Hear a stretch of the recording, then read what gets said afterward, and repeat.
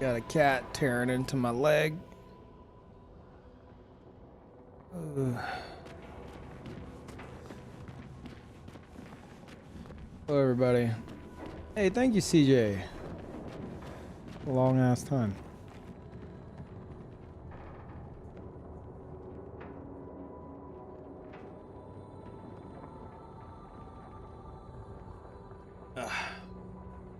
New Year's Eve shenanigans. I mean, just another day to me.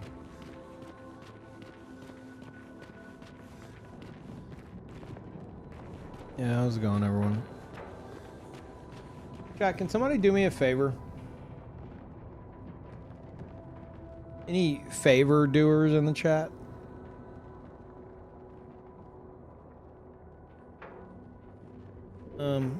I need...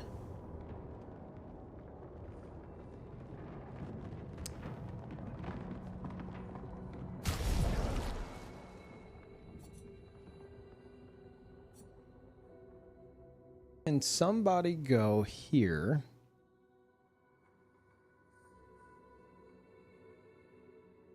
Go there and oh wait, okay. If you look at it, are you immediately greeted with become a paid member? And if so, what does it say? Like $5, $10? What's after the slash? Does it say per month? Or does it say Patreon on temporary hold, no one will be charged? I assume it says Patreon on temporary hold, nobody will be charged. The last one? God damn it. Okay, well. It's working. Like that. I manually put that in 10 years ago. It said per month. And I had the option to change it whenever I put my Patreon on hold for a decade. And so I put that in there just as a message to people. And then I paused payments. Now, I'm waiting for them to switch me over to an actual subscription service. But I asked because Cody is the first person to sub to it. So he saw that. He's just like, oh, $5. Okay. I was like, what the fuck, dude? Like, it's not, like, I'm still waiting. He's like, what do you want me to say? Like, I gave you $5. I'm like, okay. He's like, it looks like it's working on my end. I mean, it looks like it's working. You know, it's just that message after the slash is like just a flat out lie at this point. Because you will be charged. Absolutely will be charged. God damn it. Okay. If it said per month, I was gonna like kind of launch it today and release the Expedition 33 review and see who's interested, but I feel like there's no reason to really promote it right now while it still says that. Why am I hearing some static in my mic? Hello, hello, hello. Carl, is this your fault somehow? Let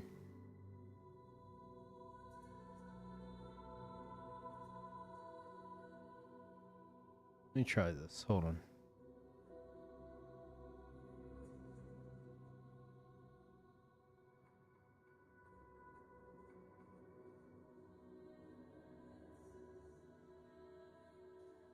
Testing. Testing. It's about the same. Okay. Well. Let me know if it gets annoying. You won't be able to hear it during combat and stuff.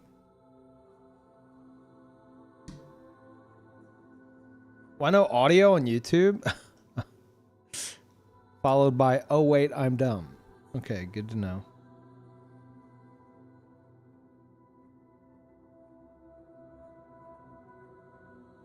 All right.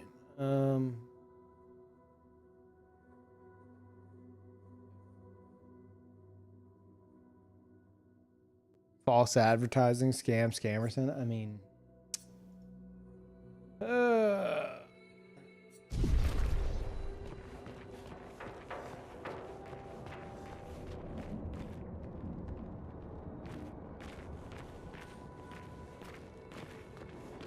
your headphones are still connected.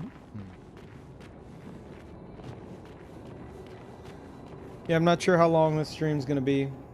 Oh wait, how long have I been awake? I didn't even consider it when I went live. How long have I been awake?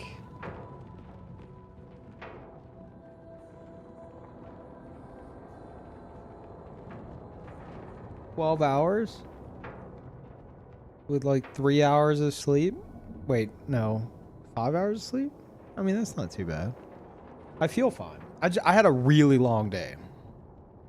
Basically, the landlord had a plumber come over to check the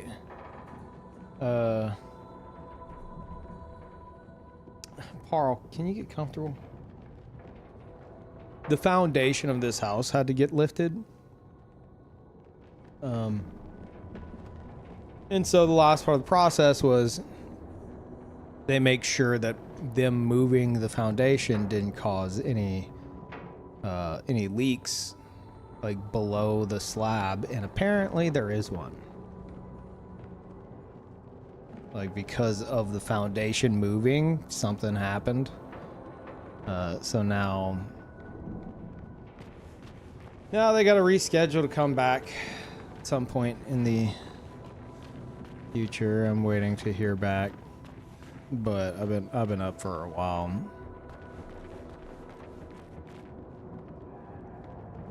Been a whole thing. I was just like, you know what, screw it, I want to stream.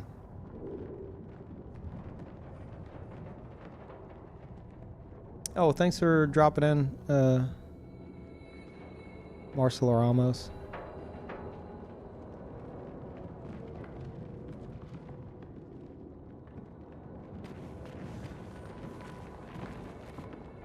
Long enough stream for another 12. Yeah, maybe. Who knows? Feeling pretty okay. I didn't eat all day. I just had I just ate a bunch of stuff, and I don't know, feeling kind of energized. The energy drink also helps.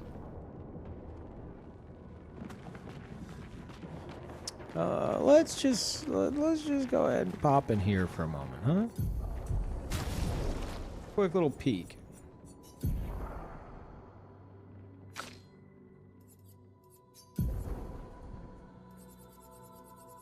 Do we get rid of her shields?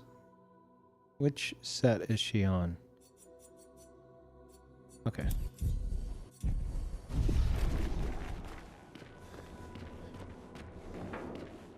Just got the platinum for the game. Nice.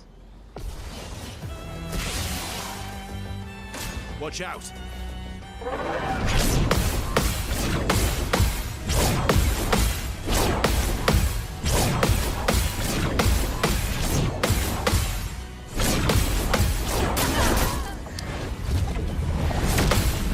God damn it.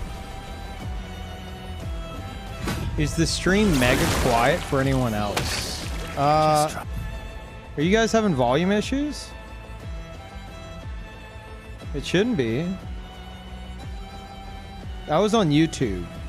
Twitch hasn't said anything about Twitch is good. You just need to turn up your volume, Madrada. I don't know why it'd be any different on YouTube.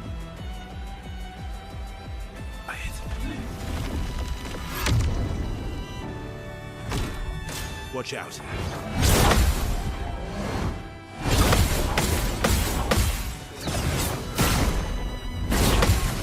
Sounds normal to you. Okay. Ready to evade.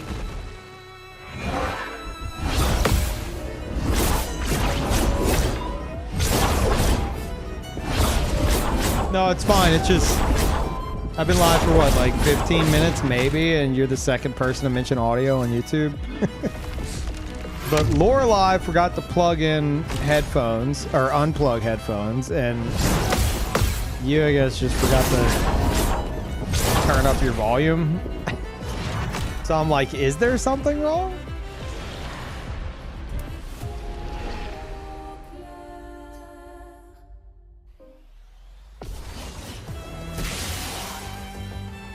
Let's dance.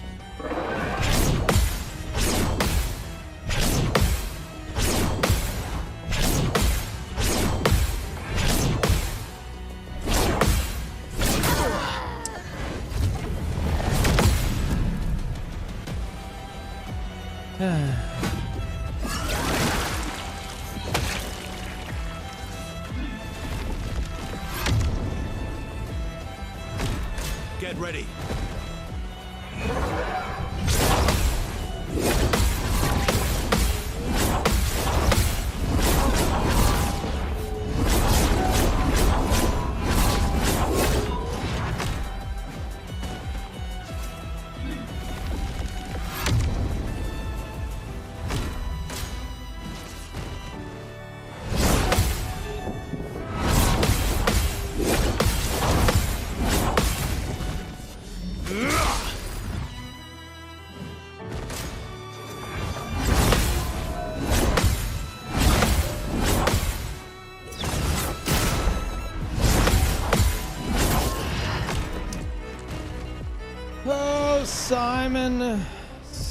Simon.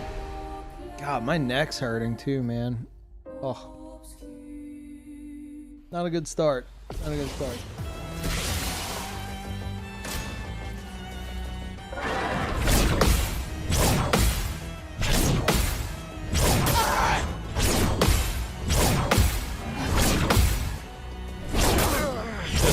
Just kill us. Just kill us.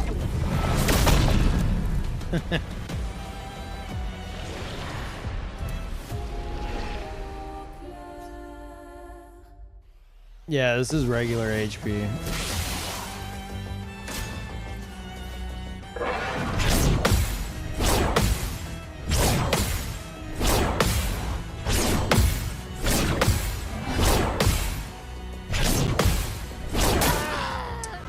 Mael, can you survive, please?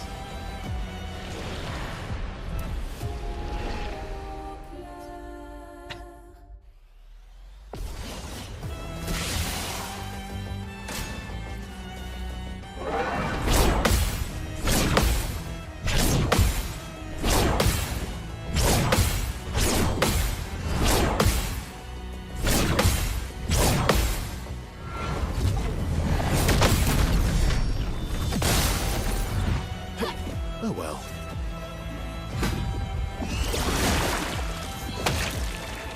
Luna, careful.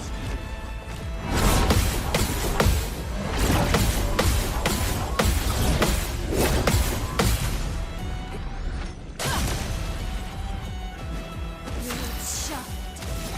Okay.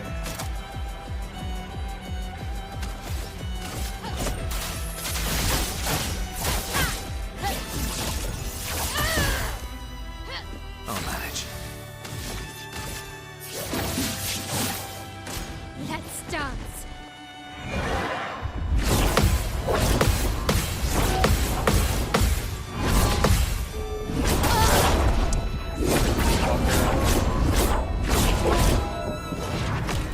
It's okay, Paul. Lay Ready down. to evade.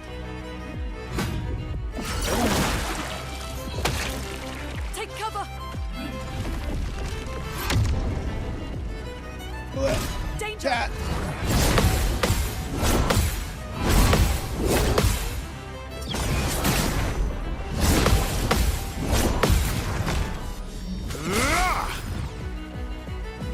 Overflowing with energy. Feel the embrace of fire.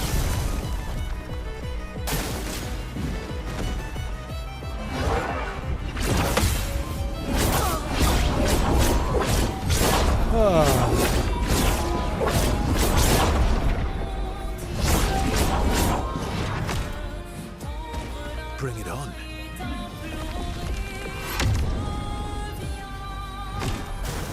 Bring it on.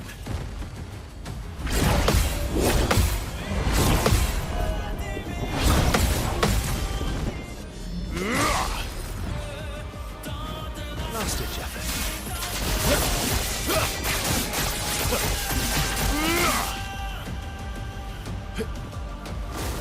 Just try it.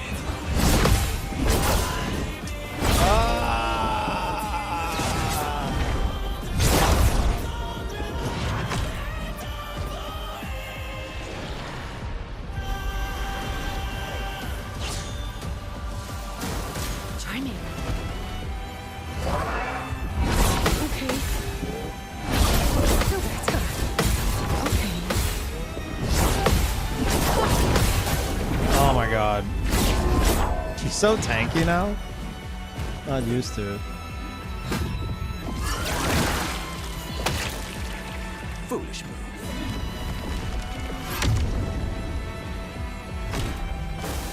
Foolish move.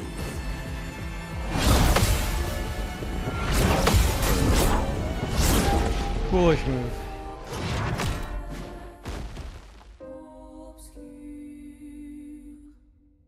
Foolish. Foolishness. Watch out, Mael.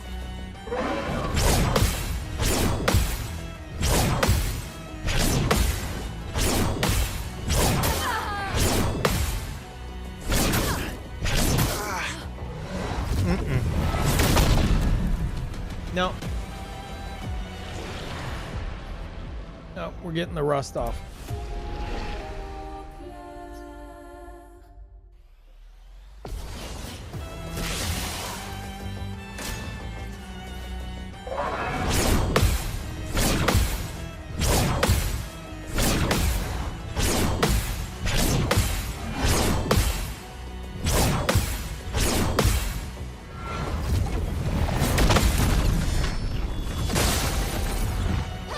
Please survive.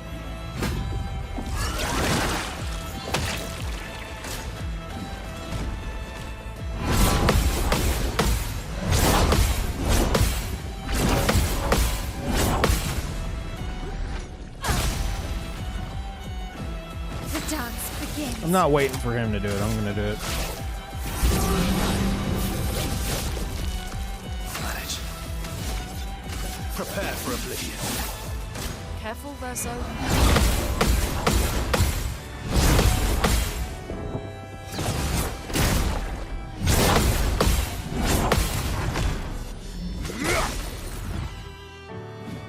Watch out. Now's our chance.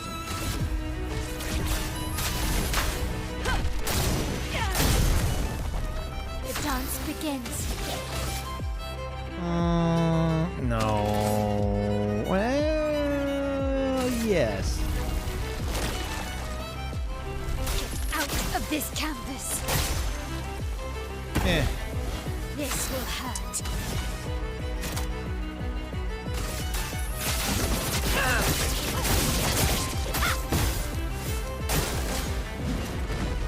Hey, what's up, Jake?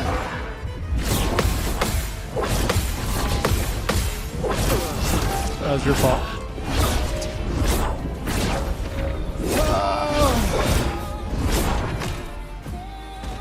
On me.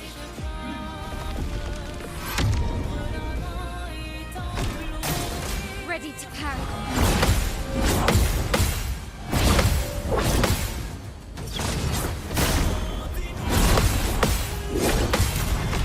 Jake, when are you playing this?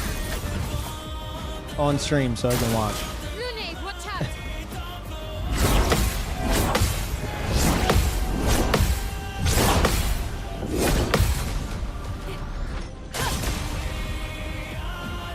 You can do it. You're definitely gonna. I would say, like, big side content spoilers, but like, you said you've watched other people play already and stuff, so you know what you're getting into.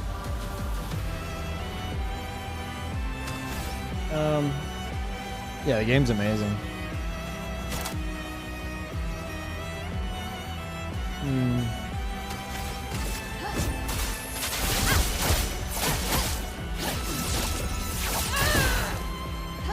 A storm is coming.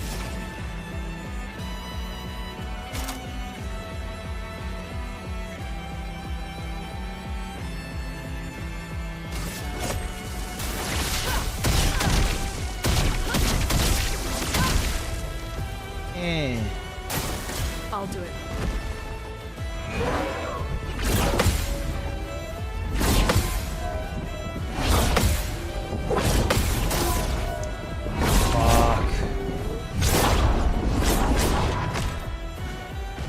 Ready to carry.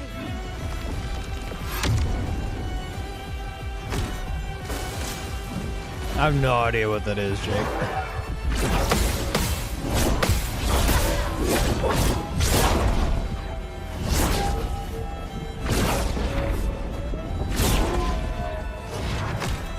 Sounds like one of those, something like, Why, yes, I love a Lethal dance. Company.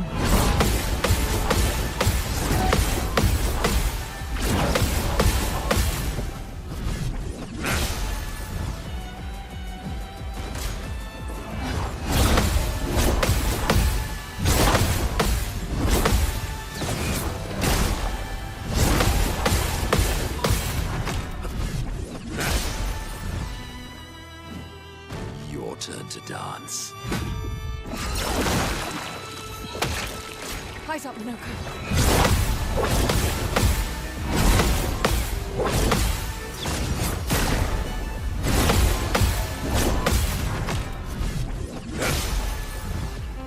Oh, it's something entirely different. I was just assuming. Never mind then.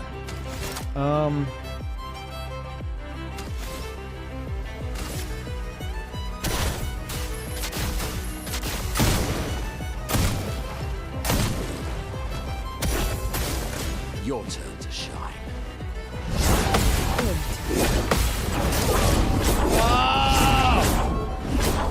Fuck. That's more like it. Oh, really? Can I do anything tomorrow? Sleeping.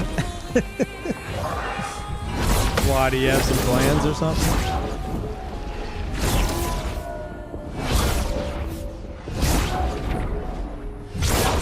Yeah, I was saying earlier I had a bunch of shit that I had to do today.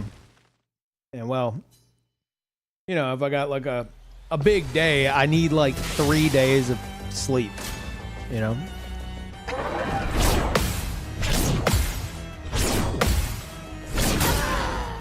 Just kidding. Oh, New Year's Eve? Yeah, no. Motherfucker, you guys get me out of the house once a year. And now you're trying for 2? Do you think that's gonna work? I crawl out of my cave once a year, 2 times a year? I don't know. That's a big ask. I didn't see you this time. True. But you got to have gumbo apparently, and I am jealous of that, so.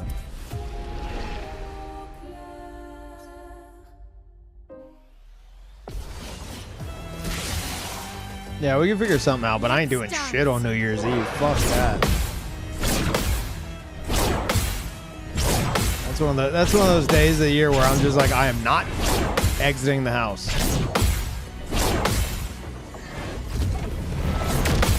Talking to someone who had a fucking police chase and the fleeing suspect all slam into him at the same time. I'm not going out on New Year's Eve.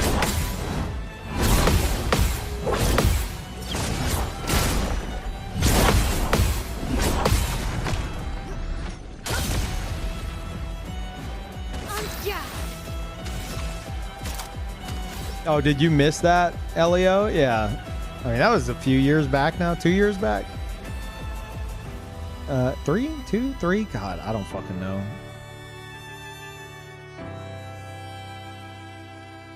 Yeah, I pulled up at a red light. Cop pulls up into the intersection.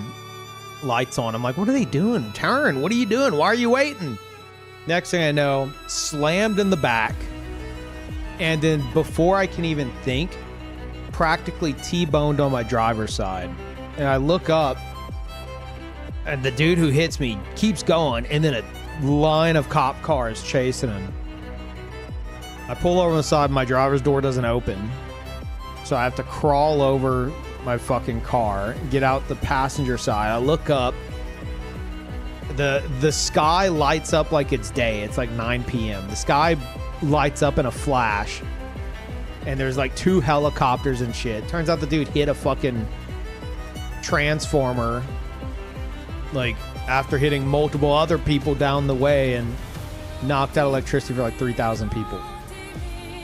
And then totaled my car, and then also complicated my back issues even further. Good times.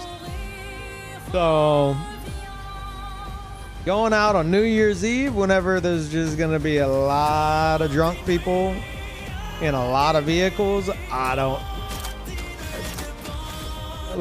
Let's talk about maybe like New Year's Day or a week after.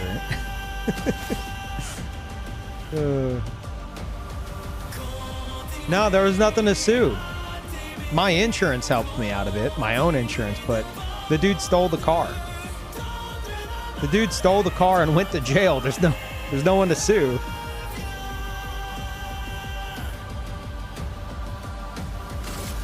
This will hurt.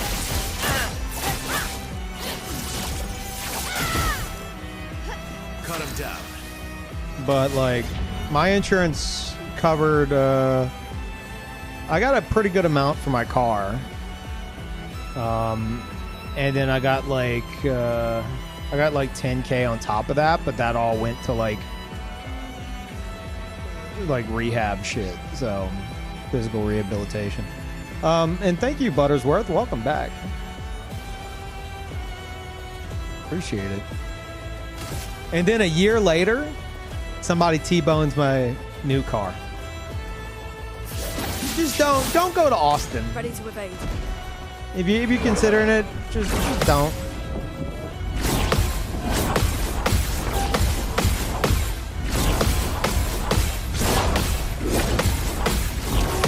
Damn. Get T-boned again? Well, no, you know about my current car having been T-boned. Prior to that, I had a different car that got totaled. Like a year prior to that, not even a year prior to that. You've seen the damage of my current car. You forgot about this. Motherfucker, you rode with me at one point. You opened you opened the passenger side with the damage. It was dark out, so who knows. Feel the embrace of fire.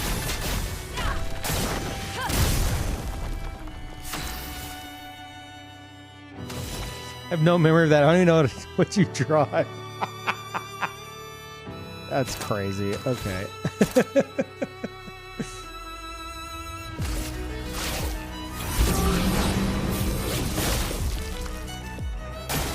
Ready to evade.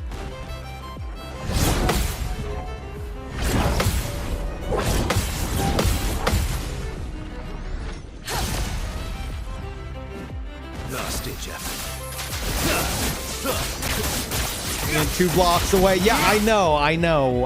We need to hang out more. I'm terrible. Lumina, watch out!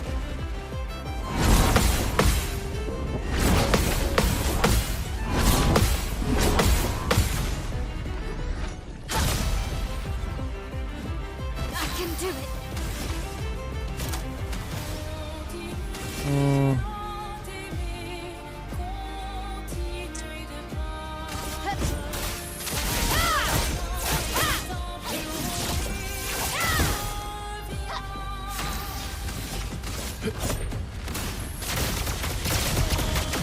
Can always come back.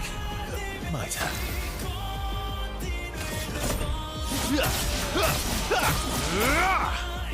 No margin for error.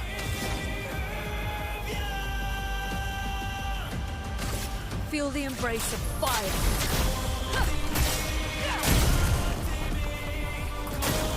Lumina, watch out!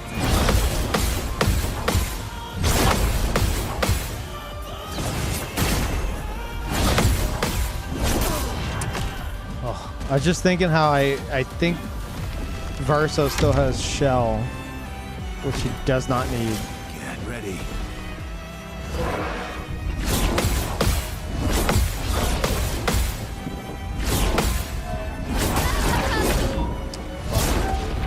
Alright, later, Jake. Not impressed.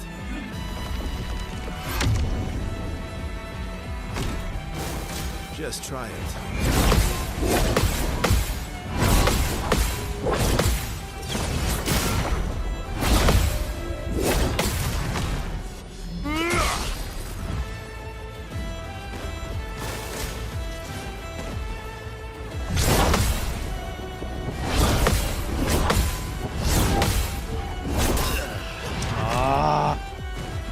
Let's finish this. Not impressed.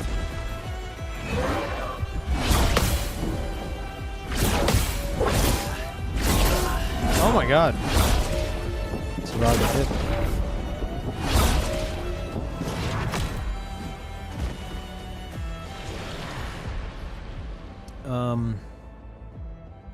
Sure. Oh, nice, Tolus. Your turn to shine. Feel better. Feel better.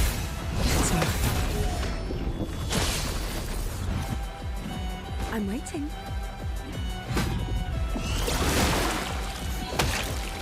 Oh, really? Yeah, Duo Lease took me 30 minutes as well. But 30 minutes and 564 parries, I think.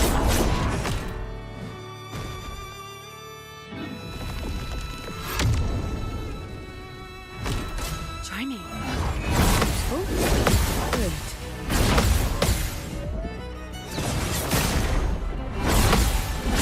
Feel better.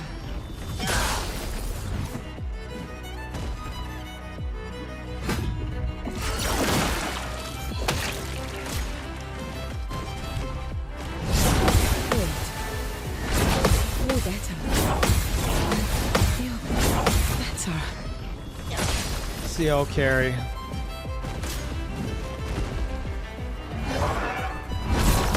Feel better. Okay. Ah.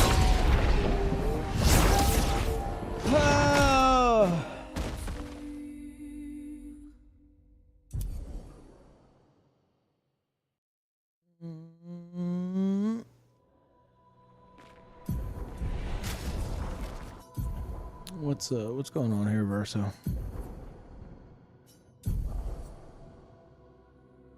Well, yeah. Yeah, we don't need any of this shit. Not against Simon.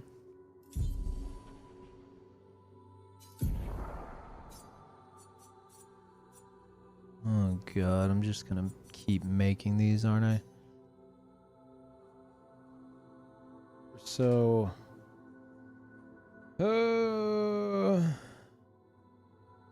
protect.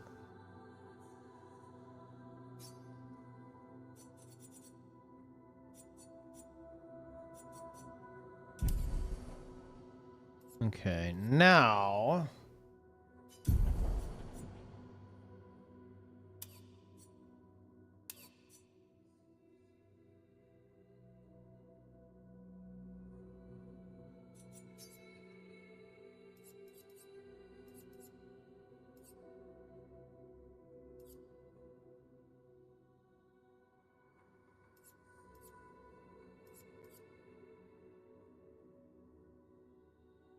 Sure. Sure, why the fuck not?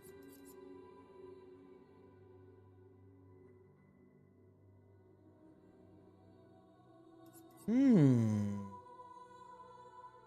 mean, everyone should have this for this fight.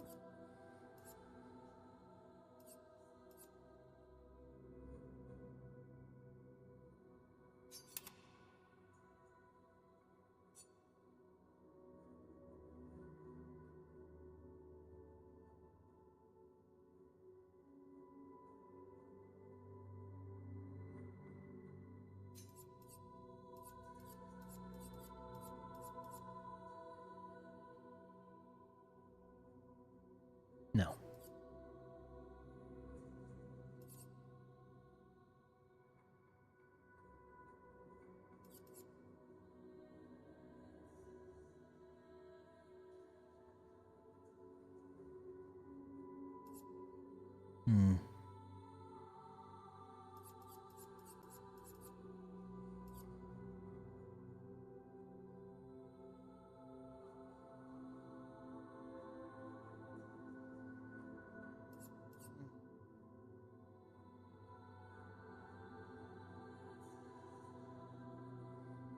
That's a lot of speed. I feel like just because of that speed, like this should probably be up there with like Cheater and second chance and etc. Like it feels like one of those where it's like, okay, here's something gross that I tend to avoid, but skills cost one less AP. Doesn't sound crazy. 1,000 speed does though, but that's all it has, so maybe not.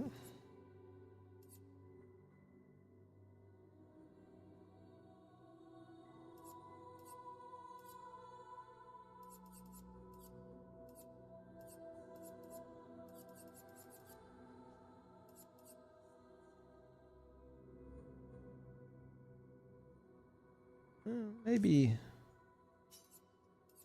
Yeah, maybe. Sure.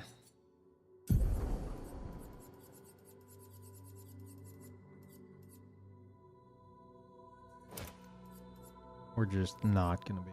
We're not gonna be base attacking. Well, if I'm not base attacking.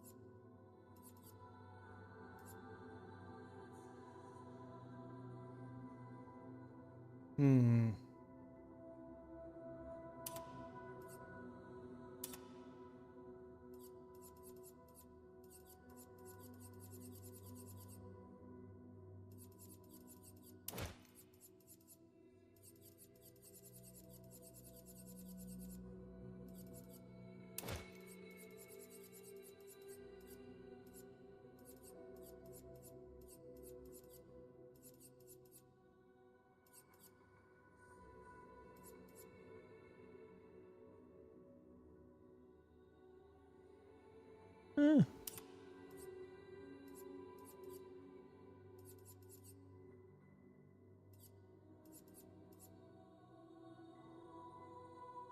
I know PTV's down. Like I said, I was so busy all day today, and I was rushing to get everything ready, and I run upstairs and I see people in the chat that are like, "Frozen? It's frozen?" And I look and I'm like, "Oh, what the fuck?" Tried to quick fix it, it didn't work. I was like, "I'm gonna have to deal with this later." And I can't be fucked right now because there's other changes I want to make as well. So, like while it's down.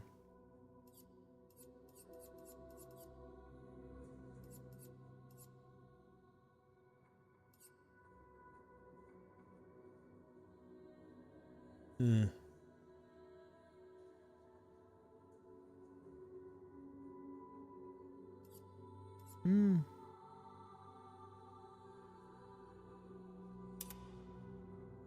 Let's get crazy.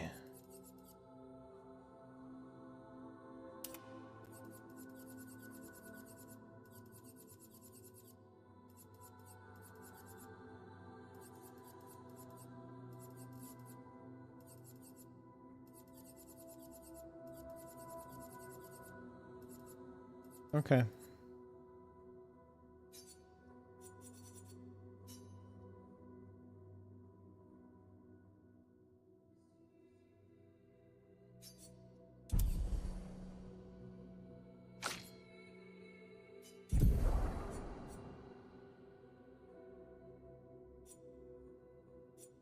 Oh, she's already a glass cannon. Yeah, she's good. Minoko, yeah. I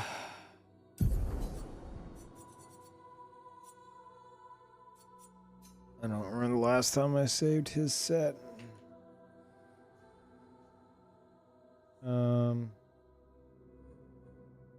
Minoko has glass cannon? I don't remember that.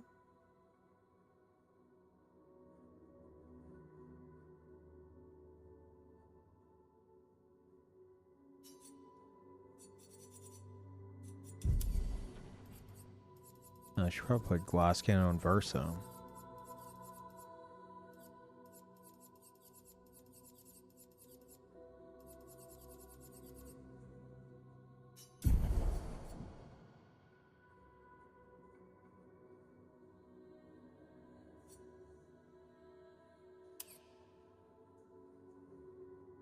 Fuck, what was that? What did I just remove?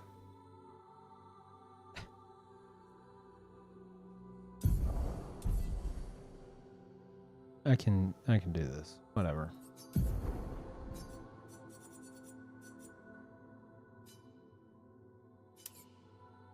Oh, it doesn't. Right.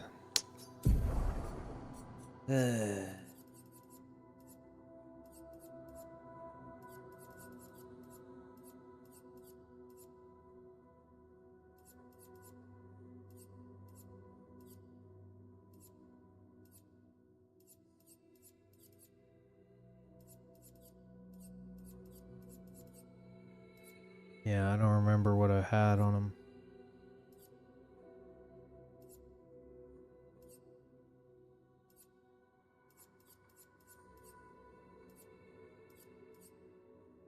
Oh, I think it was this. Let me see. Yep. All right, all right. Doesn't matter.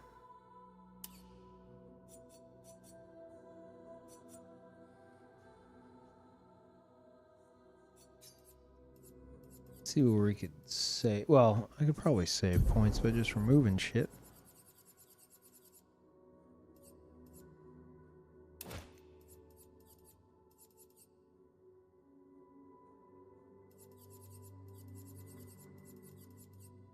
Nope.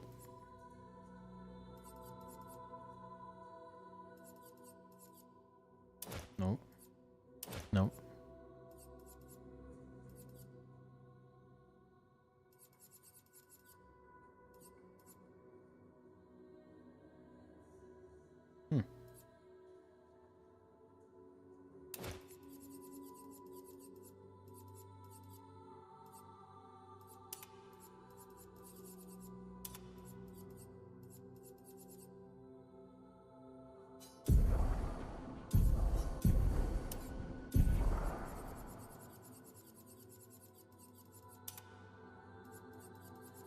Okay.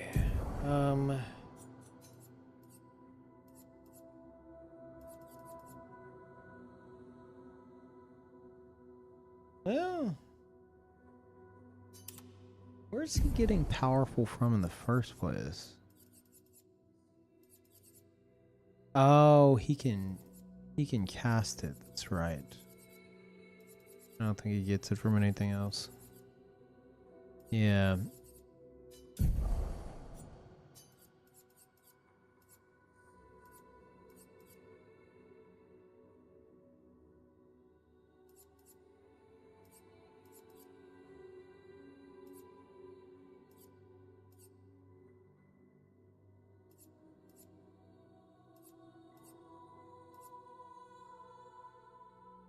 Hmm.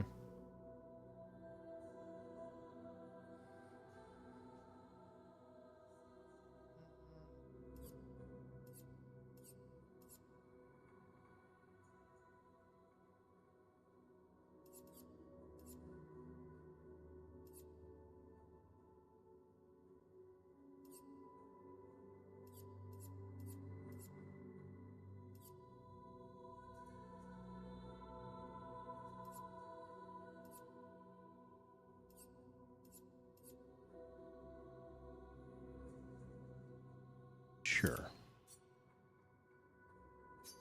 What boss? I'm currently prepping for Simon, even though I don't intend to kill Simon right now. I like fighting him. But there's also Clea and Lamp Master. I don't want to know if there's another. I killed Duelist. I don't want to know if there's another, but I don't think so. So yeah, it's just those three remaining.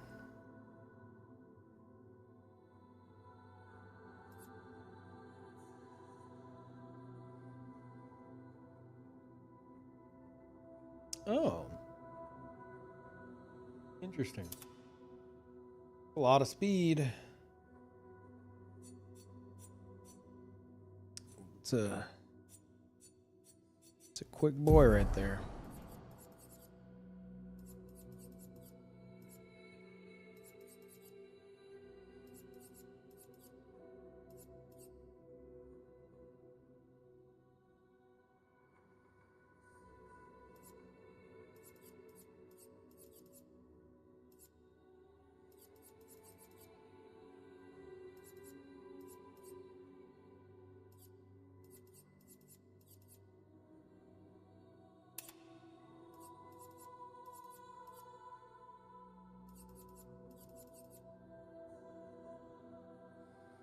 Hmm.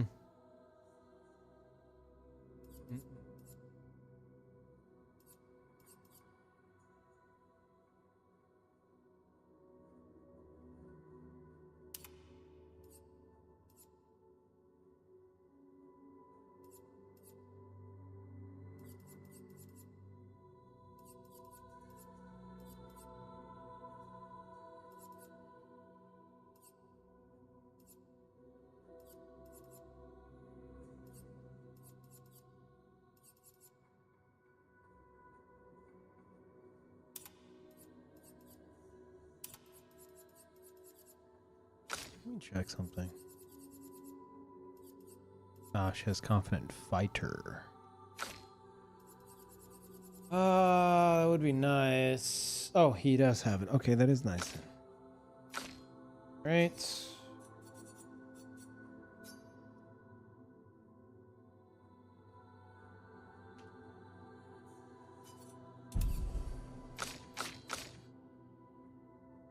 Lune.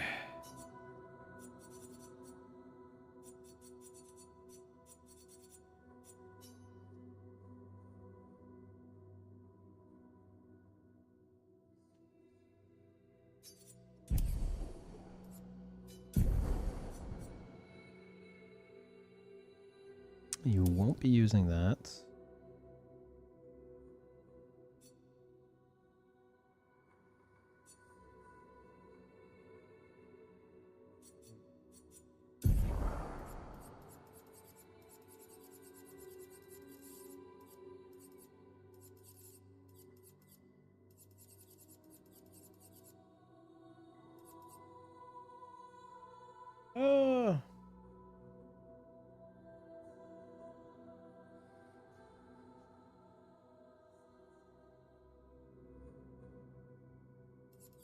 I kind of want to keep that.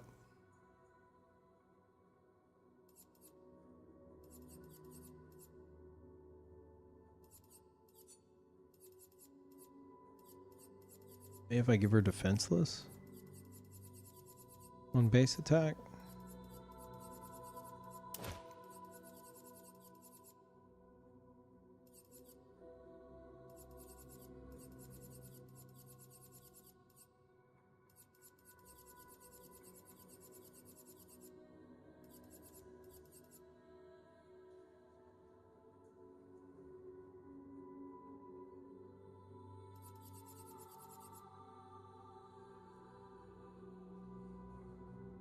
What's that called? Where you get defenseless on attack. Exposing? Exposing.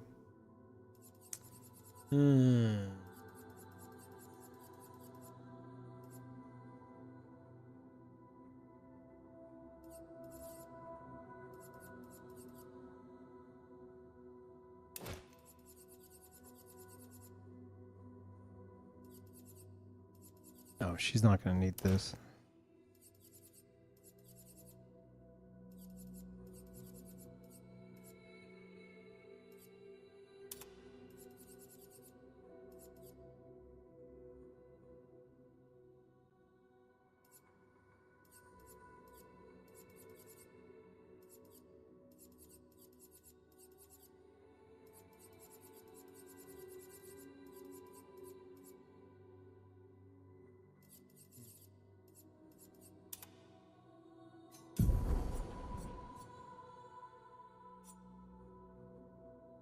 Fuck.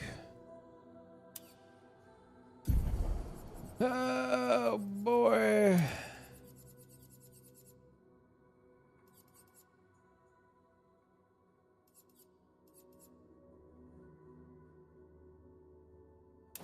Yeah, maybe that's a bit unnecessary.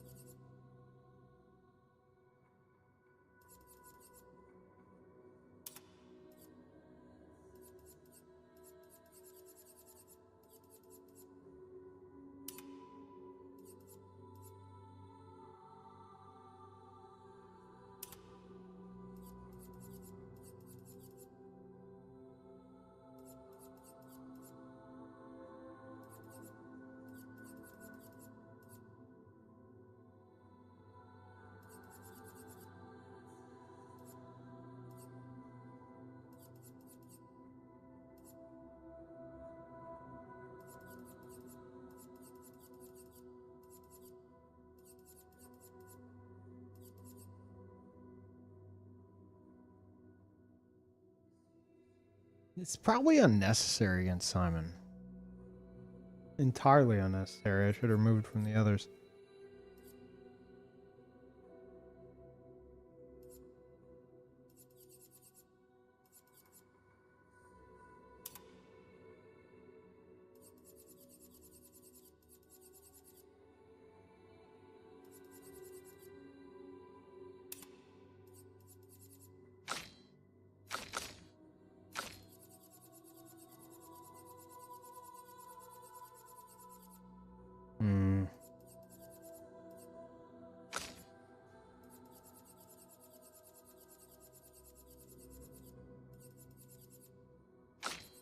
Oh, they both expend. Yeah, no. I think it's fine for them. Yeah, okay. That's fine.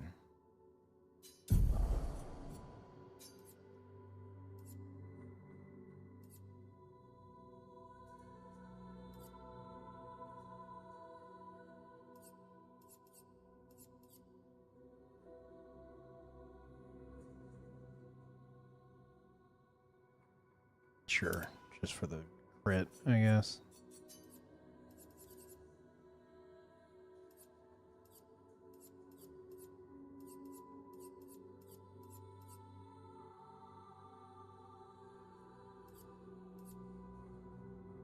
Well,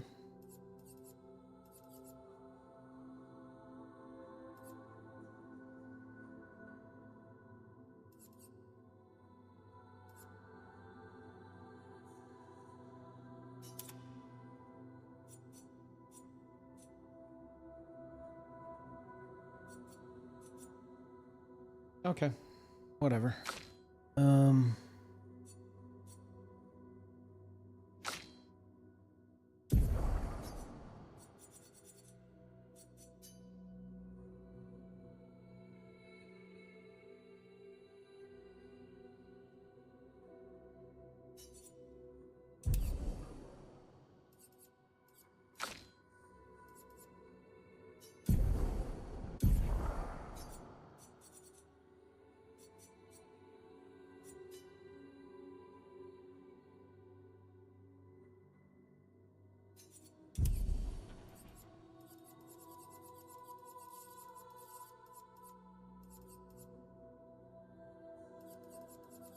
She is built for base attack, but I'm keeping that.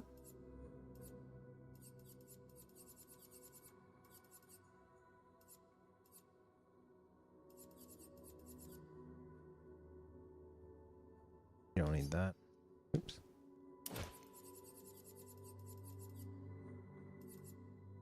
No.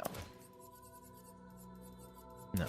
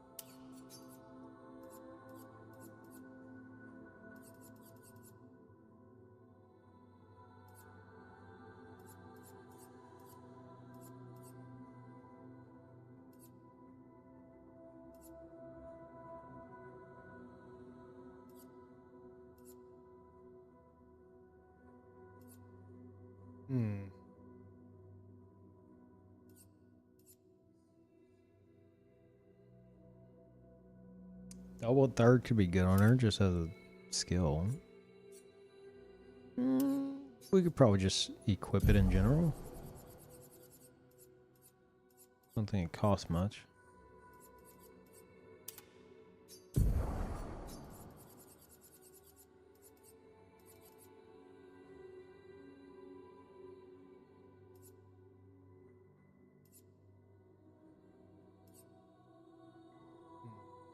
Probably crazy on her.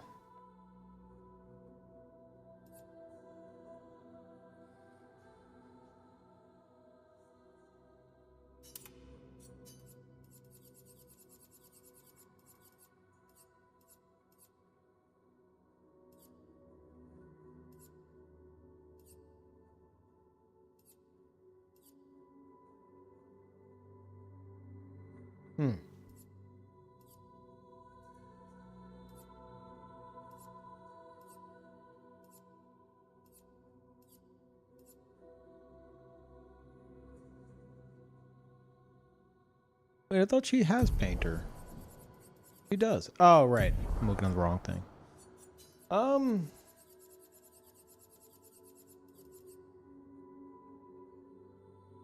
Yeah. Okay. And then we'll do... I'm scared I'm gonna be too strong.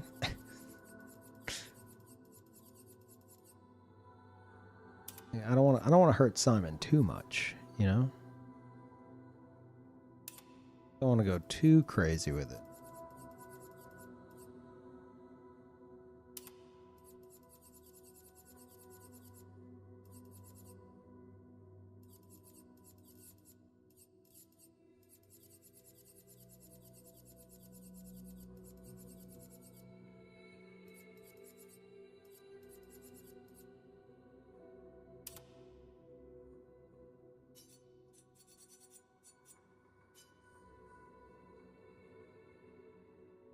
All right.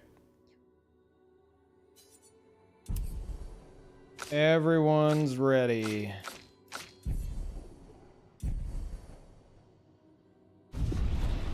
Okay.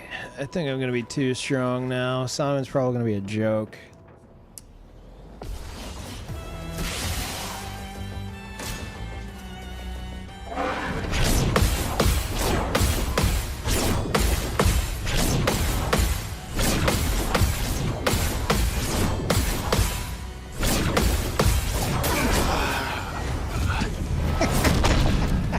Oh, that's right. No one can take any hits now. Understandable. What weapon are we using for Verso? Incoming. Hold on.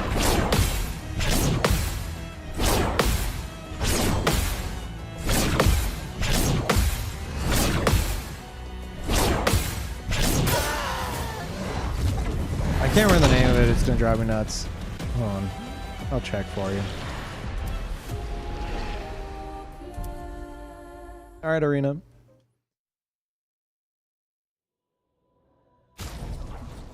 Chevalum. Like it's cool, it's useful, but like I just love the look of it. Probably my favorite weapon design in the game, if not any game. I love it.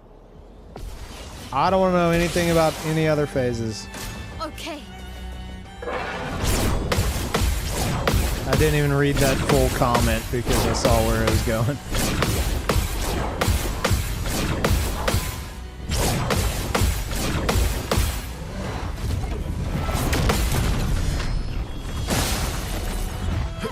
Not impressed.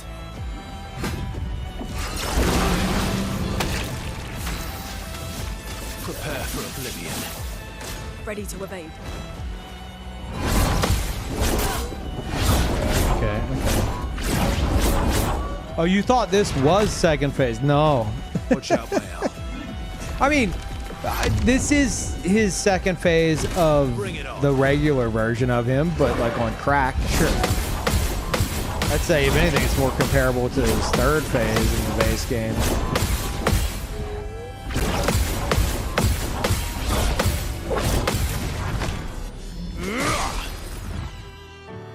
But I don't want to know anything about his follow-up phases in this. I assume he has them, and I assume they're fucking crazy, and I don't want to know. Get out of this canvas. Fuck out of this canvas. Whoa, whoa. Jesus. Okay. Roulette, you actually did something. Holy fuck. Prepare for annihilation.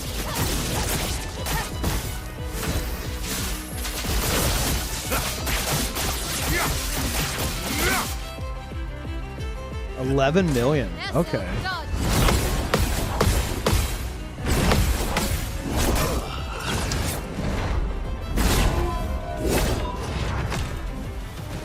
Ready to parry. On me.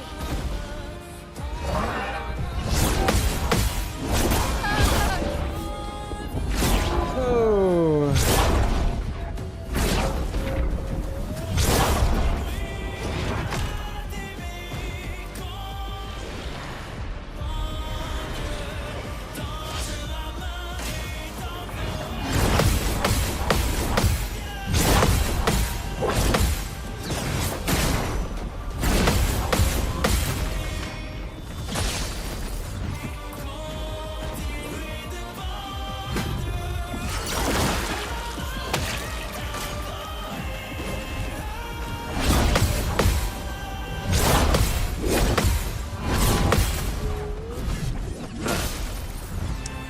Cat.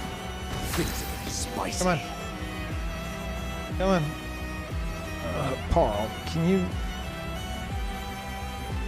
Come on. Paul's trying to get comfortable. It's very important.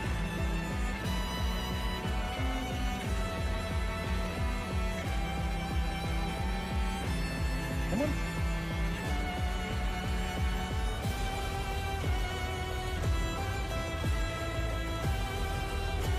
What did he do?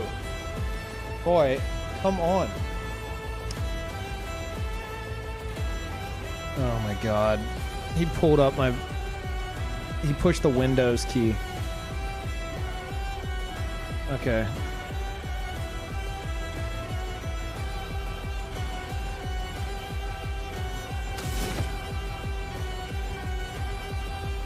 Alright.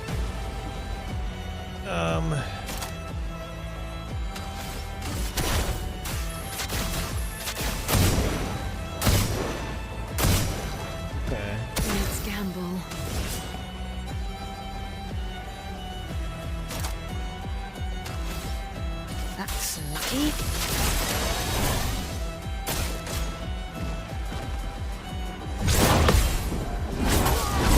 CL. What was that, CL? Well. Current record on Simon, you're looking at it. I'd love a dance. That's because I had a massive gamage. I can't talk and play with it.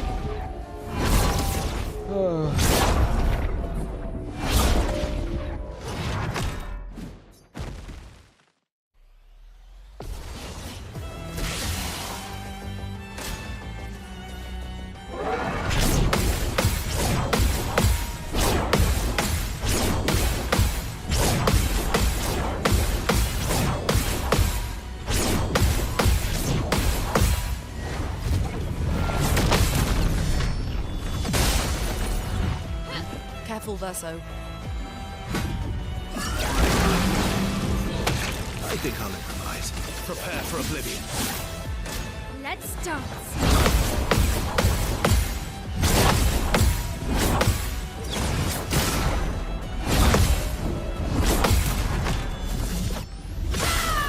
Oh my god.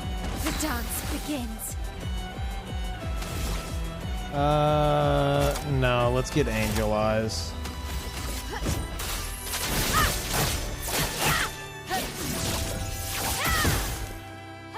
I've lived through worse.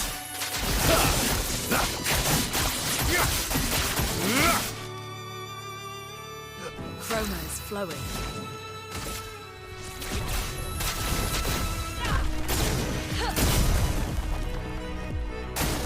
Danger!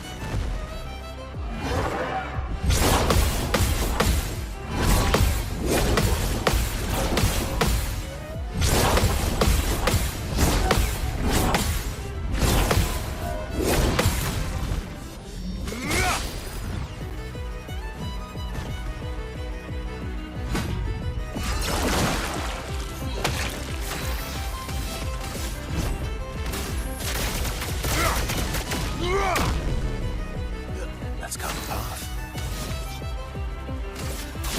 This will hurt. I'm ready.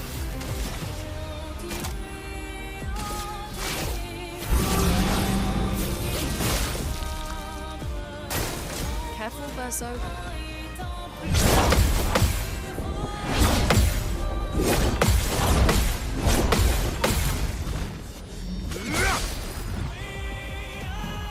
Manage. Let the ink flow.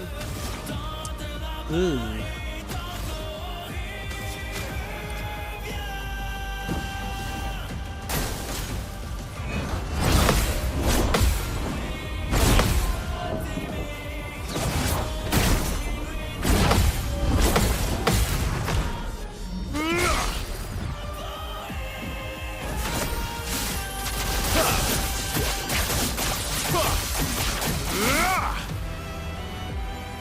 I can do it.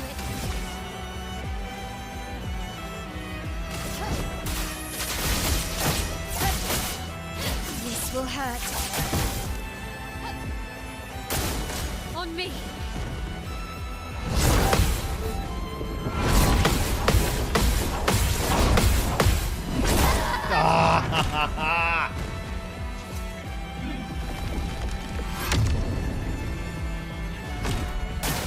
Bring it on.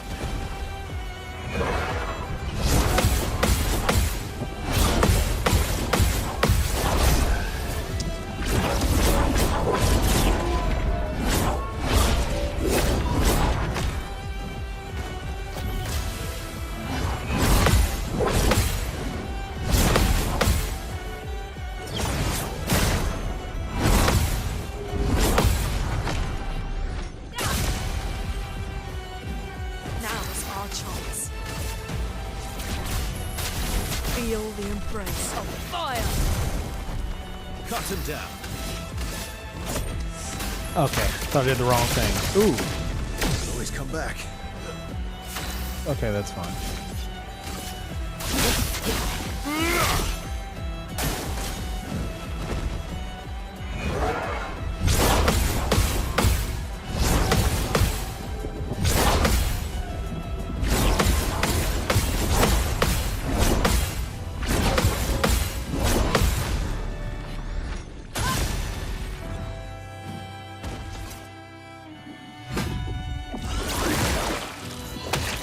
last ditch effort.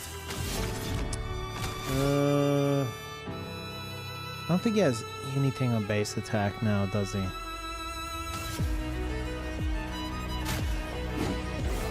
The elements dance.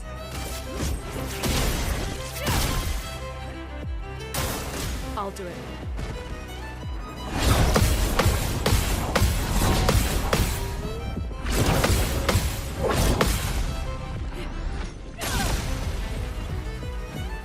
Manage. Your existence ends now.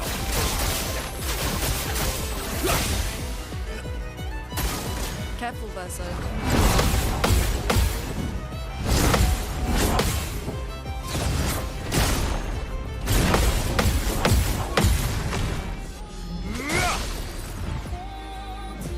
I'll manage.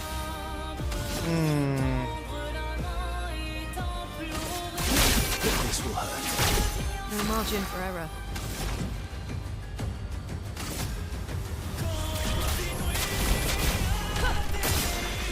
Holy fuck. Ready to evade. Oh no.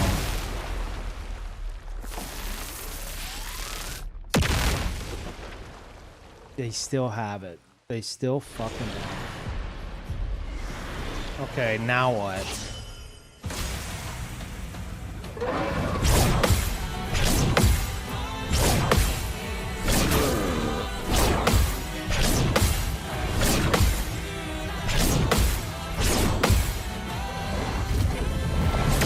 He's slower. Is he even slower? Take your shot. Take your shot.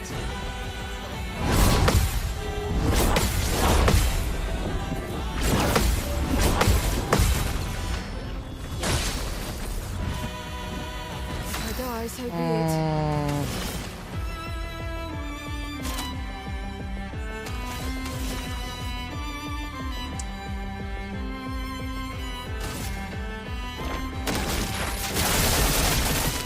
Let's gamble.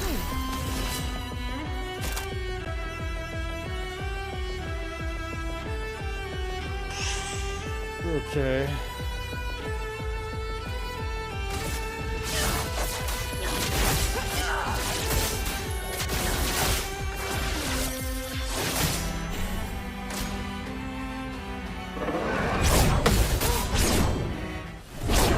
I can't tell if he's slower there or not. Or is he changing the timing? Am I crazy?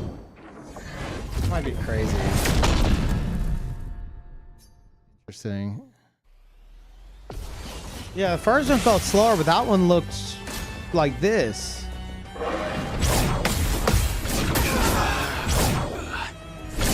don't know. I don't want to know, honestly. The first one definitely felt slower. No, none of my characters are level 99. Oh. Okay, I feel like I need to rethink this. Because he still fucking deletes you. So I think we'd have to do the same strat as last time, which was. And why am I even doing this right now? I don't even want to do this right now. I'm kind of sick of Lampmaster.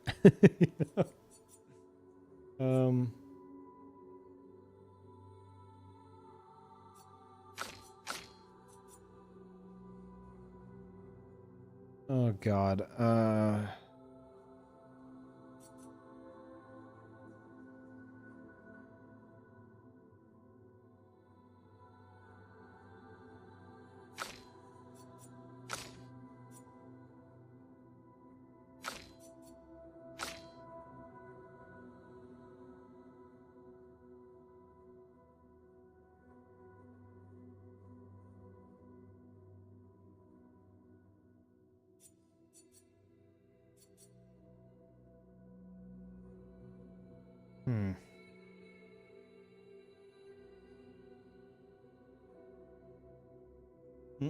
I did it wrong.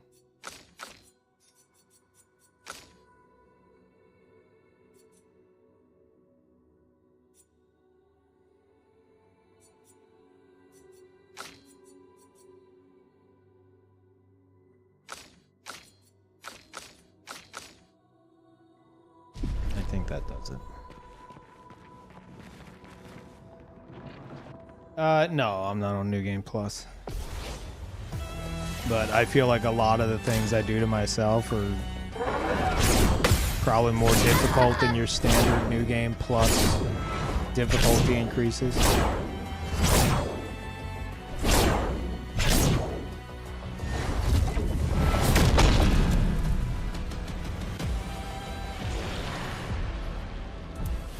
Oh, I should have sent them in just to see.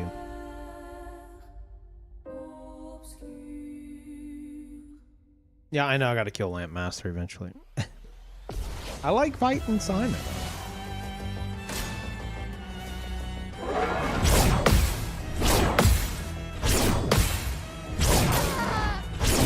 Okay, let's see. Let's see if my method of madness was correct.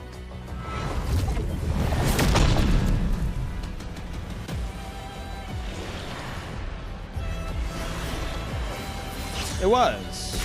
Except I wanted Lune on that side and Ciel on the other. But that's fine.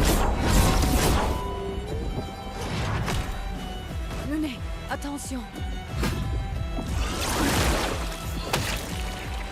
You get the air blow for my camera? I did, but I actually fixed the camera even without it.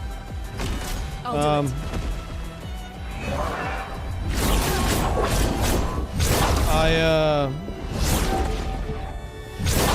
I found a tutorial online that basically says change the date of your camera 2 months ahead, turn it off, turn it back on, change the date back, and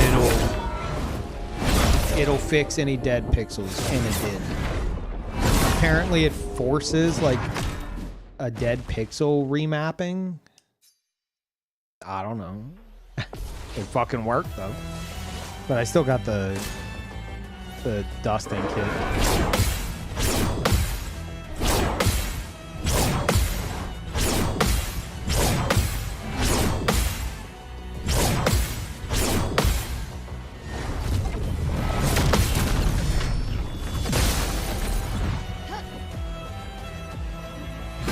Wait, does she not have... Oh, I guess it doesn't matter.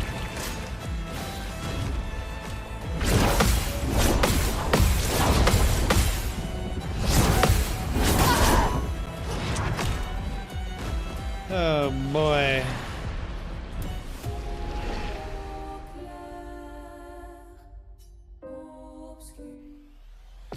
Supersonic sensor cleaner? Oh, you mean the thing that like vibrates the camera? No, I didn't even do that. Oh my god. Okay, I'm going to Lamp Master.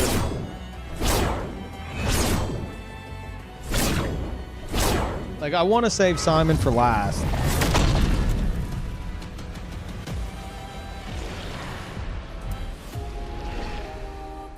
One more try.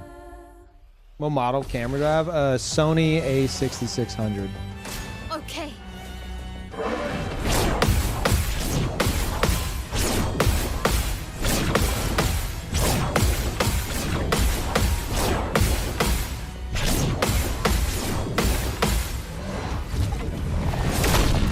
Okay, she's cursed.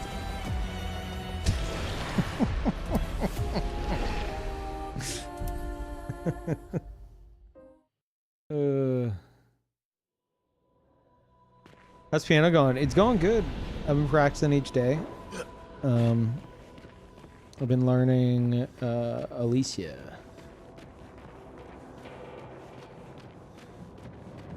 The price on Amazon, what the fuck? Yeah, I got it after the 2021 subathon because I was like, it's time. I'm doing the face cam thing. I'm making the switch to it. I'm gonna surprise viewers with like turning on face cam and have like a really nice camera and like a full-on backdrop and everything. And then like I just soon after, like I didn't do it. I was preparing for it, and then I just decided it's not for me, and I really don't give a shit about it. But now I can use it for the piano videos. So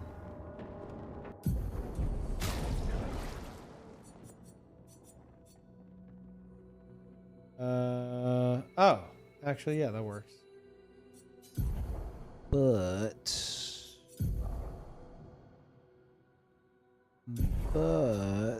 I need to do this.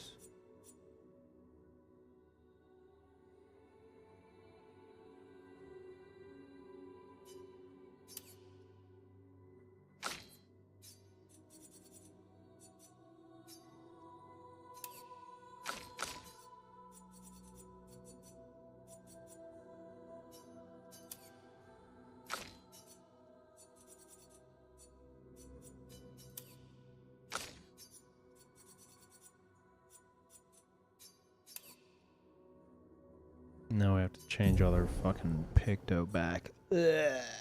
Why isn't the Picto included in that? Probably because it can conflict.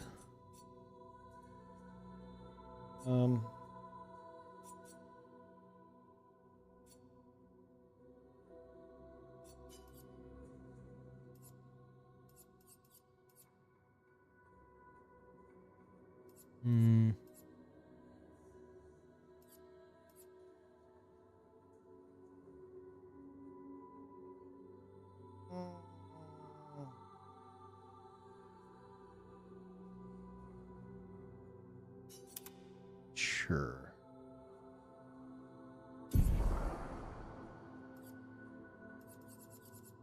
$14, huh? Really?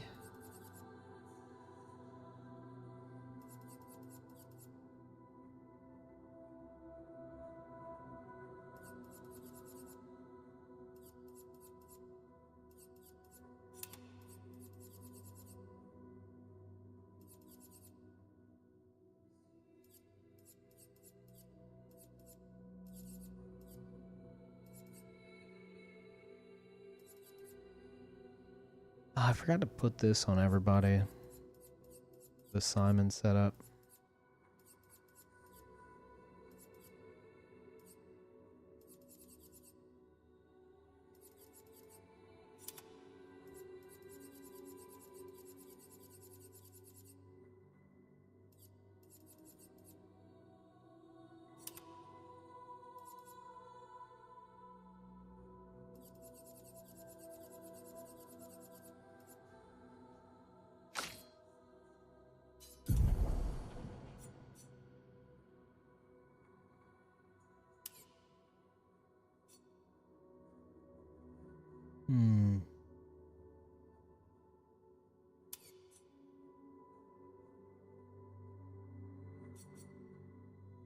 Wait a minute.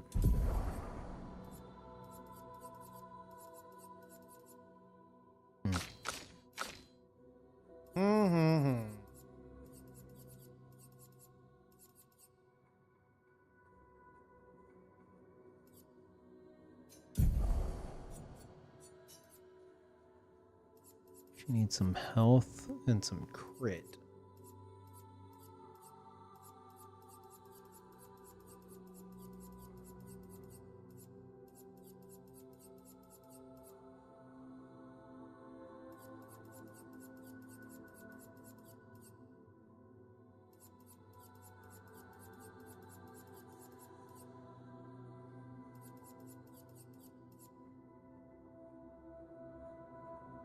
No.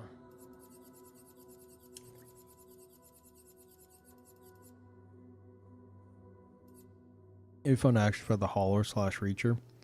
I love there, dude. There's I don't know if anyone clipped it, but during that fight, I remember being like, "Huh, I wonder if also spoilers for like final boss. Just like you shouldn't be watching anyway, but mute for like 20 seconds." I'm like, I'm seeing all the axons, and I'm like, I wonder if Clea's axon's gonna be in this. And then I think right after that, a fucking house comes flying over the horizon. I'm like, what the fuck? It was such perfect timing, if I remember correctly.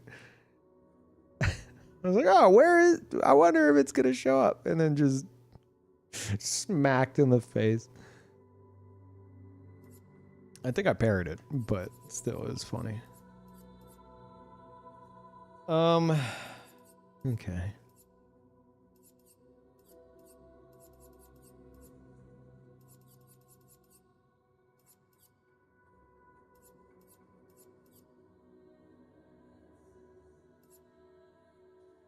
I guess anti-stun, sure.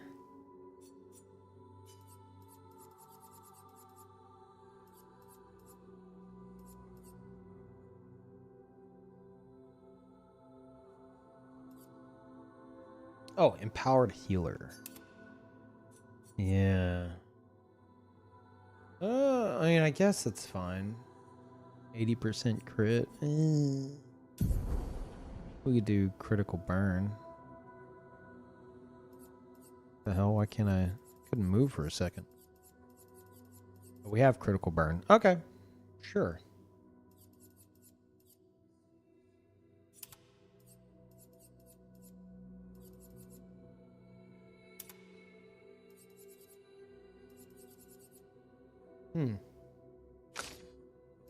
Oh, that was 3.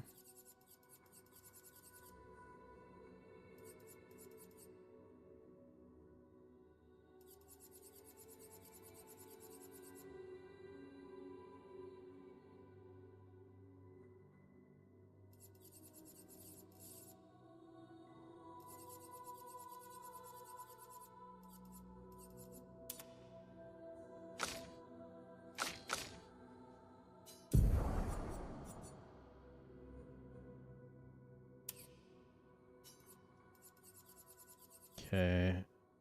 CL has frenzy. I guess she can keep that. Grab double third.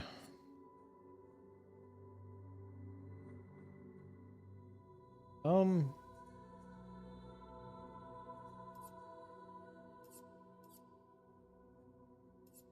don't think I'm gonna be having him base attack anymore. It's just got too much going on.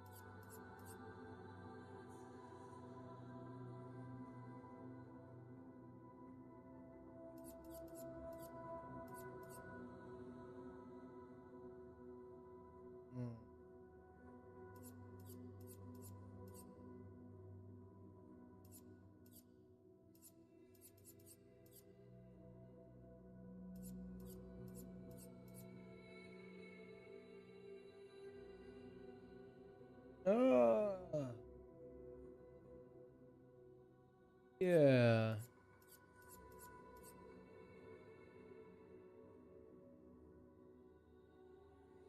Sure.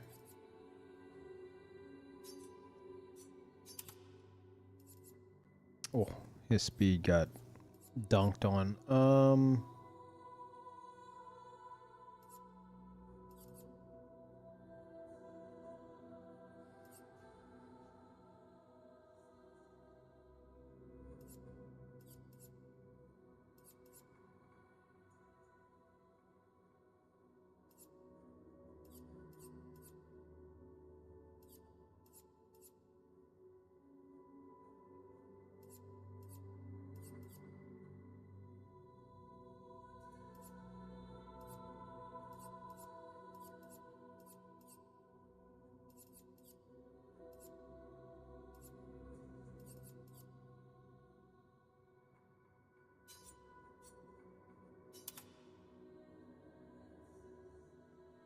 Try that maybe. It's not a lot of defense, but could do.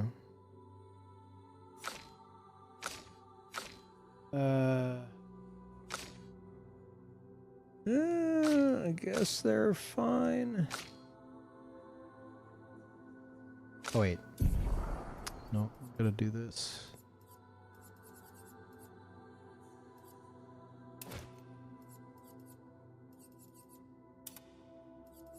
Oh, right.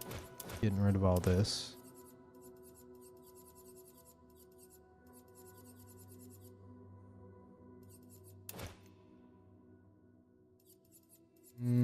That's right. I had shell on base attack. Yeah, I think we get rid of that now. I think it's time.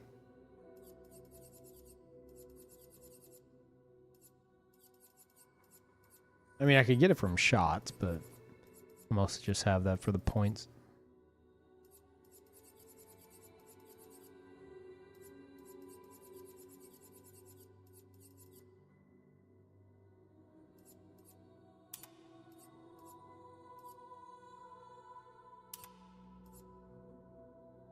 Hmm.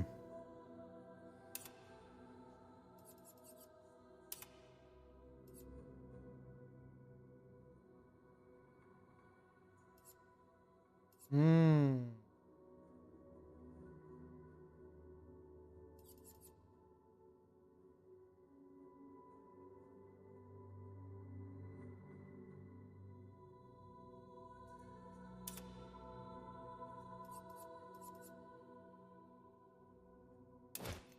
Maybe not on him.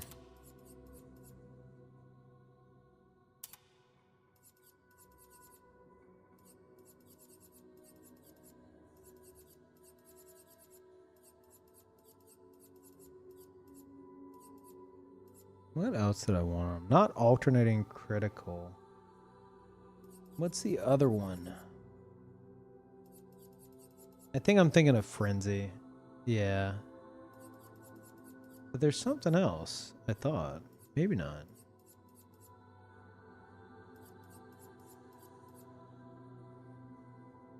Hmm.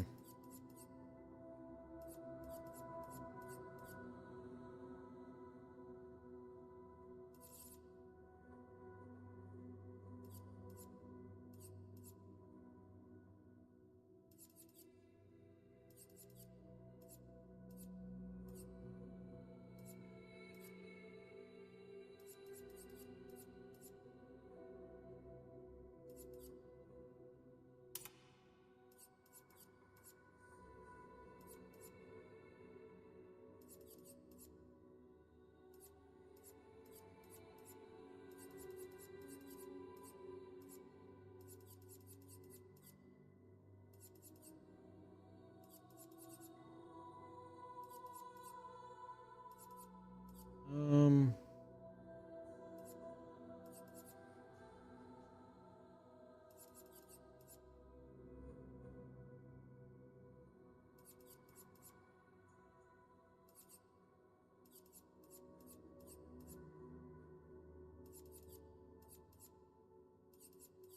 Tough choices.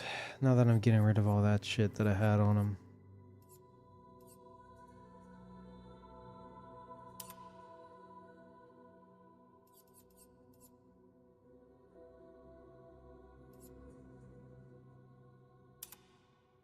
Sure.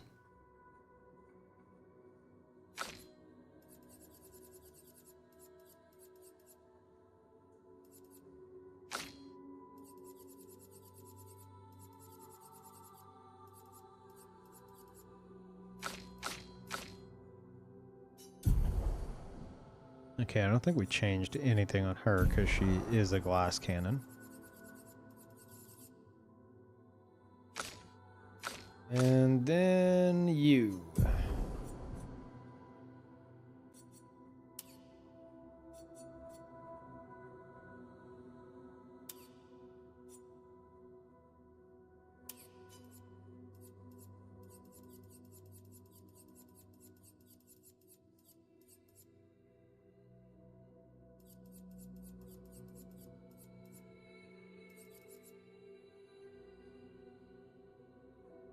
Am I dumb enough to try this?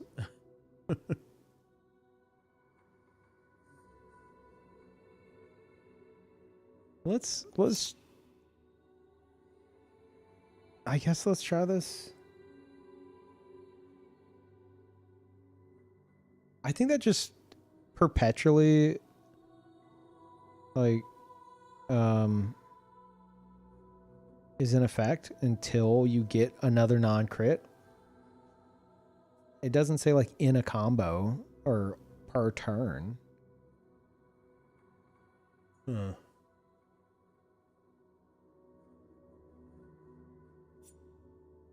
Screw it. Let's try that with 81%.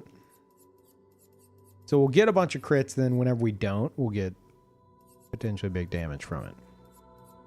I don't know. Seems like something to that.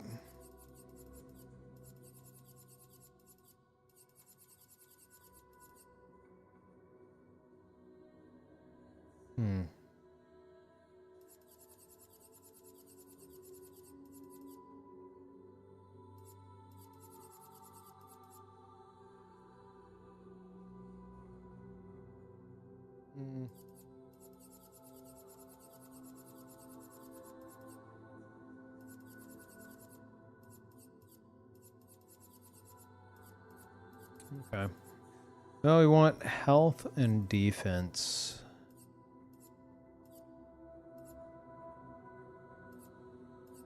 But not that or that. Oh, our health and speed, defense and speed. Oh, greater prowess. I did have that on him. Yes.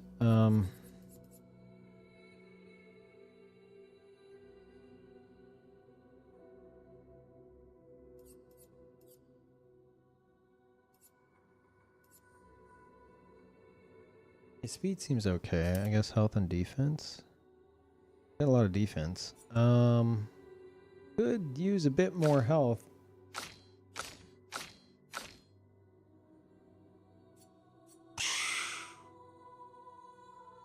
This is the problem, though.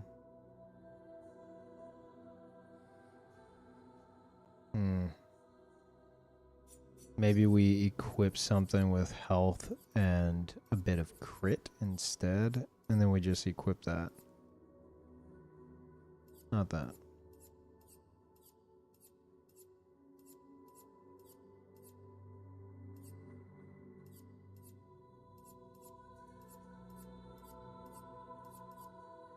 Not that.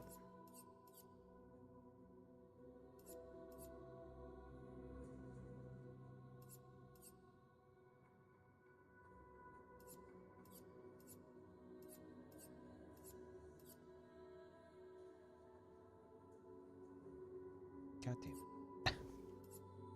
All the good shit's taken. Well, the good shit without being too good.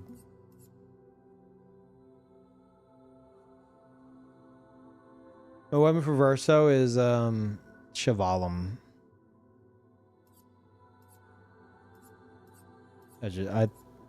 I like its perks enough, and I think it looks really cool.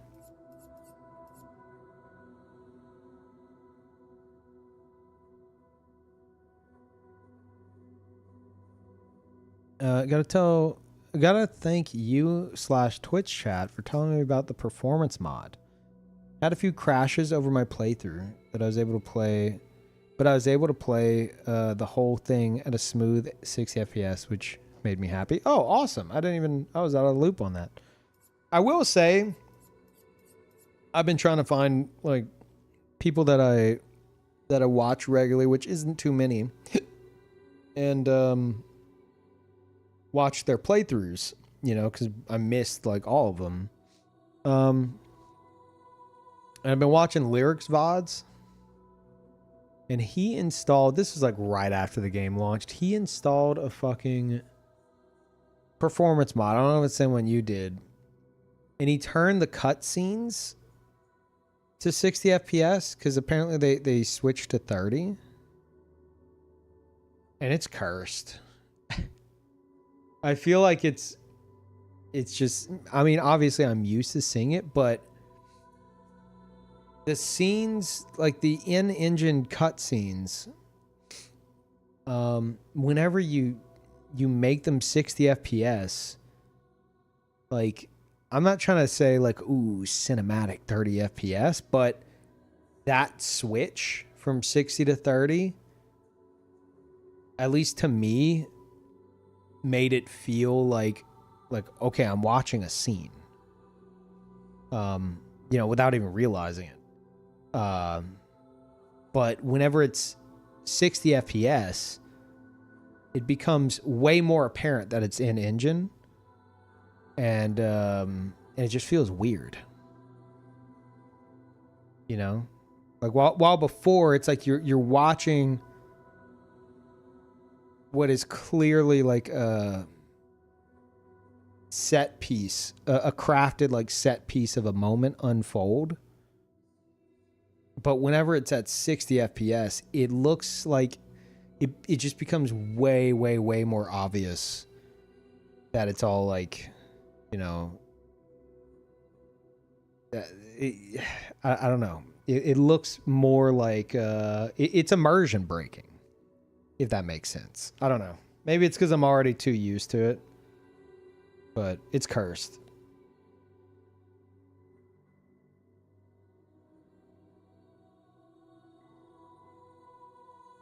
Lower FPS seems to allow us to suspend our disbelief better. I mean, like, you're running around. If you have a smooth 60, you're running around smooth 60, cutscene hits. It feels like, okay, time to, you know, grab the popcorn. You know, here we go. While if it's still 60 FPS, it looks like, it just looks fucked up. I don't know how to describe it.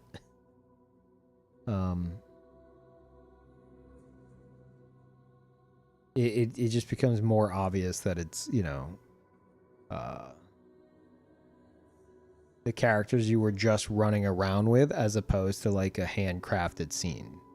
If that makes sense. It feels like you're still in the open world, you know? Which for some people probably is immersive. For me, it's an immersion break, I guess. Thank you, Z. Welcome back.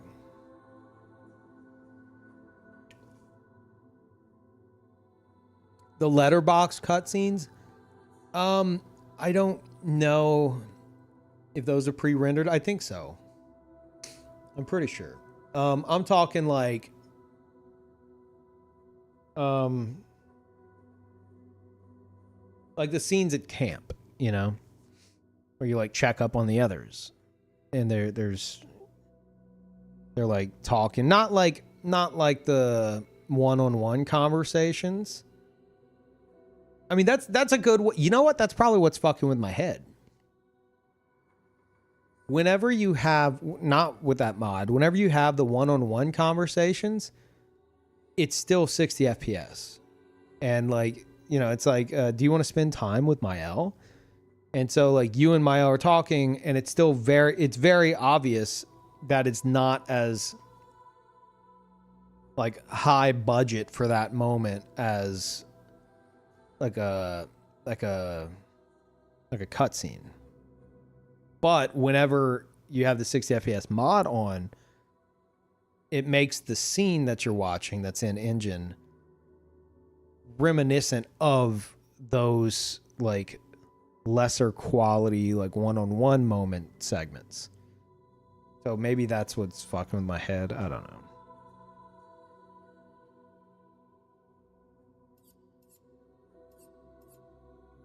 What did I want?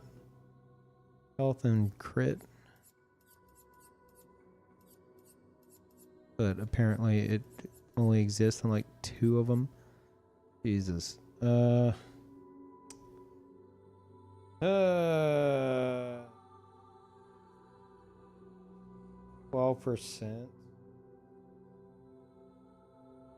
No, I don't think we're gonna get any better than that. Well, God, that sucks.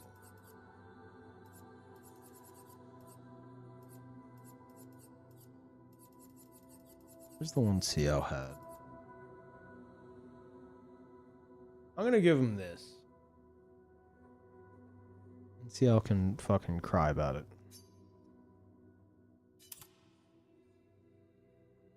And then alternating critical.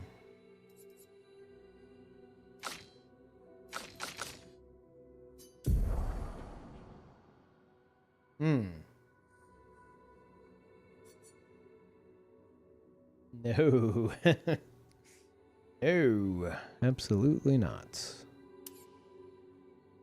Oh my god, she has no health now. Okay.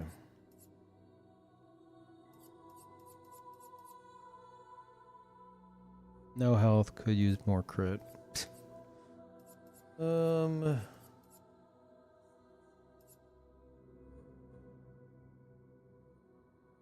use more speed as well. Jesus.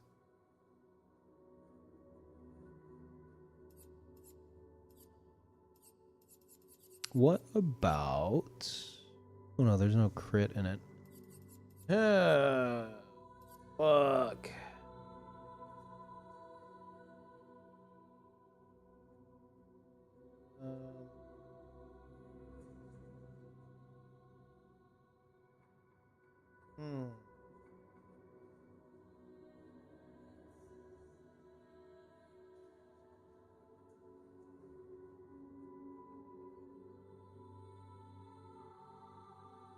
Yeah.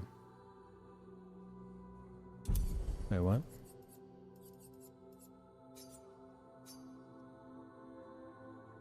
Yes. Health still sucks, but she's got a fuck ton of defense. I guess that's better. But now, Verso.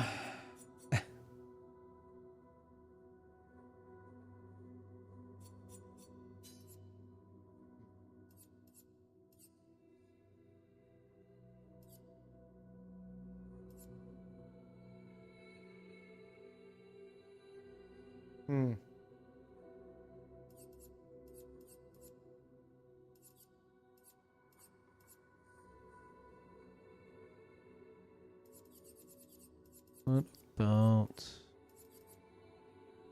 health, defense, speed?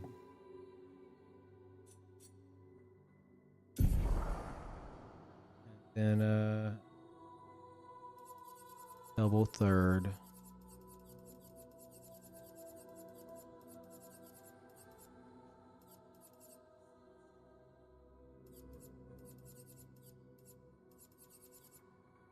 Wait.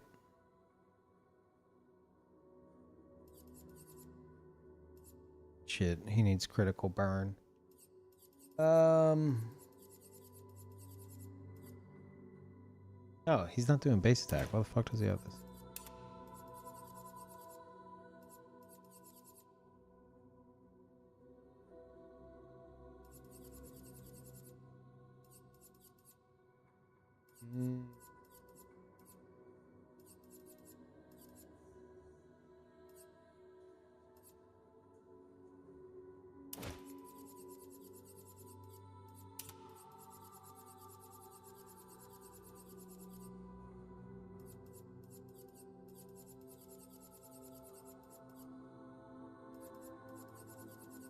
Okay. I think we're good. About fucking time.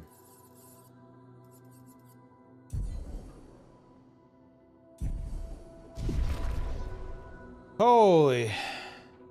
Thank you, Z.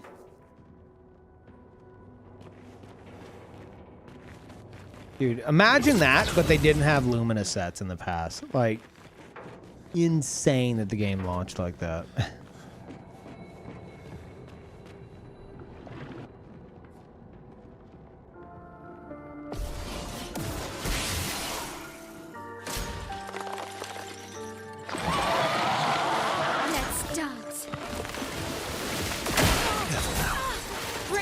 Oh yeah. Just kill me. I wasn't ready.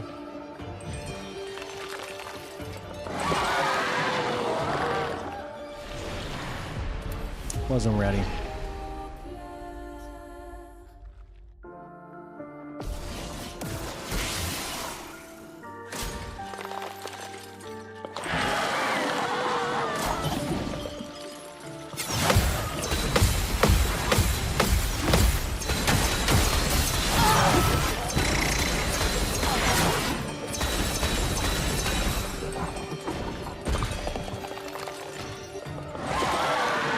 Let's carve a path. This will hurt. Ready to evade. Take cover! Ready to evade. Ready to evade. Ready to evade.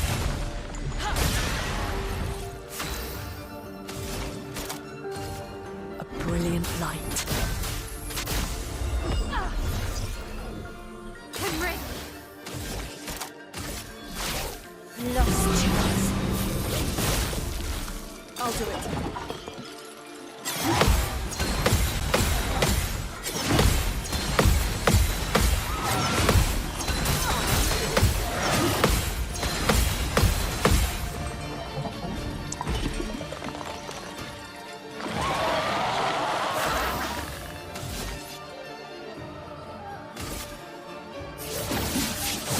Please survive.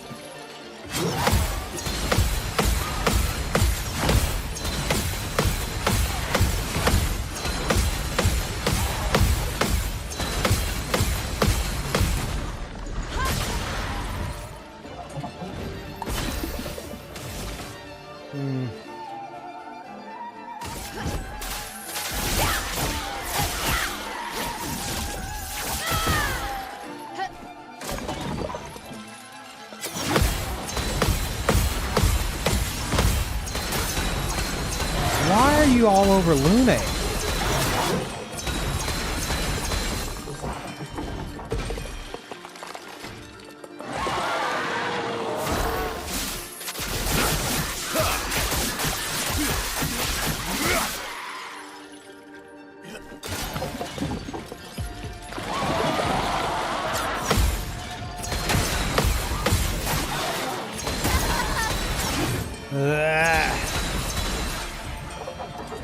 Just try it. Oh well, just try it.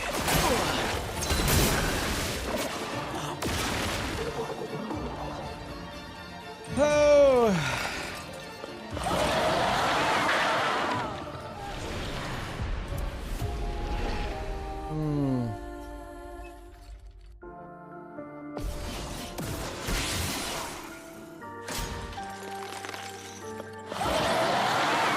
Careful now.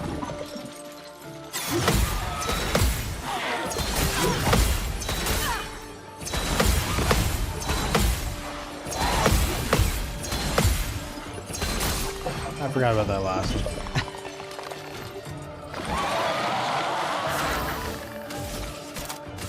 Last chance.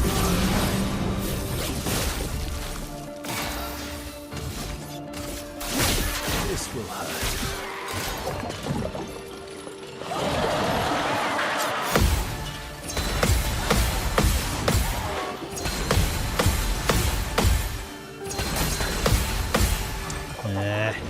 Not giving up.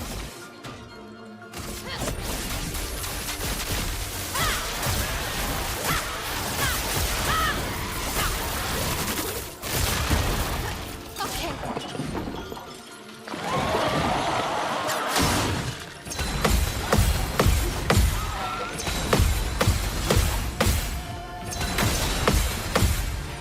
Ah. Colour of eyes.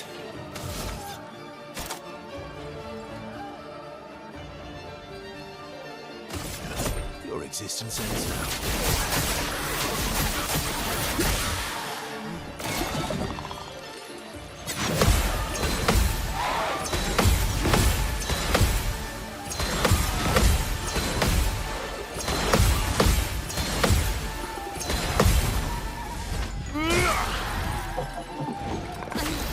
Okay.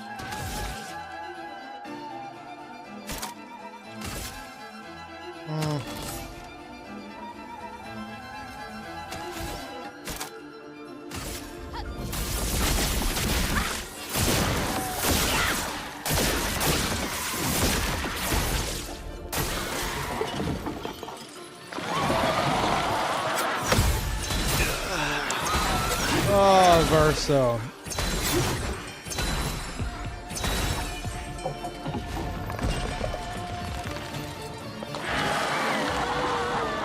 On me.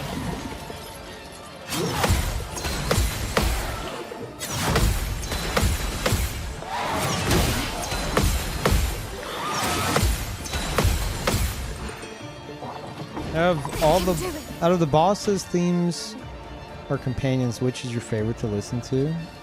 Oh, what? Do you mean the bosses' themes, like their soundtracks, are the companions? I mean, my favorite track is probably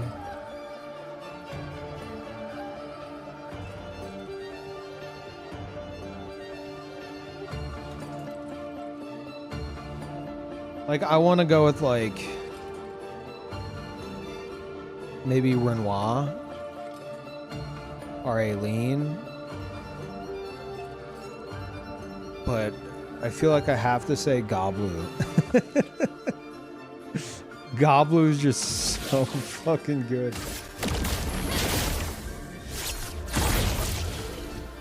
The dance begins.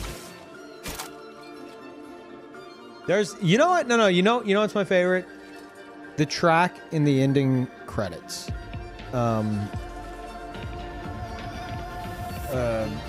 Mute for 10 seconds if you don't want ending spoilers. I'm talking about the one for Verso's ending. That track just goes unnecessarily hard out of fucking nowhere.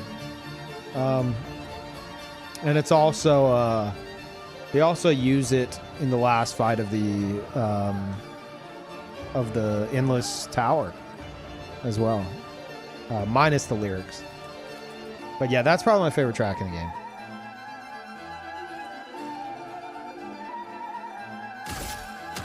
Oh,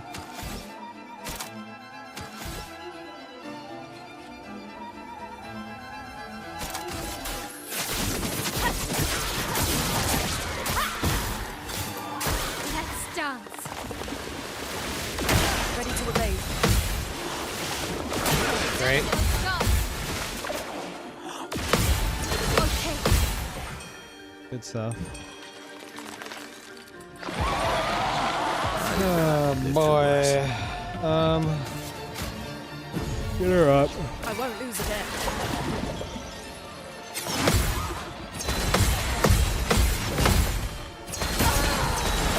Oh.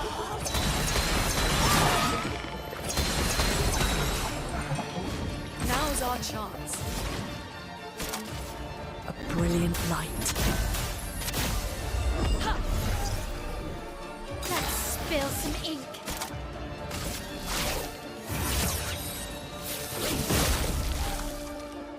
Brace yourselves.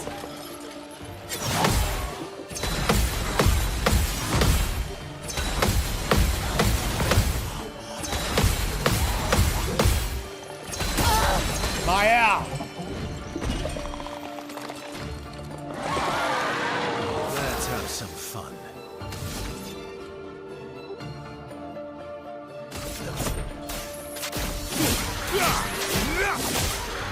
Curious what that damage would be.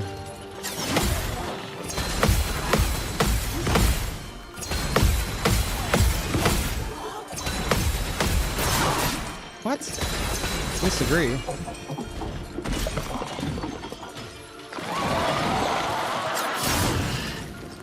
Okay.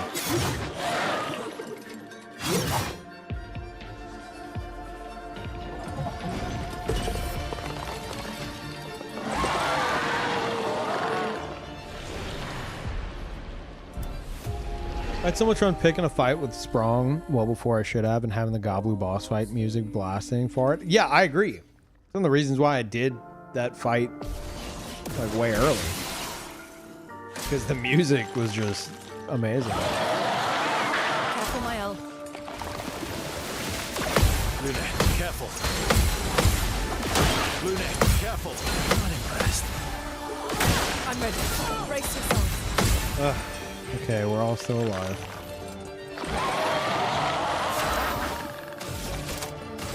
Last chance.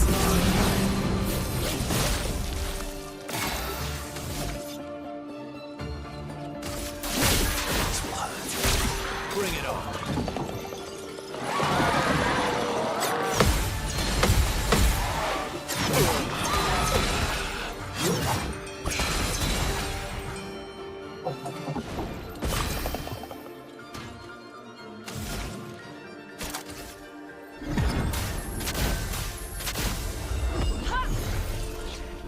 This will hurt.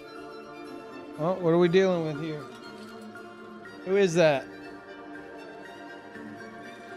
Is that Pacha? Girl.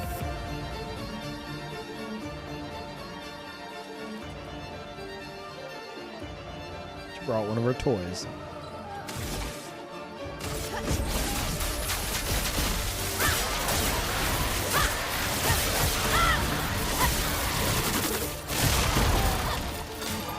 On me.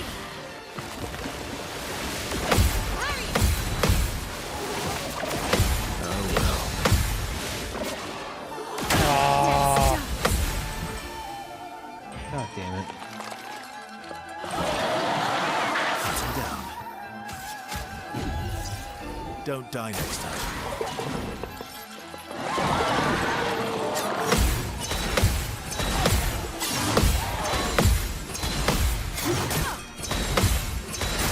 Really?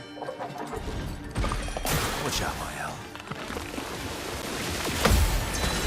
Brilliant. Hey. Hold on.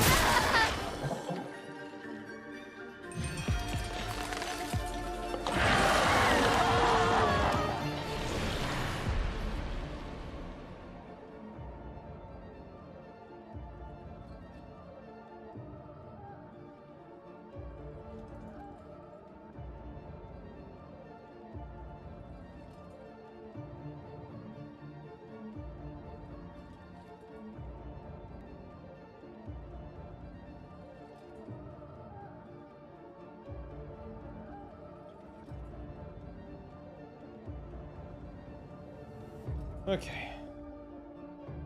Had to chase Parl out. He was trying to bully Patchett. Oh.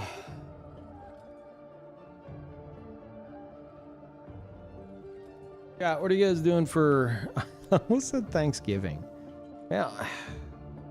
In case you're wondering what time period I think it is. What are you guys doing for New Year's or New Year's Eve? Knowing my chat, I assume they're all going to very social events.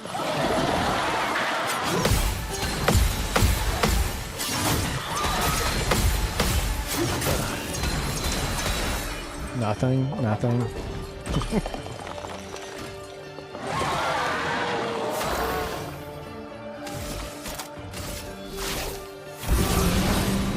Last chance.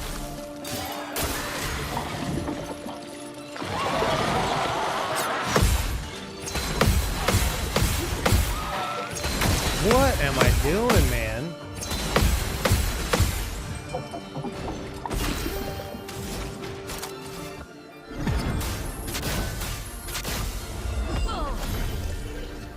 Let's have some fun.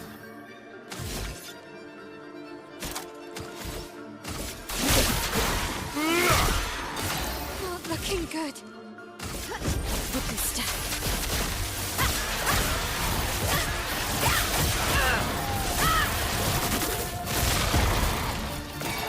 I'll do it.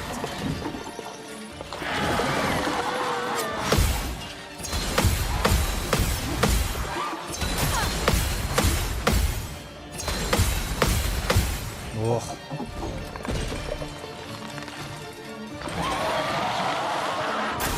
Oh, that explains why I was hearing fireworks.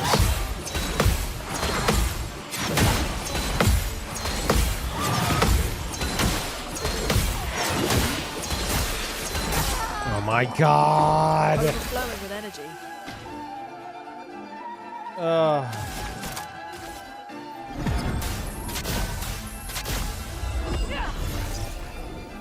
The expedition's not over.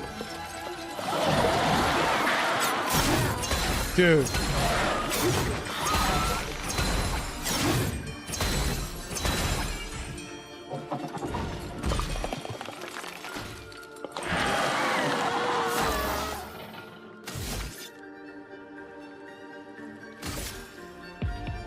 I'm gonna check something. This will hurt. Ready to evade. Just kidding. I want to change something anyway.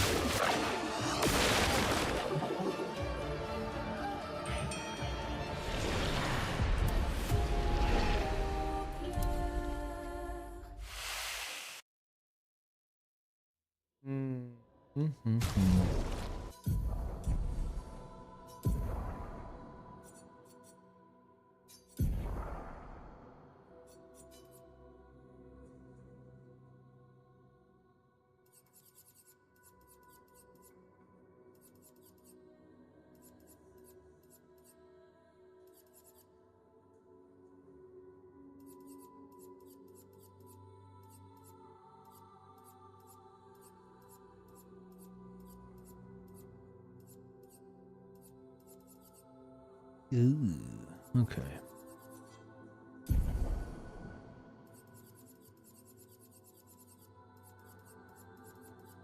Um, 20. Holy, I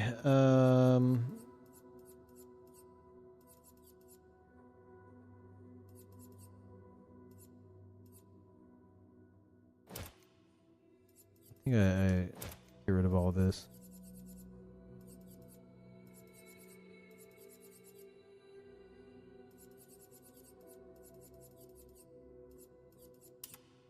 Yeah. And then,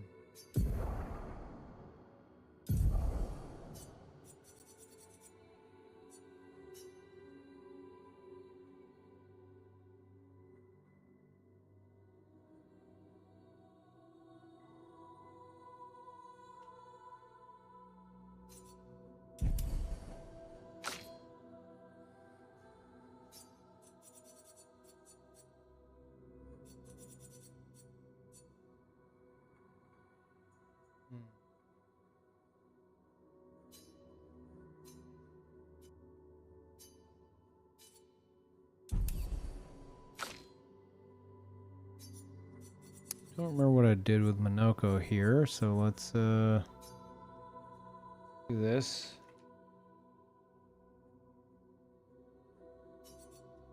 Gonna just make use of all this shit.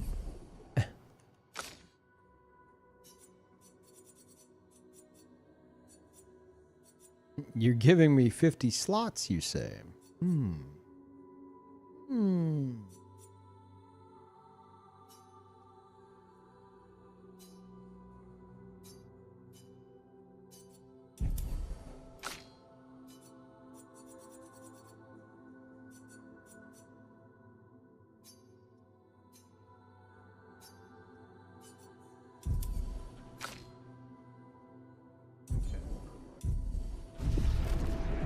Okay.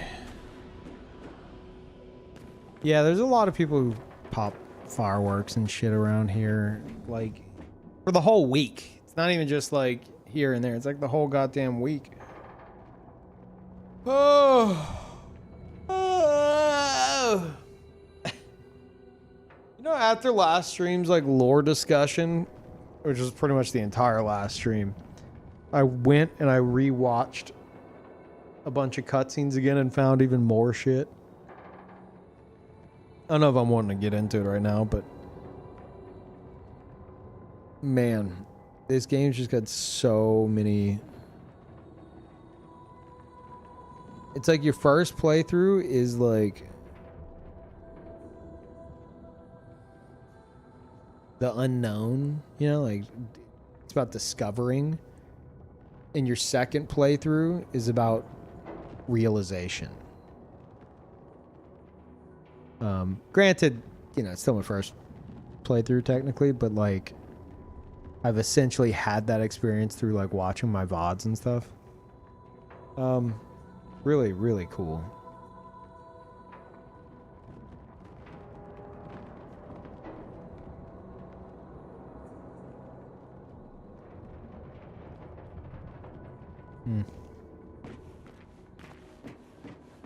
Surprised to see you using a revived skill over the revived hints. Seemed to me that using the item didn't cost AP. gives them more HP, or am I missing something? I like Luna to be some form of a healer. Plus, she's got empowered healer, which a healing skill, which rebirth does count towards. She gets 50% more damage for one turn. So there's that as well.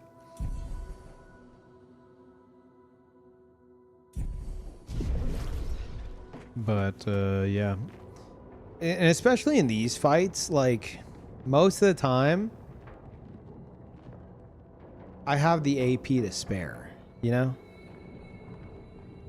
Like I'm gonna fight. I'm gonna parry like a bunch of shit. A lot of times a group attack, so everyone's getting extra AP. And then what do? Just shoot 9 times and then use the revive tent and then get 9 AP back on the next turn, most likely. Like if I'm using a turn, I might as well. Now I could see if you had like, if you're using cheater, because you're like, okay, I'm gonna use an attack and then the revive tent, or I'm gonna use the revive tent and then an attack. But I'm not, so I have like, you know, I've got like an enemy attack phase between every turn.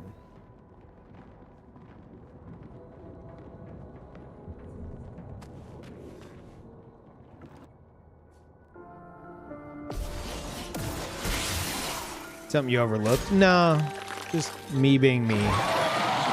Mostly.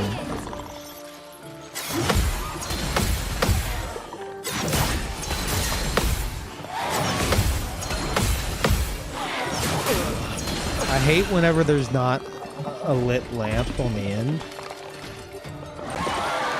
It's fucking annoying.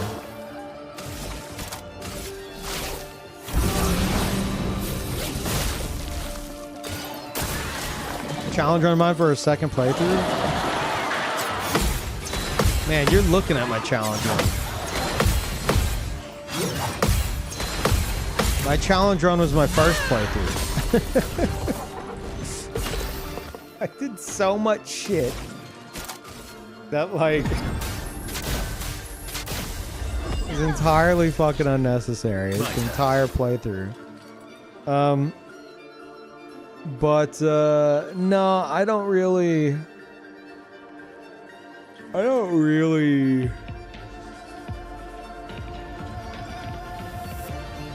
like, with this game, I've enjoyed getting like squeezing as much of the experience and challenge out of the first run. Because if you're having those challenges and that difficulty, your first time killing the boss, I think that's far more difficult and impactful than like learning all the mechanics of the boss and then going fight it again on a second playthrough, but with like more restrictions. Because it becomes part of that first experience, you know? Like, look at Simon, base game Simon. I fought him for like 27 hours.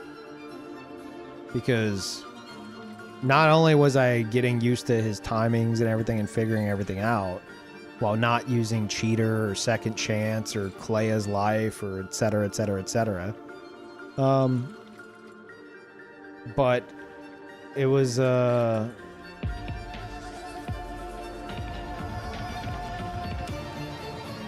like it was all part of like that bundled up in that first experience. Now, if I would have done that same thing on New Game Plus, it wouldn't have had that same impact, you know? It wouldn't have taken 27 hours because I've had that practice in advance. Well, unless I just walked in and fucking nuked him, in which case, yeah, it probably would take another 27 hours. Okay.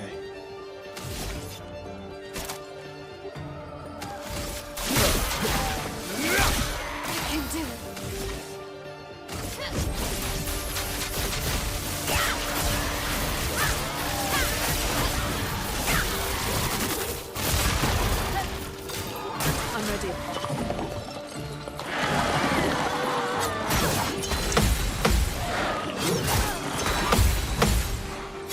Okay, Lumina, just take a nap. The damage? It doesn't matter. This motherfucker has 5 health bars. The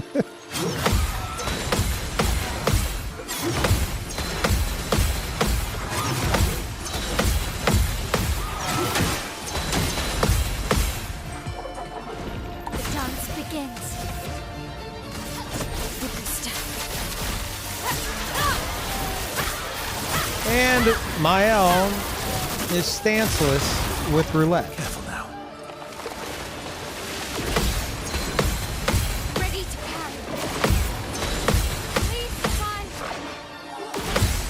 Not impressed.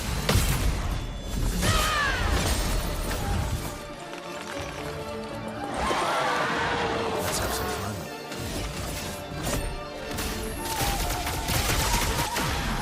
Yeah, I'll always come back. Blue mark? Yeah, it's double mark. It's like, it's just, when there's 2 marks stacked on top of each other, it's blue, and then when you burn one, it turns to red, and then it disappears if you burn it again. I won't waste this.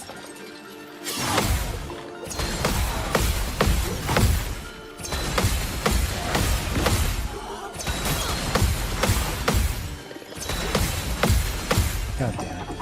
Let's push forward. Feel the embrace of fire. This will hurt. Prepare for annihilation.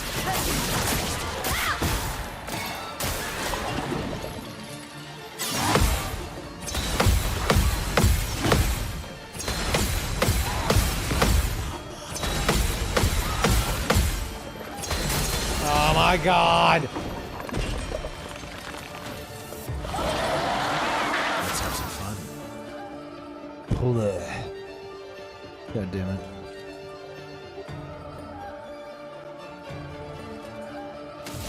Yeah, double mark is 20. Lumina.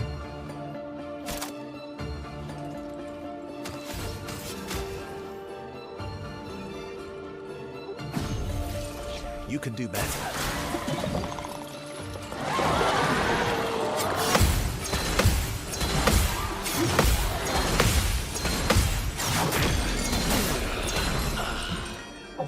Fuck off. Let's finish this.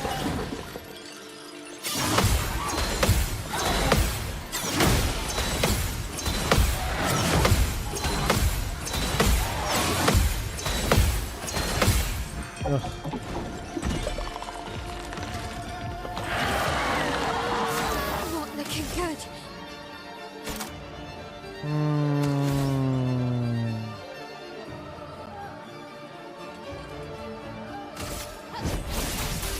The good stuff.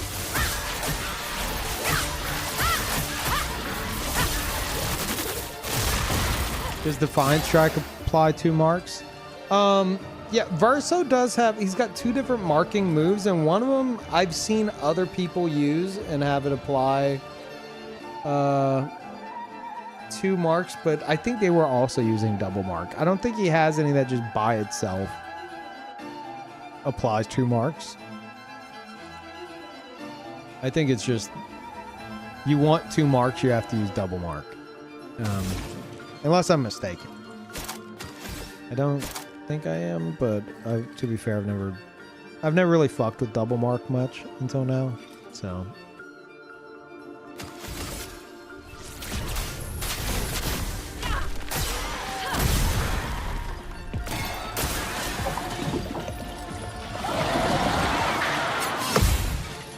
oh my god. What is wrong with my brain, dude? Cut him down. Oh.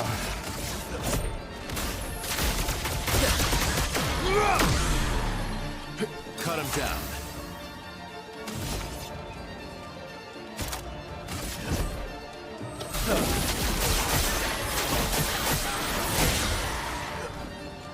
I'm ready.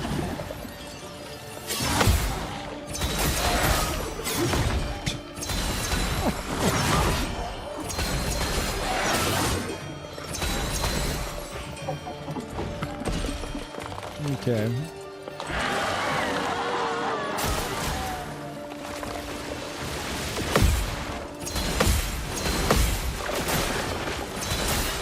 Not impressed.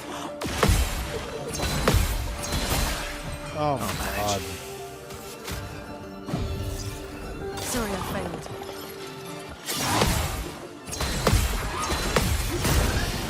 Right.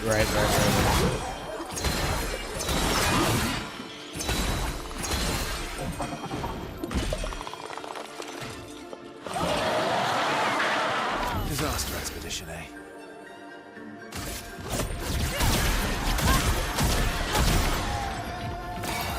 Ready to evade. Not impressed. Not impressed. Lumina, careful. Incoming.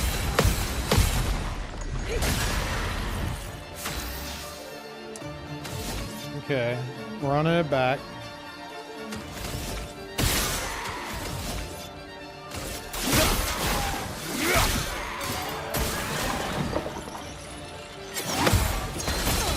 Why did I forget about the lamps? I forgot they existed. Fuck.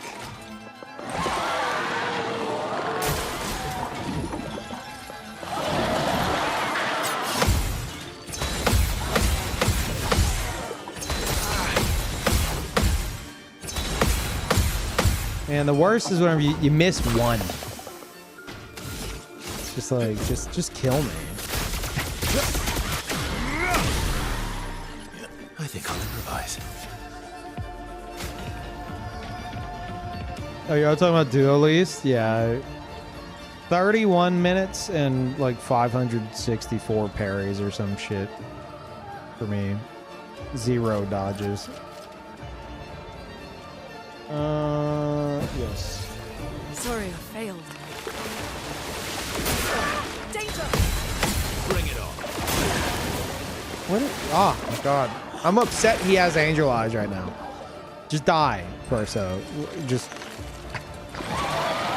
don't get up. You can do that. Oh well. Not impressed. Just try it. Oh my god. Oh my god. Just Torture. try it.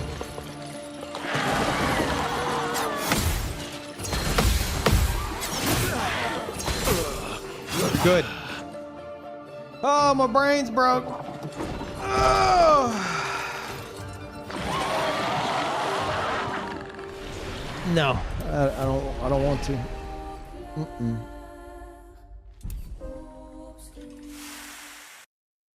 I need a breather. Oh. Hello, chat. I hate the Lamp Master. I love Dual East. I hate the fucking Lamp Master. I don't hate the Lamp Master. I prefer Dual East. Time for a vacation assignment. I started with Simon.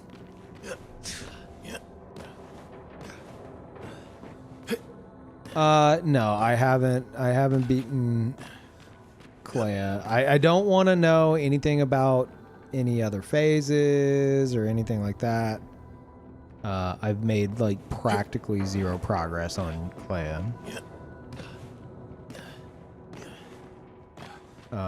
Same with Simon.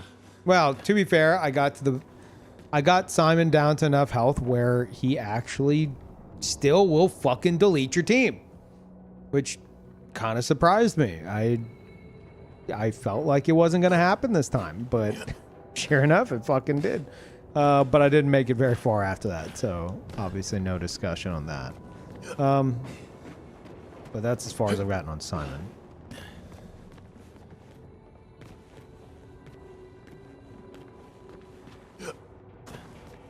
Yeah, Clea is fucked.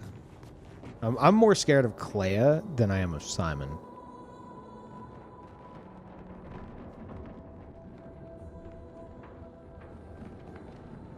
Oh.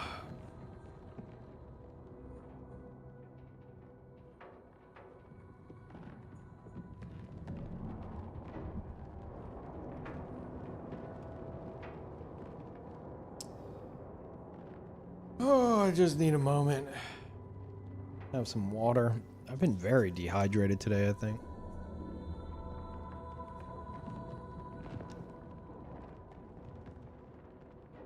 Duo Elise was your least favorite? Oh, dude, I fucking love Duo Elise. Learning to parry like everything from Duo Elise was so fun.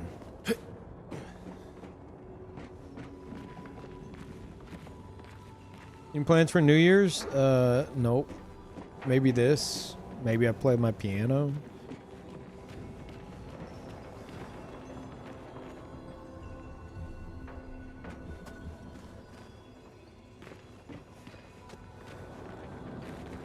Sounds like there's an item below me. There's no way. How long has this shit been here? What? That was added with the DLC. There's no fucking way it wasn't. What is that? What the fuck? How long's this been here?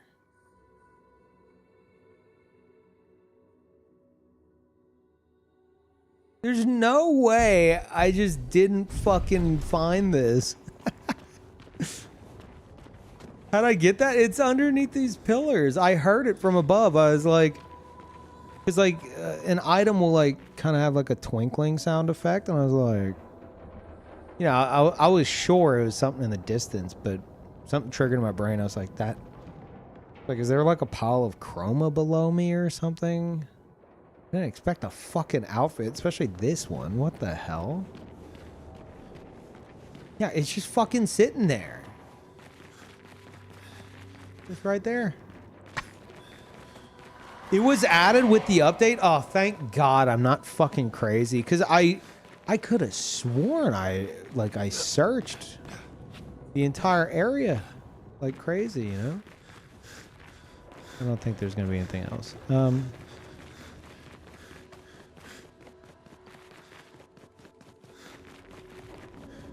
Yeah. Not going to be anywhere over there. Huh. That's dirty. That's fucked up, man. You know, because like you're certain you searched, and then they do an update, and you know, you find it, and then the devs. This is the devs watching the stream right now, hearing my reaction. This is me, unamused.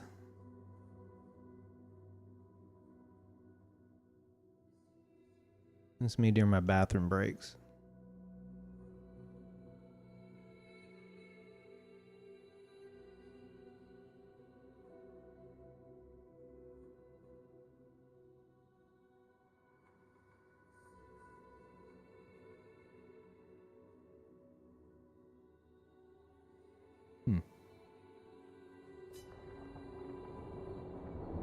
That's a wild find.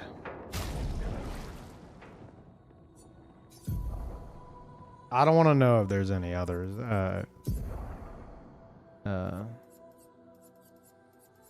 But yeah.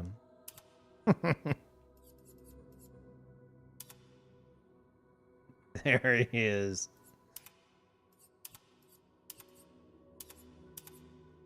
Oh, it's got like a... What? Was that collar there a moment ago, or did it... Am I crazy, or did that collar... That collar was not there a moment ago. Definitely not. It must have been some, like a bug with me, like, switching off of it. No, it's there now.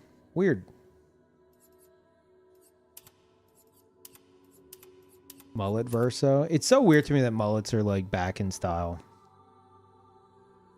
I saw some dude, I was getting some gas in my car, and some dude was walking across the street, and he had the,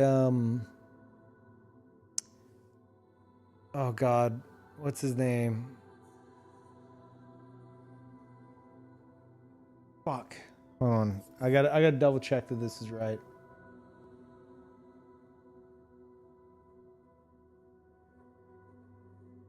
No. He had like a really like poofed up mullet.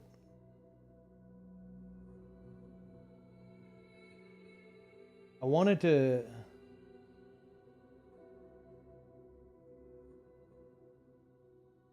say, oh, maybe it is Little Richard. Is it Little Richard I'm thinking of? Little Richard definitely had a fucking mullet.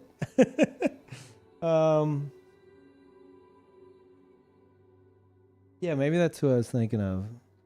This dude waltzed up to the gas station just rocking the Little Richard in 2025, and I was like, what is happening? I've been thrown back in time to before I was born. Or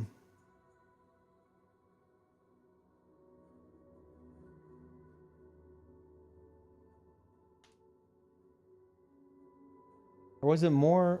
I don't know. It was like really high, short on the sides, mullet in the back, curly, very curly. Maybe it was more like a Prince thing. I don't know. Yeah, it was wild. But it's crazy to me that like mullets are back in style. Is that a mullet on Verso? It is. Yeah. Yeah. And then there's this one. You want to go crazier with it.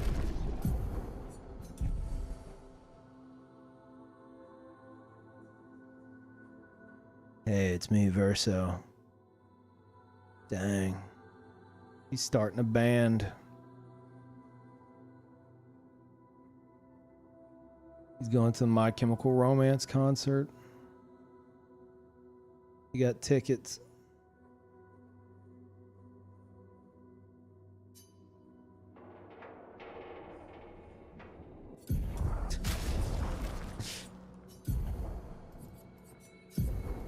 There's no headpiece that will fit with this. Dude, I watched Future Man play. His entire playthrough, he had everybody rocking these hairstyles. I was so mad. He had them this hairstyle and like swimsuit like the whole time, and I'm just like, the fuck's wrong with you, man? Like in cutscenes and everything. It just ugh. The entire time, yeah. Like ending cutscene, motherfucker had this hair. It was like covering the camera. Like, okay.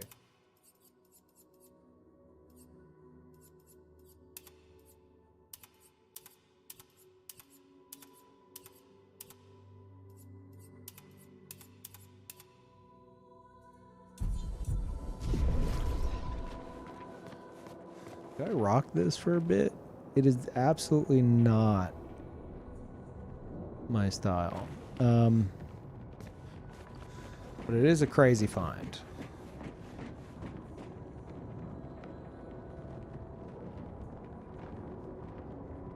Yeah.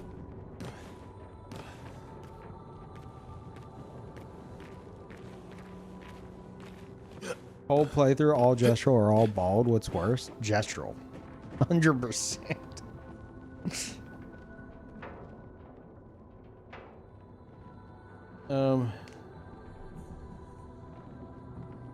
Yeah. Oh. Chat, I need to start doing lore write-ups for this, because like I said, after the end of the last stream, I went and I started digging through cutscenes again. Wrote more notes. I'm like unintentionally becoming like Expedition 33 Vadi. Not saying that like all my shit's accurate by any means, but like in terms of like taking it way too far, you know? Like, okay, just start up the YouTube channel dedicated to it. What are you doing? Thinking about Oskio lore, I don't think there's much to that aside from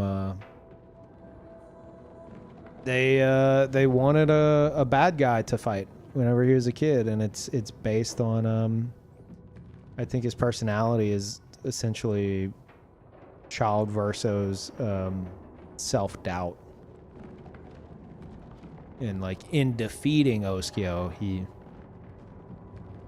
he would get the courage to, you know, follow his passion, which is music. Speaking of, I have a lot of thoughts on the endings again. Oh, I don't know if I want to get into all that. Because, like, I hope some of y'all in here aren't like, oh, I'm avoiding spoilers, Peeve. It's like, I'm at the end of everything. You know? Like, hopefully you guys understand that. Another lore stream? I don't mean like the entire stream, but like, I really like theory crafting about stuff in this game, because there's a lot of depth, and even if there's like, even if it's something that doesn't necessarily change anything, it's still interesting. For example, I had a realization. I went and I watched, so we're gonna discuss some spoilers. Okay. I went and I watched again, ending spoiler discussion, initiating. Last stream we were watching Mael's ending over and over and over, trying to find stuff. We thought we saw that like Verso had like a wedding ring on his ring finger. I'm starting to think now it's a shadow and it just looks like a ring. I don't know. Because Lune doesn't have one, and we're saying like, well, maybe it's him and Lune's kid. And so I wanted to check something. I went and I wanted to see, because I realized something I don't think I had. Maybe I noticed it immediately on my first time seeing it, and I don't recall. It's something I'm sure most of y'all would be like, duh, Peeve. That's the first thing I saw. But like, either I noticed it immediately and then immediately forgot, or did, you know, just moved on, or I just never noticed it until now. But his scar is gone. And I'm like, interesting. And he does have the power to heal it, he said, while he is immortal, at least. I don't believe in that moment he's immortal.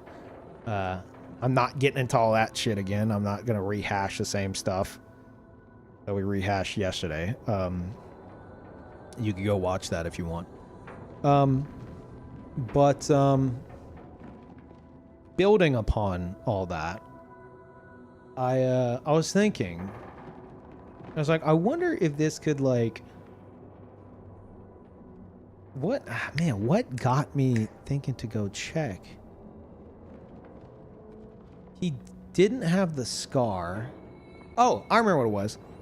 Because just brief rundown of like a theory I have for Mael's ending. Again, I prefer Verso's. I think that's the only one that has any proper closure. But I've been kind of coming up with a lot of theories for mostly Mael's. And I do believe that, again, spoiler talk, spoilers. Big spoilers. Whenever we see Verso fade away, he does fully fade away. And you see the white petals and they float out of the portal. And she says, if you could grow old, would you find a reason to smile?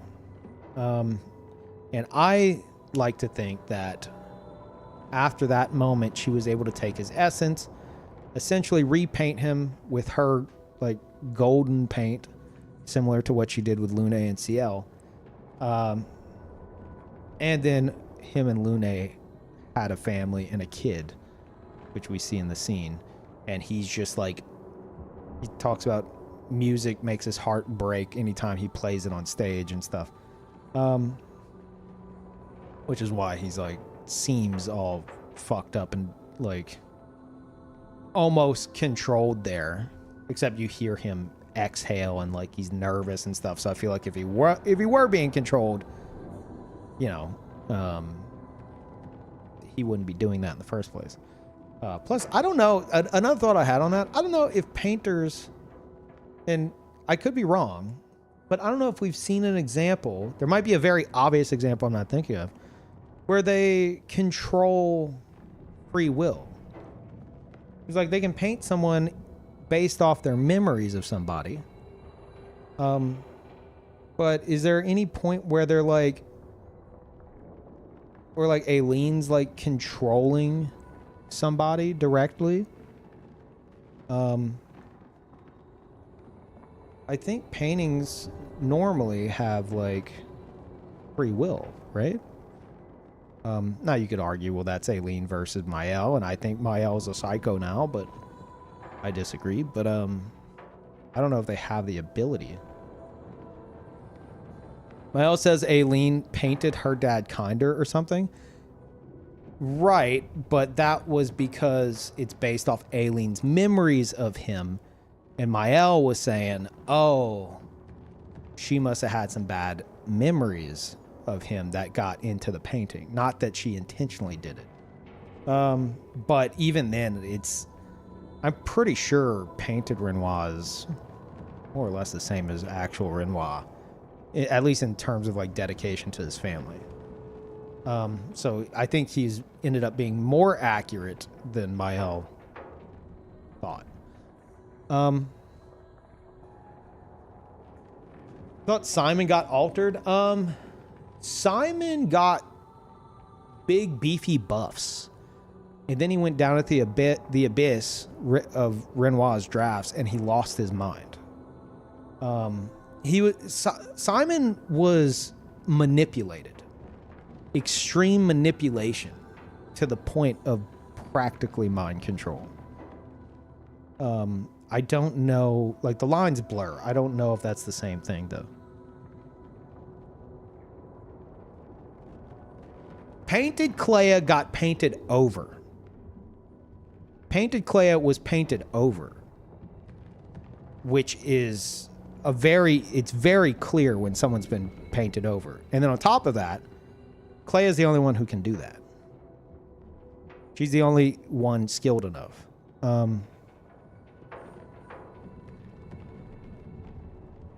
Unless, you know, you want to be like, oh, well, Mael got more skilled in the end, but Versa would look way different.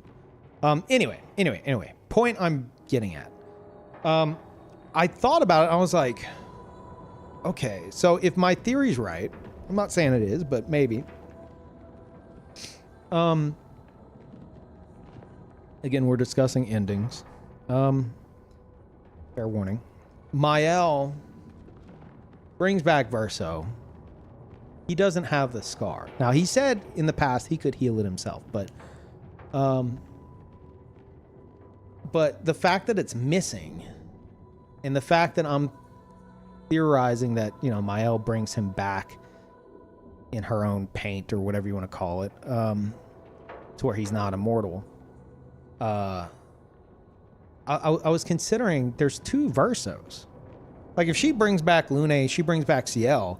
There's Lune and there's Ciel, and that's it. You know, she's remembering the essence of who they are, and she's bringing them back. I was wondering if it's possible, since Mael sees painted Verso just as much of her brother, or as her brother, as real Verso, if somehow the two of them, whenever she would do that, kind of, you know, like, her memories of both of them kind of fused, which is why he wouldn't have the scar. But that got me thinking, I want to see if it's the same suit he's wearing in those flashbacks where he's actually, I believe he's standing in Alicia's room, the room that's on fire. I was like, I want to see if he's wearing the same suit on stage. Because maybe he's got a ring on his left hand in that flashback scene. Turns out, I don't think he does, and it's not the same suit. Spoilers. But I noticed something different. In the first, we see that scene twice.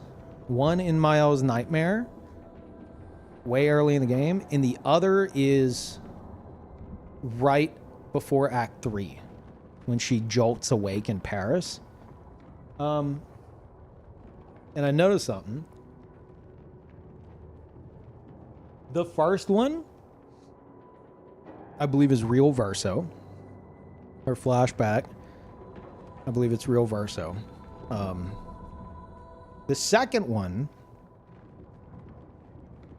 whenever it's zooming in, it's supposed to be a similar scene, but I think the first one's not in engine and the second one is. Like, first one's rendered, I think. They show Verso turning around and he's wearing the Renoir tuxedo in the flames. Like, you could see you could see this shit on it. The lightning cracks there. Or the gold, whatever you want to call it. He's wearing this, and then whenever the camera zooms in on his face, he says, "You're okay." And it clicked. I was like, "Oh my god!" And I went to Verso's ending cutscene, and it's the exact same. They pulled the exact same line from whenever he's holding her. Spoiler warning, discussing endings. Whenever he's kicking her from the canvas, he says, "You're okay." It's the exact same line. They pulled it from that and they put it in her nightmare. So I'm like, okay, the first one, if the first one's real Verso in the flames that she's remembering, and the second one's painted Verso, like, that's interesting because it implies that whenever he says "you're okay" and he's reaching out, it's like foreshadowing that painted Verso is now going to have to save Mael, similar to what real Verso did. So even in Verso's ending, there's another cycle. Hold on, I worded this way better in my notes. Let me see. God,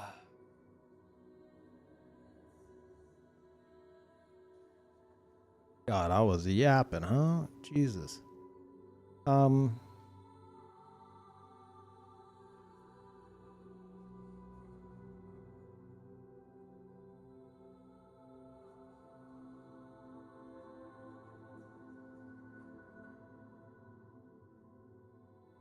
yeah, okay. I put his scar is gone. Verso killing Julie in Mael's nightmare is reminiscent of him killing her, Mael. Ironic that he kills Julie to protect his sister. He embraces her as she walks up. Then kills, spoilers, then kills Mael to protect Mael, his sister.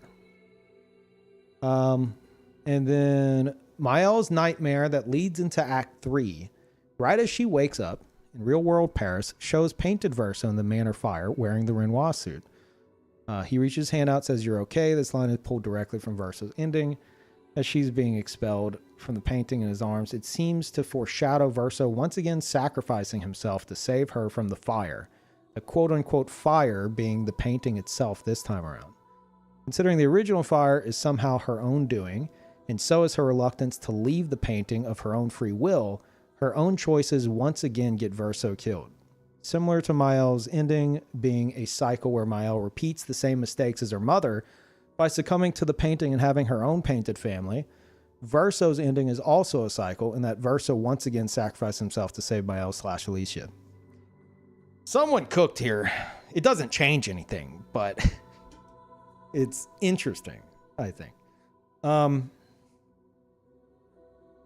So that was a very interesting realization. And then I put, it's hard to tell if the verso in the original fire scene during her nightmare at camp is the same painted verso from the second appearance. I don't think it's Renoir's suit, but it's hard to talk about the first one. But it's hard to confirm that due to the camera blurring. Either Mael is remembering real verso saving her from the flames, then replaces him with painted verso doing the same later, or they're both painted verso in these nightmares. There's a point where she questions why she's having nightmares and looks at the curator and says, "Who are you?" With like a sense of realization. It's possible she would be seeing painted verso from the start, considering she's seeing memories of painted verso before she's even directly met him, although he did rescue her from the beach. Just going over my notes here. Again, spoiler discussion. Assuming that the original nightmare with the fire is real verso being shown, then later it's painted verso. This could imply that she fully sees painted verso as her real brother now. Yeah. She even says she wanted to quote unquote live this lifetime together that was stolen from us, then calls him brother. With this in mind, if she does repaint, oh yeah, this is what I was getting at. If she does repaint verso similar to how she did Luna and CL with his essence, is the verso we see play piano in her ending the painted verso we knew, or some combination of both of her brothers, if it's based off of her memories of them? I think she sees them as, just to argue with my past self, who wrote this, I think she sees them enough as like, almost like she has two separate brothers named Verso. You know, I think she sees the differences in them. So maybe that wouldn't happen. And then Luna and CL would still be Luna and CL since she knew them as they were. But she knew two different versos, considering painted verso has real versos memories. You'd think that it wouldn't matter, but it's possible that Alicia and Eileen both see verso differently and would paint a different version of him, or maybe they'd be the same. Oh, this is another interesting thing. Thoughts on that first before I get on to the other idea I had? These are just becoming like Simon and Lampmaster torture into lore segments. I would say since they were already created by her mother, she's just reviving them rather than creating them. She is like gathering up their essence, but like she has to remember them, like remember their essence, the essence of who they are. And like I'm saying, if in her head she's blurring the lines between real verso and painted verso, you know, could something different come out? But I imagine it wouldn't work. Or maybe it would. Maybe the idea is that like Verso's soul is, you know, there's something in there in painted verso as well that they never mention. So maybe something like that could happen.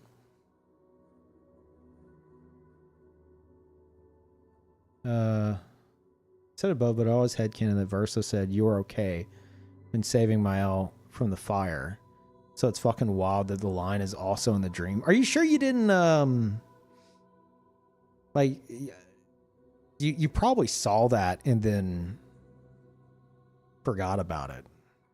Because he literally in the second time he reaches out and he says you're okay, and it's painted Verso wearing the Renoir suit.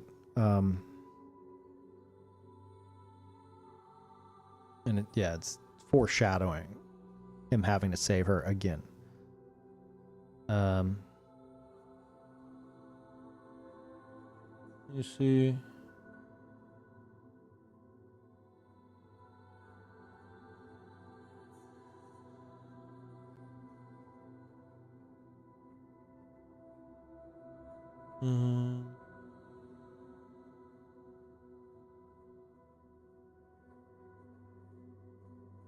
She remember the Verso without the scar. That's pretty fucked. Well, no, like she sees painted Verso as real Verso is what I'm saying.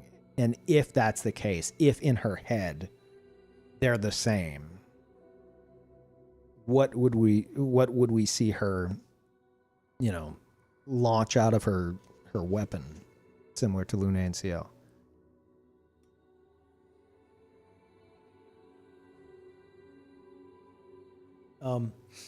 Here's something big, potentially big.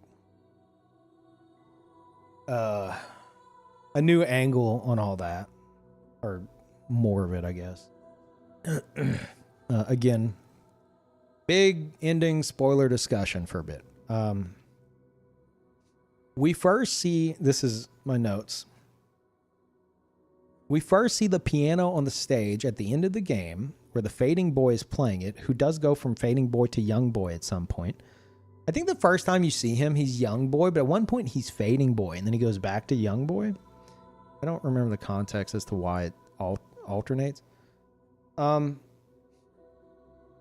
Did childhood Verso actually play on this stage in Paris? I'm inclined to think that we're not seeing a memory of him playing on that stage. Talking about whenever you're going to beat the game, and there's that giant blue ghostly image of the young boy, and he's playing the piano. I think I believe he's even got like his cracked face and everything. Like it's Verso soul playing the piano, like the child form of it. I said, did childhood Verso actually play on this stage in Paris? I'm inclined to think that we're not seeing a memory of him playing on that stage, but instead his dreams and ambitions to become a musician as opposed to a painter. And playing on that stage is something he always wanted to do. Maybe in Mael's ending, Verso's soul gets to live out his dream, which may be that ding that we hear with the particle drifting away from his eye, which could imply that Verso's soul, though forced to paint forever, can be happy in this ending and painted Verso by extension. And then I said, and this is something I've thought of for a while, but I can't find the source of it that originally put it in my head.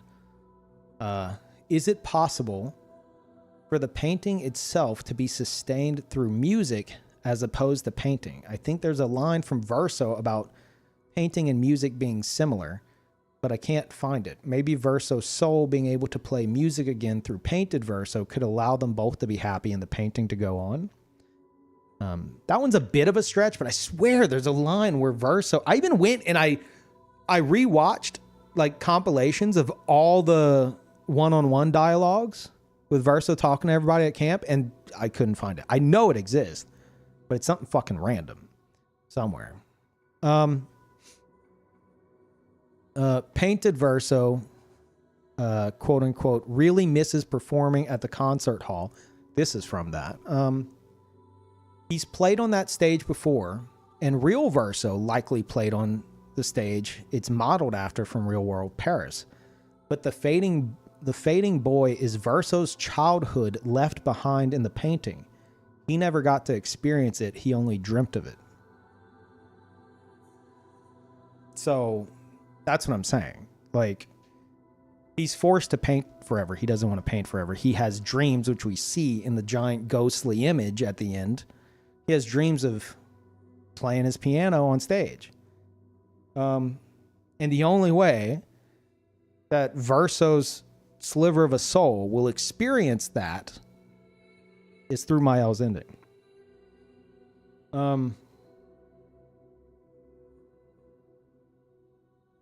I think there's something there that, you know, that helps kind of push back on the whole, oh no, Mael's a fucking psychopath, which I don't think is the case. Do I think it's the wrong choice ultimately? Yes. I mean, you know, quote unquote wrong. Depends on your outlook. I like the closure of Verso's ending. But do I think Mael's a fucking psycho? No.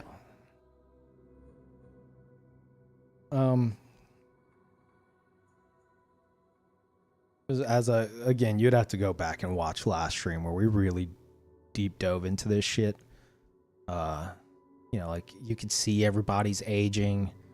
Even Verso seems older. There's like a lot of fucked up stuff, but there is one thing that trips me up though that I can't get out of my head. Even if you're looking at it from a new light, it zooms in on CL and Lune, and then you get the jump scare on Mael. And Lune, she's looking, you know, waiting for Versa to play, and she kind of cracks a bit of a smile. But right before that, CL is like smiling, and then she very slowly like lowers her head, and like the shadows kind of cast over her, it seems. And I'm like, no matter how I theorize this, like that right there is hard to look past, you know?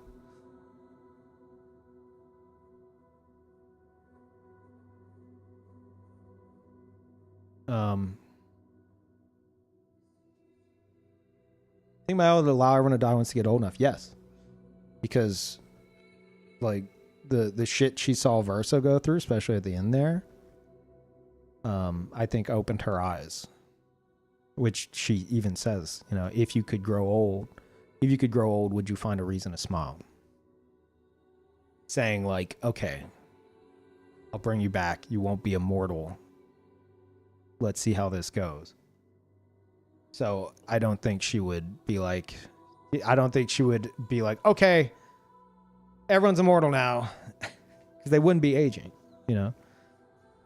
Now, could you say that like whenever they're all really old, she does something? Sure, but like that's thinking way too far ahead. And there's no fucking telling. But anyway, that's all the extra notes I had here. Yeah.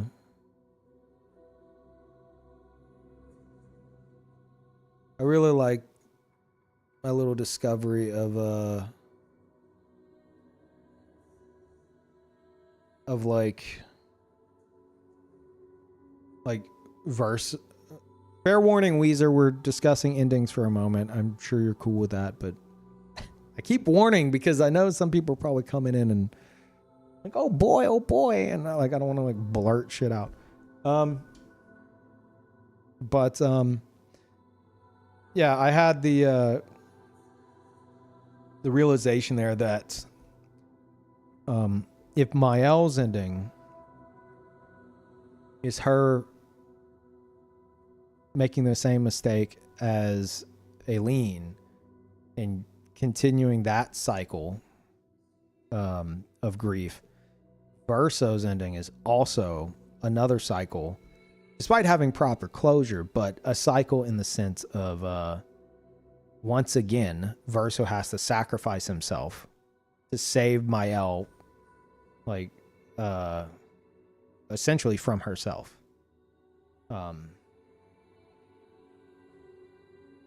Which, yeah, like I said, we see in that the second cutscene of him in the fire right before Act 3. And it's painted Verso now. And it's a direct pull from him saying, "You're okay," during his ending. Like he reaches his hand out in the flames and he says, "You're okay." And it's the exact same line. So it's like foreshadowing that he's going to have to sacrifice himself again to save her. So another cycle. A lot of cycles in this game.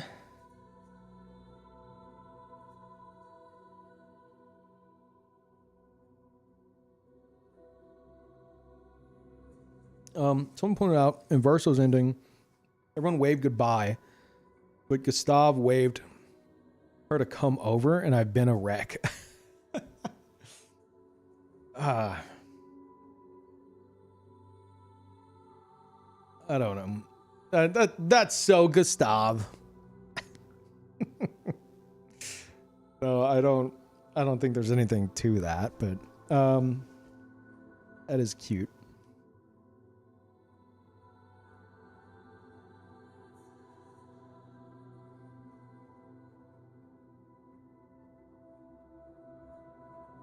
wonder if Verso would have also said, I don't want this life if Mael tried to sacrifice herself for Verso in the real world. I see what you're getting at. I don't know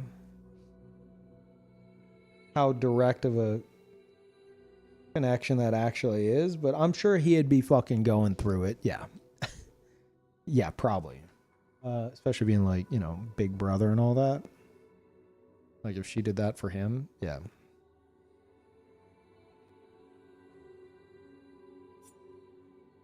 But yeah,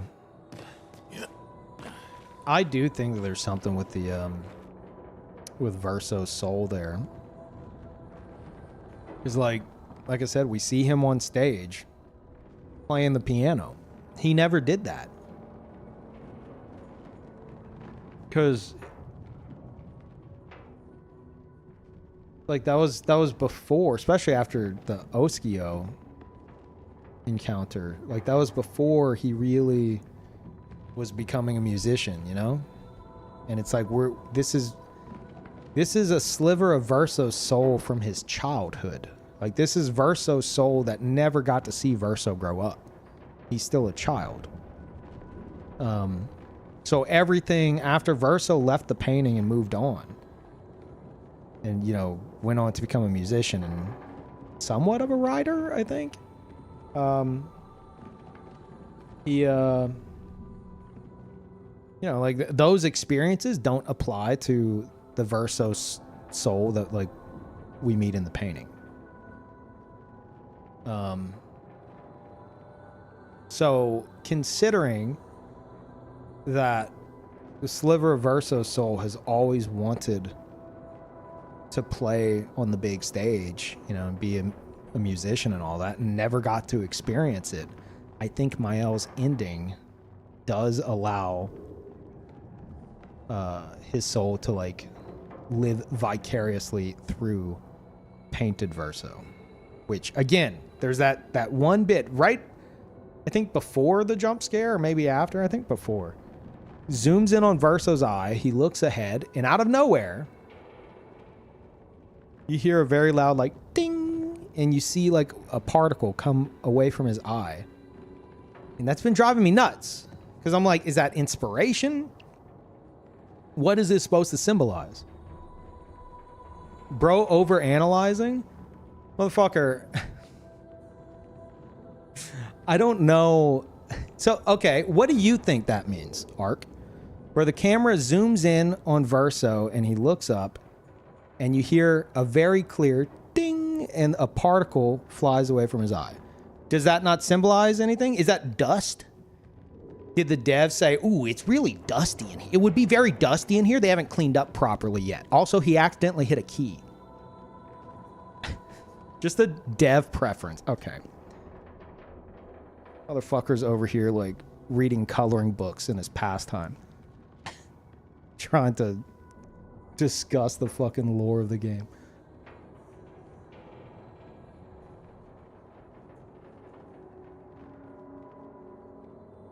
I just understood it was a background ambiance thing that emphasizes how silent the moment was.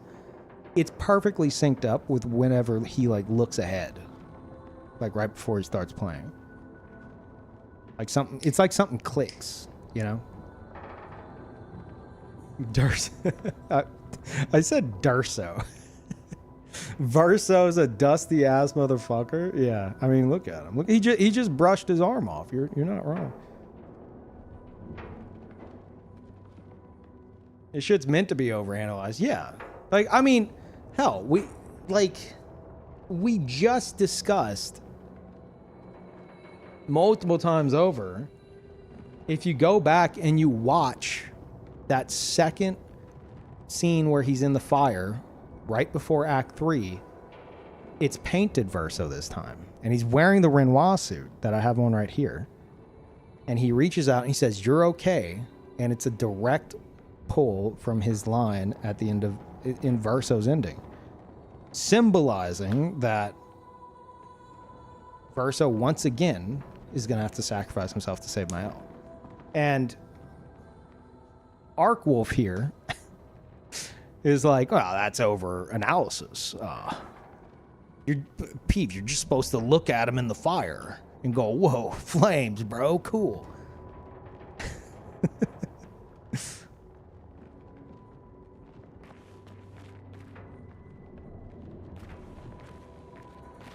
You think he says you're okay when he saves Mael from the beach at the start of the game?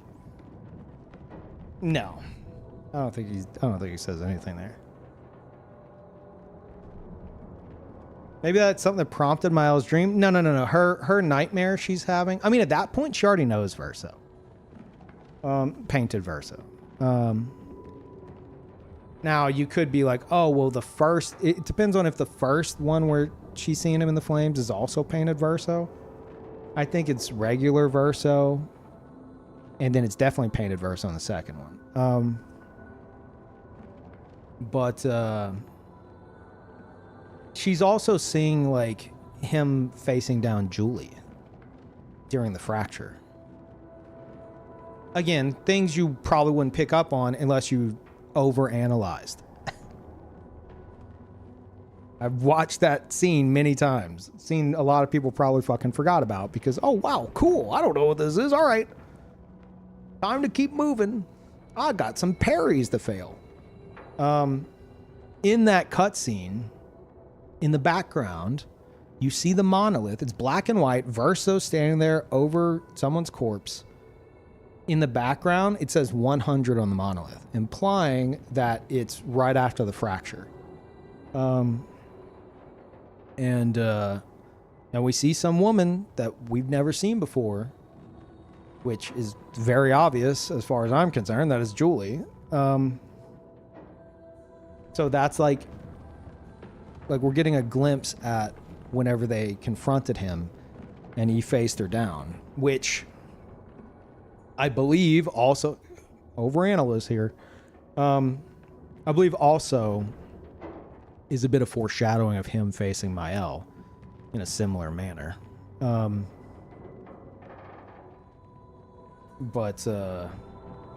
yeah, my point is, Mael's getting nightmares of things that she wasn't necessarily there for.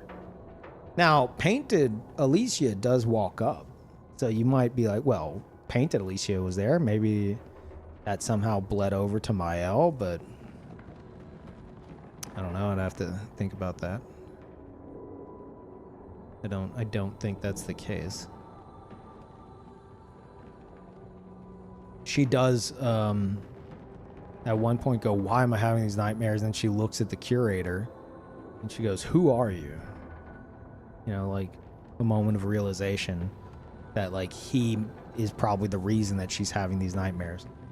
That could also be like the devs like throwing you off and it's actually Verso's the reason. I don't know. Bro's still overanalyzing. Motherfucker, I'm talking very direct lore from the that the devs want someone who isn't baby brain to discuss. What what do you mean I'm describing a cutscene. I'm like, okay, this motherfucker, you see the scene, Verso, before you even know him, is standing over a body, facing down someone that you don't see at any other point in the game, and in the background is the monolith with a big 100 on it. And to even try to process that and make it make sense is considered over-analyzing as far as you're concerned. That's crazy. You're just playing? Okay, all right. I'm like, there's no way, dude. Like, what? I'm literally just pointing out numbers on a rock.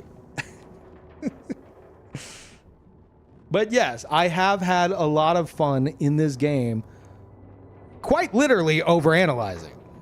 A lot of it is a lot of overanalysis, but it has led me to a lot of, I figured out that we were in a painted world and Verso was likely the painter before the end of Act 2 through overanalysis. Because I saw, and you want to know, just in case you weren't there for it, I assume, I ended up in Verso's room in the manor. I saw the gestuals. I know that Verso, you know, liked trains, toy trains. You know, that made me realize, okay, this is childhood Verso's room. And then I saw the Esquier plushie on the bed. And I remembered them saying Esquier is, quote unquote, the strongest being in the universe. And that's where it kind of clicked. I'm like, that's some shit a kid would make up. That's a fucking imaginary friend kind of a... Like, oh, he's the strongest being in the whole universe. It's like, okay, you literally have a baby brain. Like, that's... Esquier's an imaginary friend come to life. And then, like, stuff started falling into place, and I'm like... And I told my chat, I'm like, I think this is like... I think Esquier is Verso's imaginary friend. So I think Verso, like, painted this world. And that was pre-Act 2. So, like, this game has a lot of, like, environmental storytelling and a lot of things that if you really look at and dissect, you can either figure out in advance, or, as I like to do, you can find, like, stuff that's, like, deeper, you know? Because you could look at it on the surface and be like, okay, it's a painting. Cool deal. But if you really fucking dig in, it's like you're pulling like a string and it keeps unraveling. And some of it is just, you know, like, well, I wonder if this is related to this, and it might fucking not be. But it's fun to think about.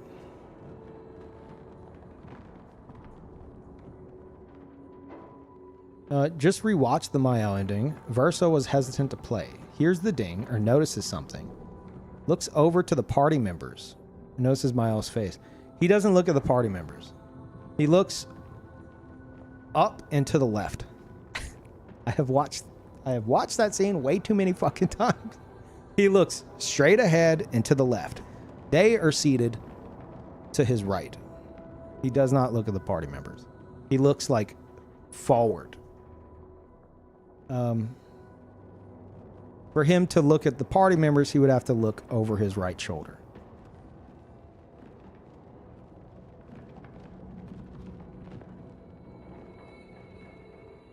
So, again, it could just be nothing. It could just be ambiance. Whatever. I like to think that it's like Verso's, the sliver of Verso's soul, like living vicariously through him. It could be fucking nothing. Watch it again to make sure. Fuck you. You watch it again. I don't need to watch it again.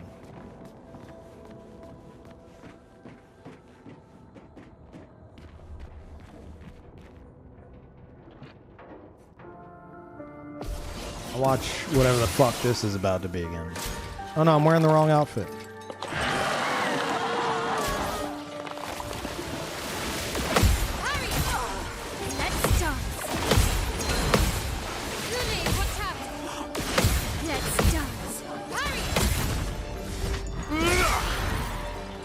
How's the lamp progress going?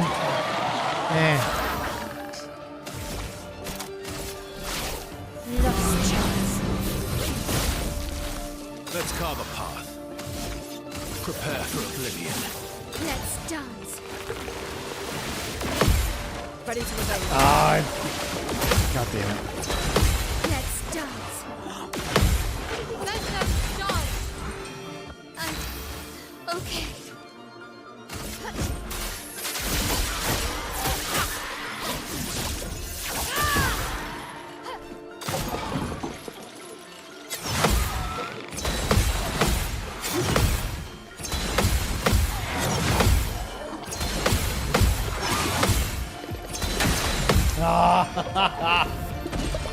Always with the one. Let's carve a path.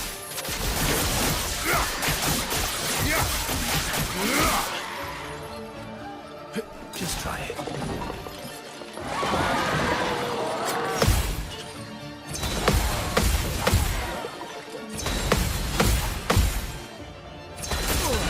Dude. How do I keep fucking that up? I'm losing my goddamn mind, dude. I swear to God.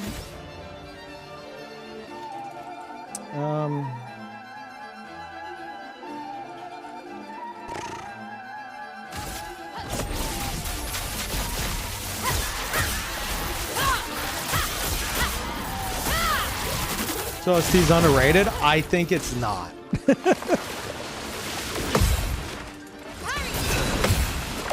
Oh, I was just about to do the angel. I was just killing. Oh, what a mess! What a mess! What a mess!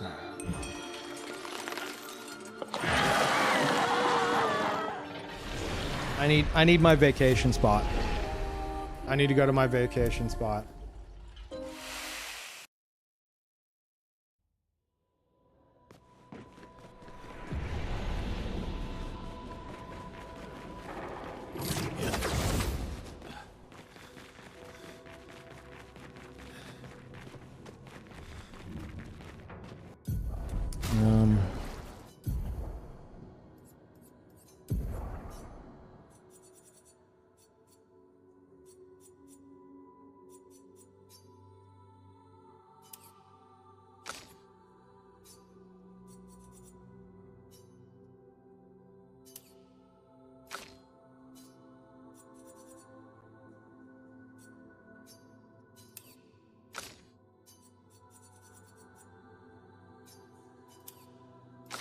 I'm not even fucking with the picto. I'm not. I refuse. Wait. Did I just give her CLs? Oops.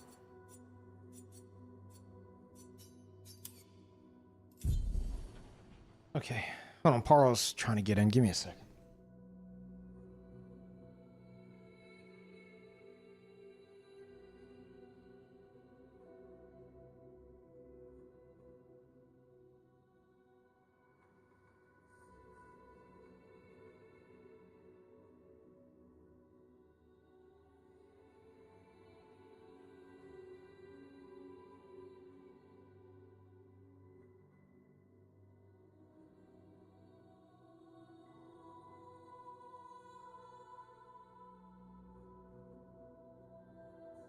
Okay. You know what, chat?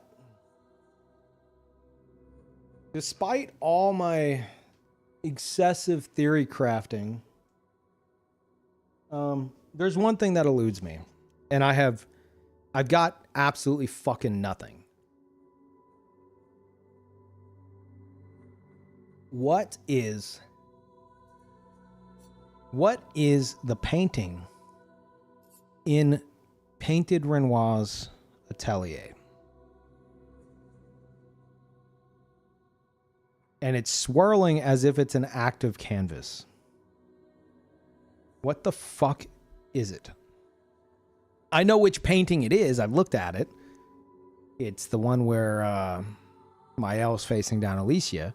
But I've come to realize I don't think that really fucking matters. I think that's just like the devs being like, okay, this will do. Let's put swirls on it. Because like the actual painting is the one of like Lumiere with like the town, which doesn't even make sense now that I think about it, because Verso didn't even paint Lumiere, you know? Yeah, like the actual painting, if you look at it while it's swirling, it's like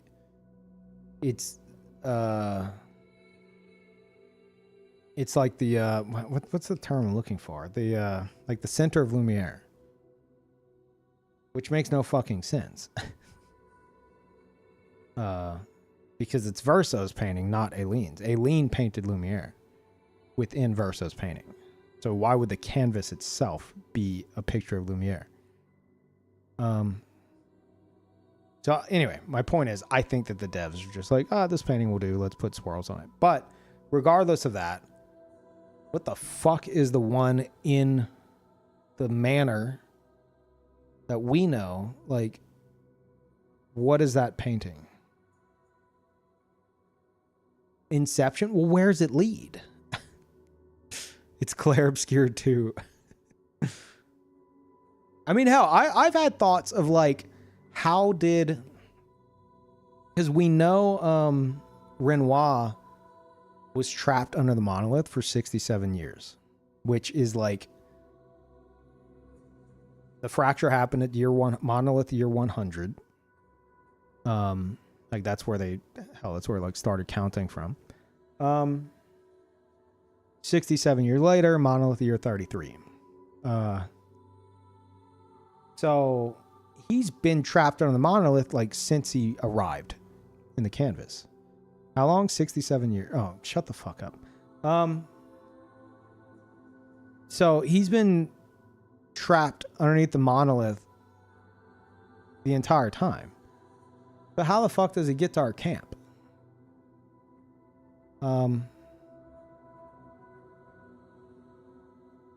I've got a lot of questions surrounding the manor. Like, how does he escape underneath the monolith, Renoir's drafts?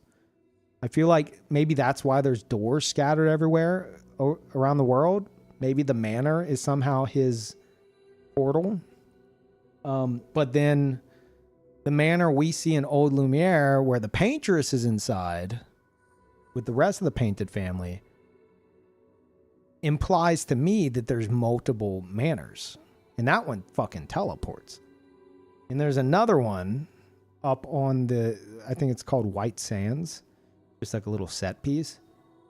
And I've always thought that that was the one that got teleported away. It got teleported up there, but now I don't fucking know.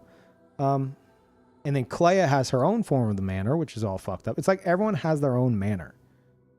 I don't know about Alicia. I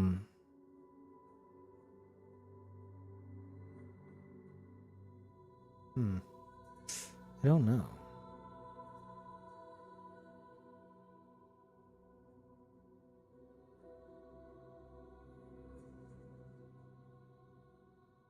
Alicia is has a walking manor. Wait, what? Oh, are you talking about the fucking Axon?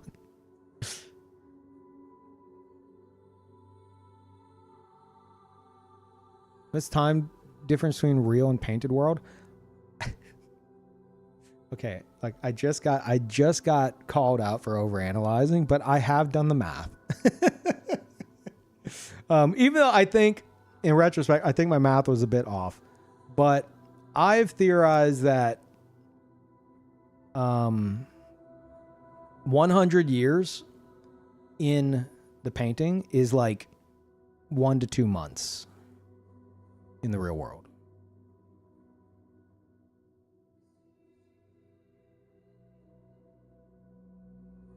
Because whenever we go into Act 3 and you're in the real world, like in the past, like as Alicia, and she's about to enter the canvas for the first time. Well, you know, since all this shit went down.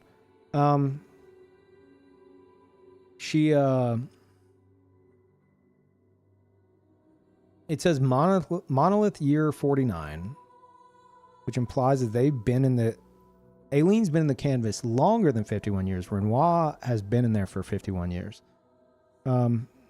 Canvas years, monolith years. And Verso's death, very obviously, has just happened. And enough time has passed for Alicia's scars to kind of, you know, heal as well as they're going to. And so it's a question of like, how long is that? You know, like how long for her scars to heal enough from the fire?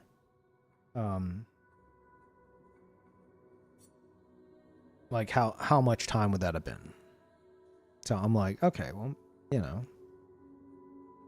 I don't know, a month? I have no idea. And if it is like a month, then that is, you know, like 50 years is essentially in the painting is like 1 month.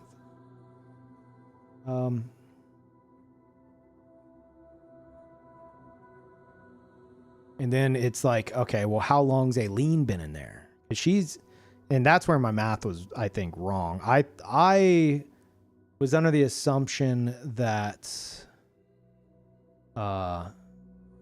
she entered a monolith year 200, which technically doesn't exist.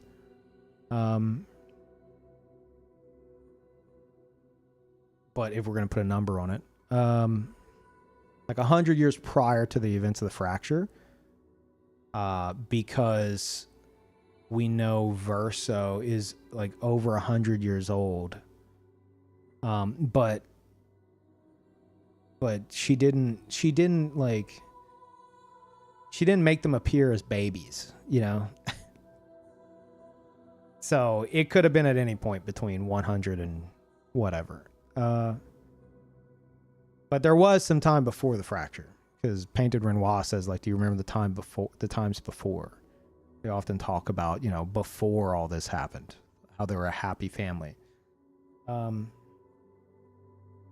So I don't know if it's another 50 years, and that's like 2 months since Verso's death before Alicia enters the painting. If it's 25 years, and that might be like a month and a half. Maybe it's less than that.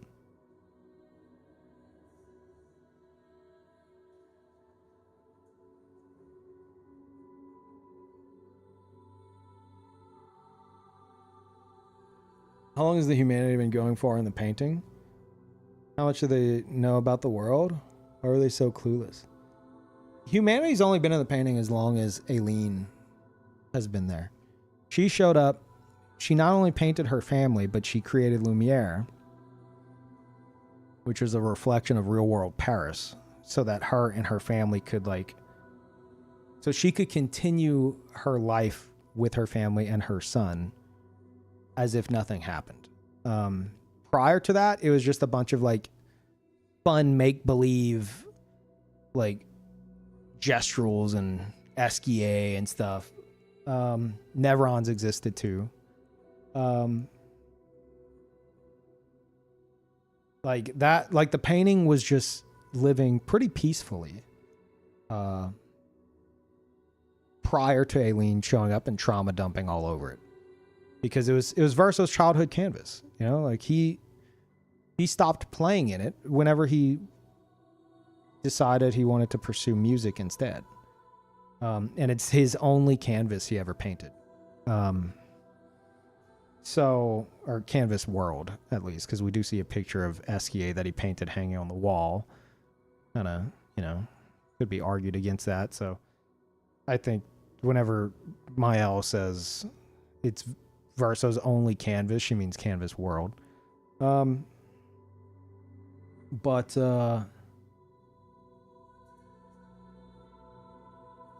what was the question? Oh, yeah. So whenever she painted her painted family, she brought in Lumierans as well. And then the fracture happened and Lumiere got split in fucking two, launched across the ocean. Old Lumiere is where it originally stood.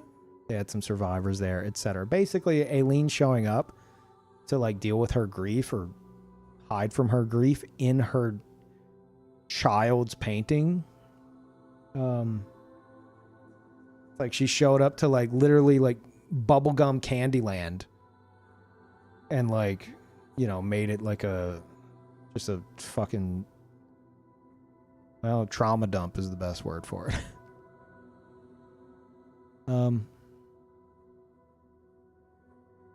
Because if not for that, the painting would have probably continued indefinitely, without any human being inside of it, or even painted human.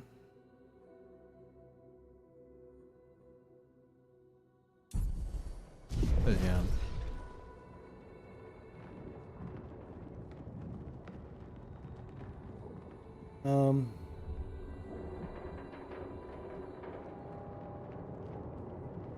They perceived her as an enemy.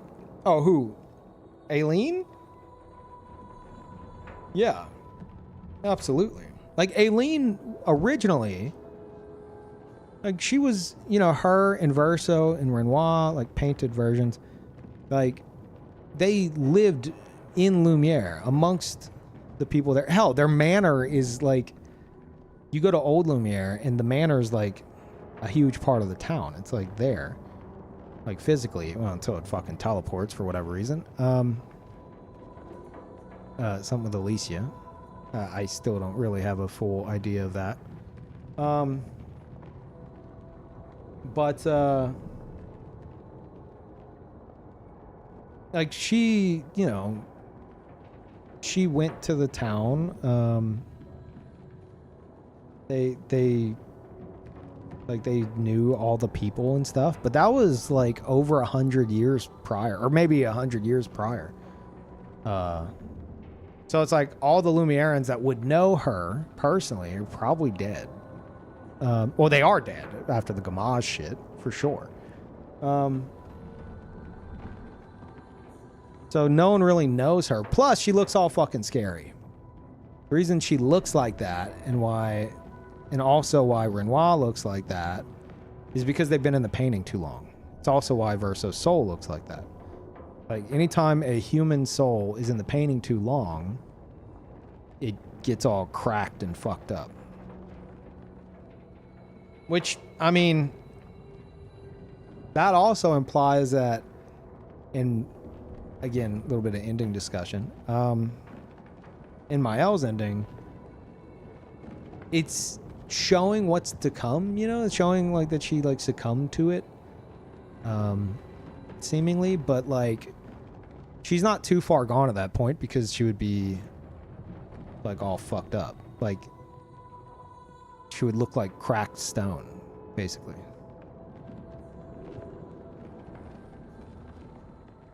They're gonna make a game with the riders. I think they could definitely do something with the riders if they wanted to. Like, the fact that there's nothing on the riders has me thinking one of two things. It's something open-ended so they can do a sequel if they want, or a prequel. Or two,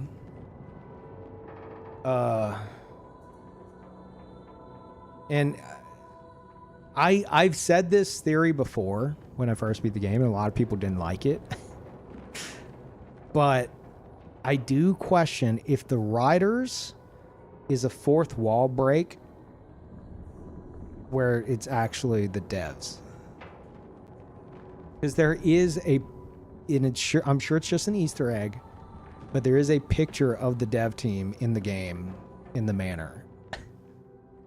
And considering we know nothing about the Riders,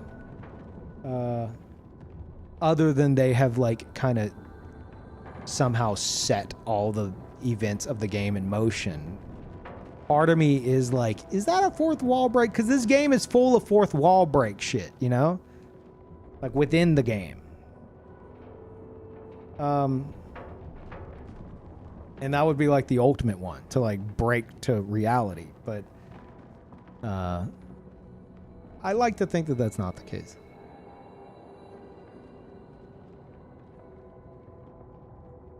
Maybe they're just worried about content creep.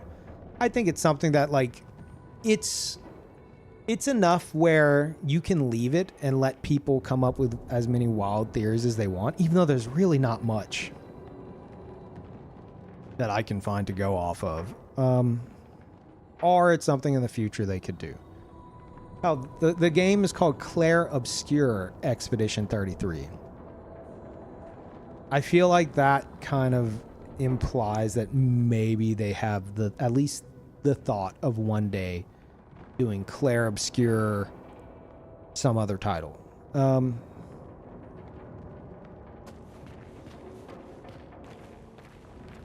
But yeah, I don't know.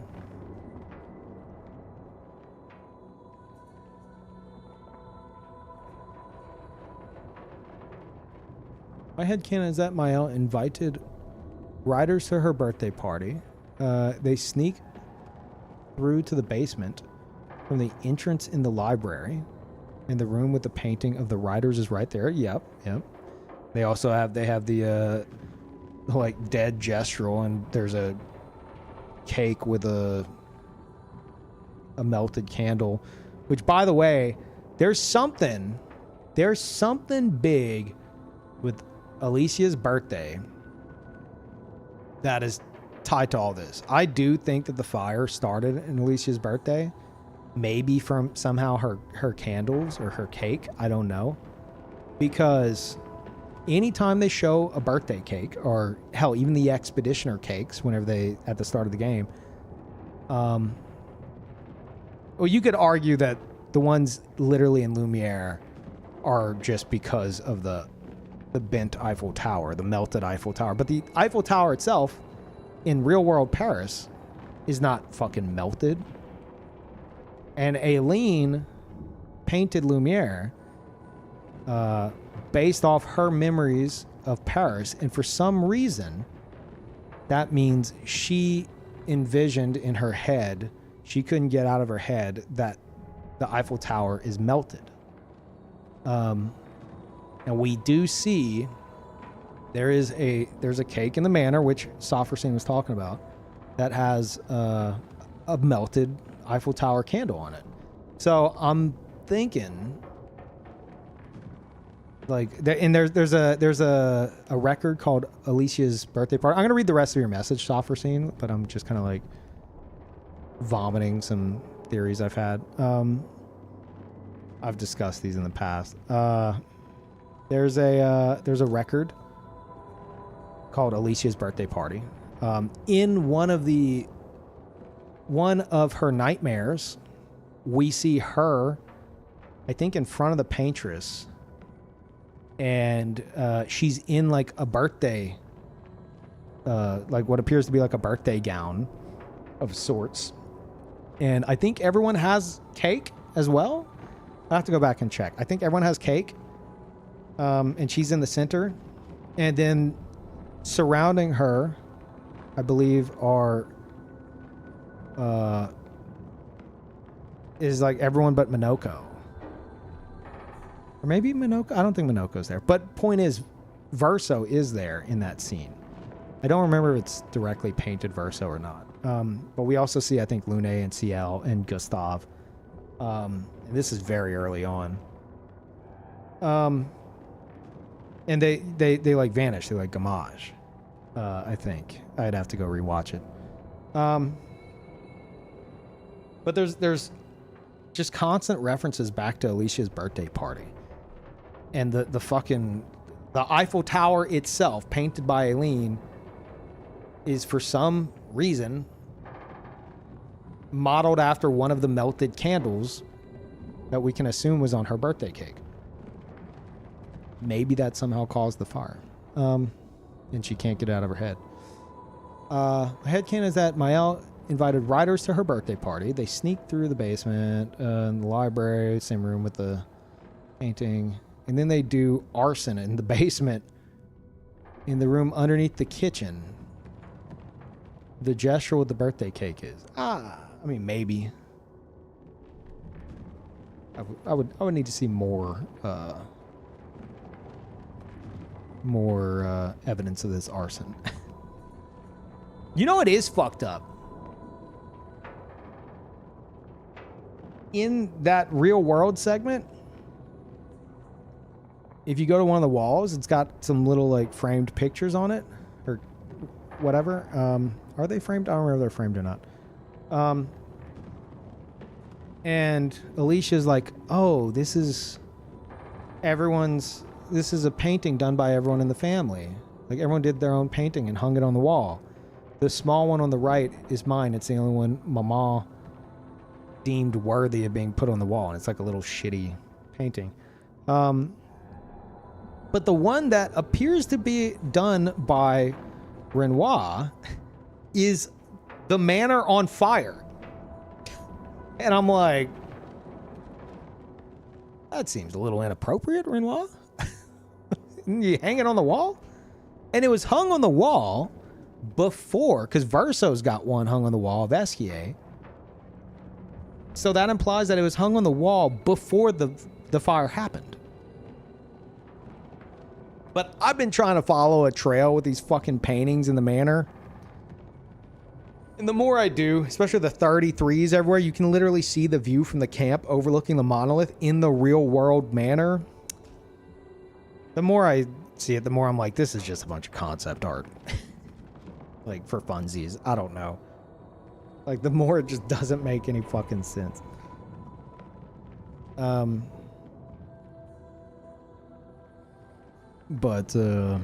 it is an interesting choice, though.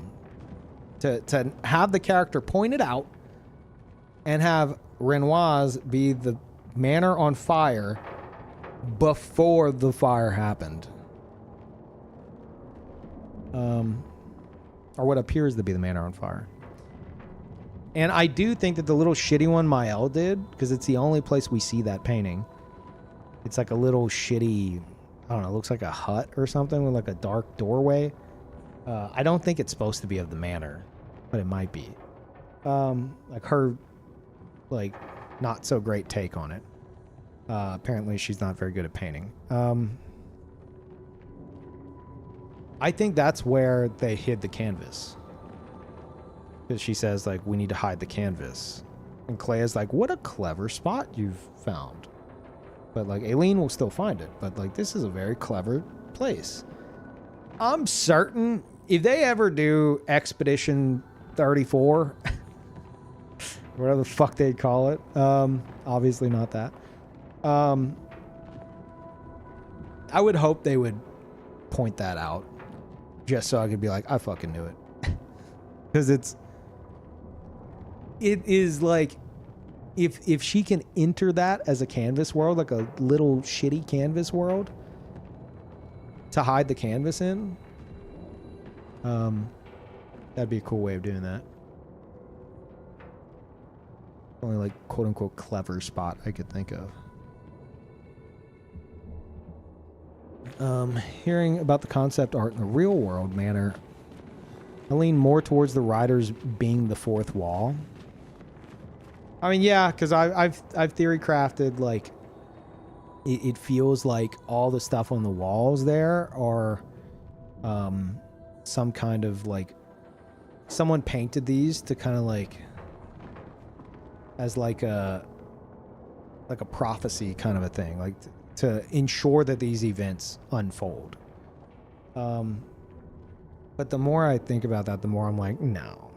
Even though Lune, as soon as she, I keep saying this, as soon as you first enter the manor, Lune turns to the left. She looks at a painting which seems to be of the very message that led them there.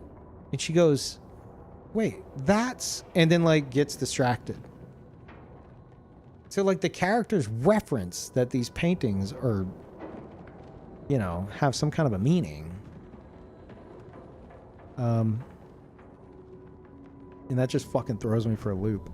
The only other thing I've thought of is, and again, we're discussing spoilers, like end game spoilers. In Verso's ending, on the grave, you actually see the death date is the 33rd of December. And I'm inclined to, as well as everyone else, roll my fucking eyes and be like, these goddamn devs. Like, okay, 33, we get it. But if there's anything more to that I could think of, it's if we're supposed to pretend December 33rd exists and we're not supposed to bat an eye at that. The only thing I could think of with the 33 imagery all over the manor is like Aileen in her grief before she entered the painting, painting a bunch of stuff with the number 33 on it because he died on the 33rd of December. That's all I got in terms of like trying to make any fucking sense of it. As to why it's in the real world. Like, you could make all your theories you want if it was only in the painted world, but the monolith with 33 on it and the campsite with 33 in the distance and 33 here and 33 there, it's all over the real world manor. So I'm more inclined to just think it's just fucking concept art on display for funsies. But the characters do seem to reference shit, so I don't fucking know anymore.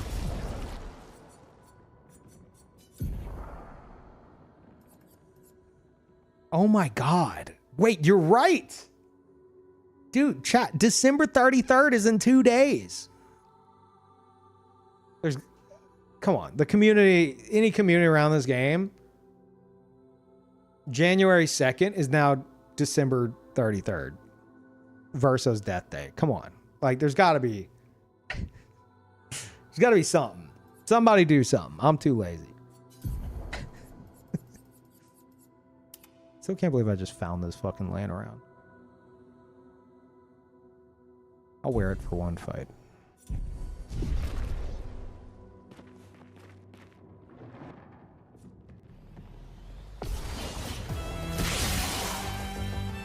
Careful, Mael.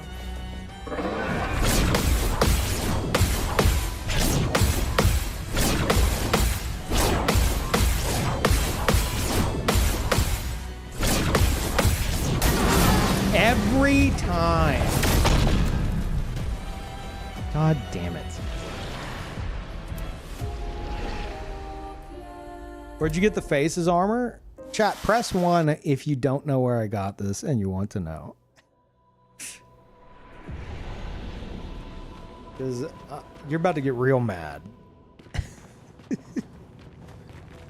It is 2. I mean, a lot of y'all saw me get it earlier, and I don't believe any of y'all found it on your own. I refuse.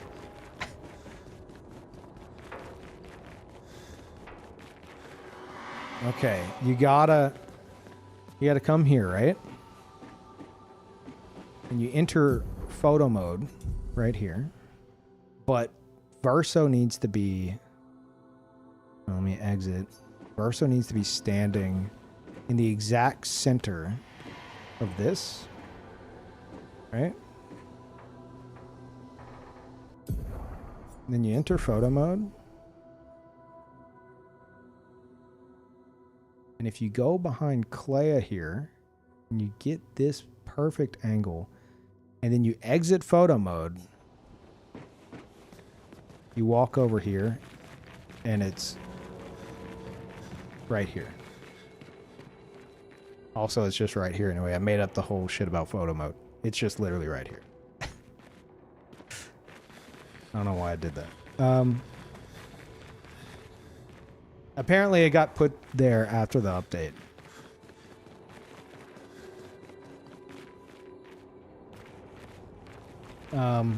Yeah, I was standing here for a moment. I heard like a twinkling. It's like, that sounds like an item below me, but I know I've fucking like searched the little bit of this place there is, and I went and checked. And I was like, what the fuck? There's a whole ass outfit down here, and it's this? Crazy.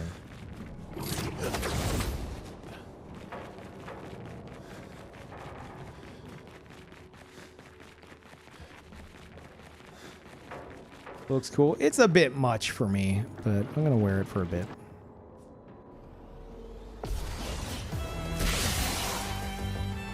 Watch out, Mael.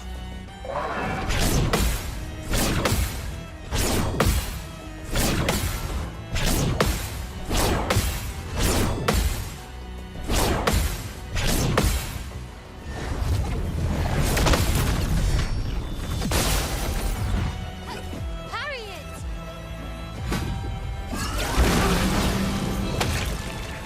Ready to parry. Good night, Mile. God damn it. Not impressed. Careful, Verso. What? I disagree!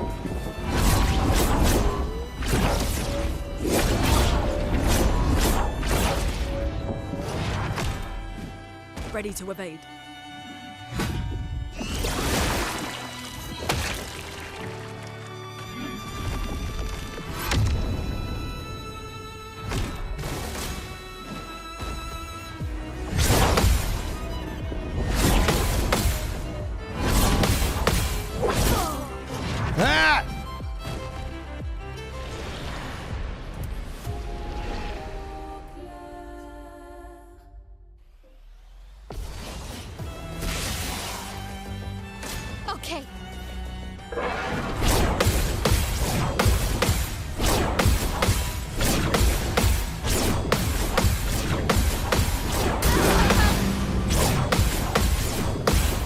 Bye, Mayo.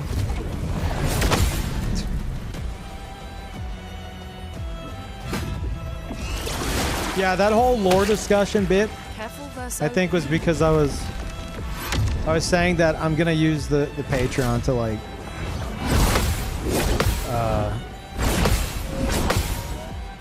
post about lore theories and shit like that. This is like a way to get that out of my fucking system, you know?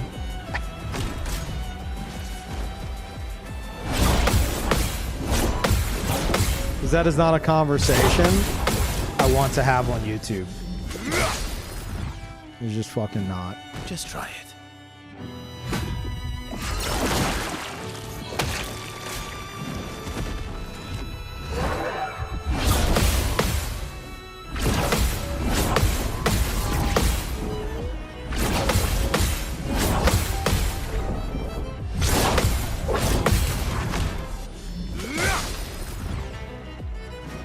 I'll manage. Prepare for oblivion. Just try it.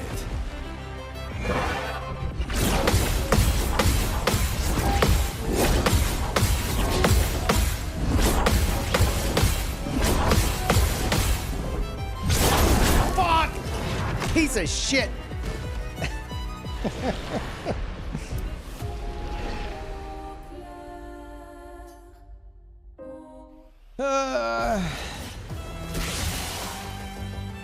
Take cover.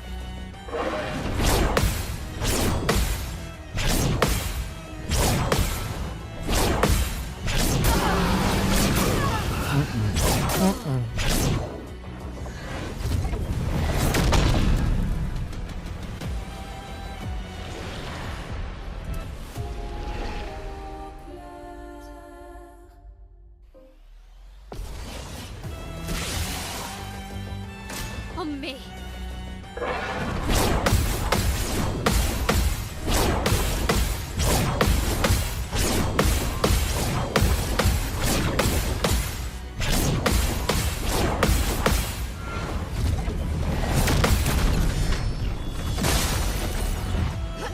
Oh well.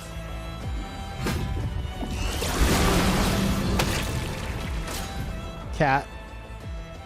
Hey. Hey. No. No. What are you doing? You're just gonna... Okay.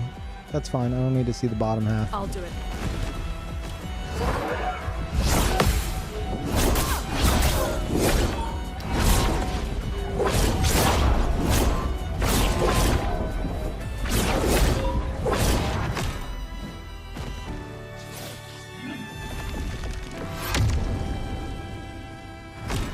Please survive.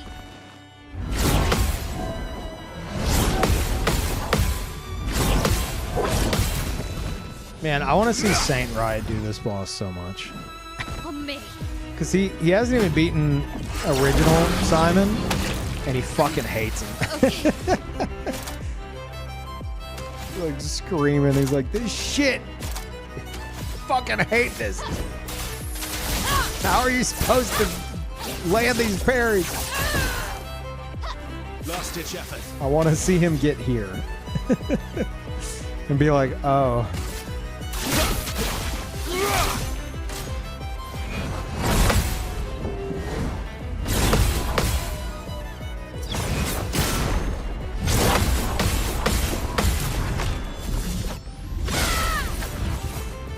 Oh. Can do. Virtuos inverted marked gamage. Powerful. I think greater powerful. Sure. Get out of this campus. Roulette? Roulette. It wasn't even a crit. Fuck. Dude, she has like, I think she's got like 98% crit chance or something. Ridiculous. See, this is why I don't mind.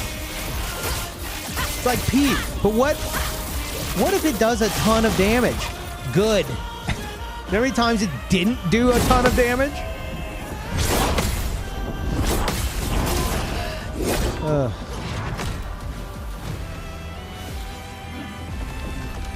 Won the 50%, lost 95%. I didn't even win the 50%. Okay. I think the Mark did some heavy lifting there.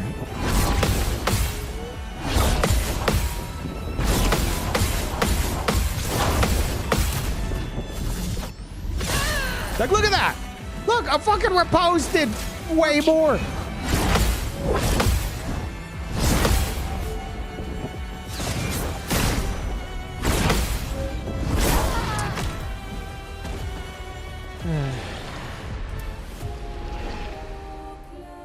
Also, I forgot I gotta change the team if I'm gonna fuck with this for a bit.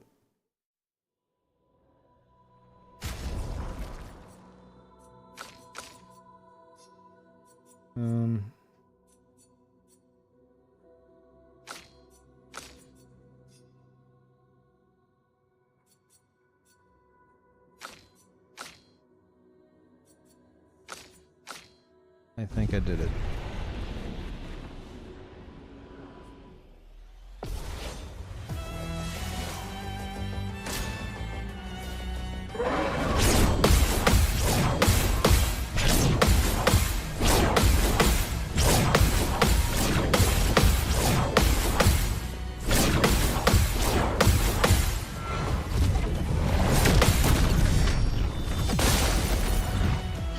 Ready to parry.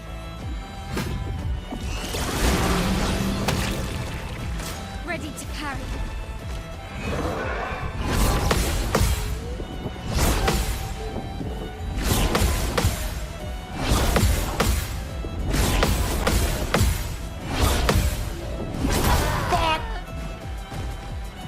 Let me see if I got it right at least. How the fuck is Minoko here? What?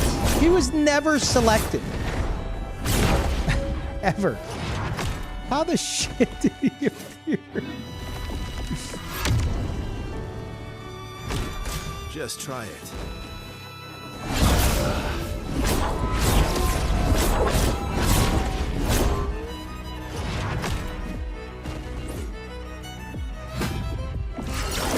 Just kill him.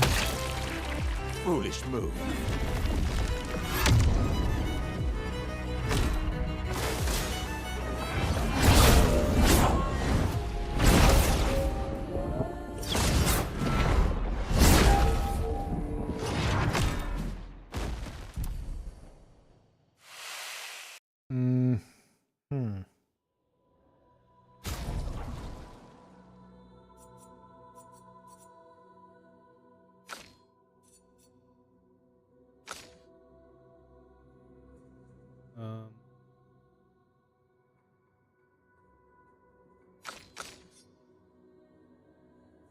No.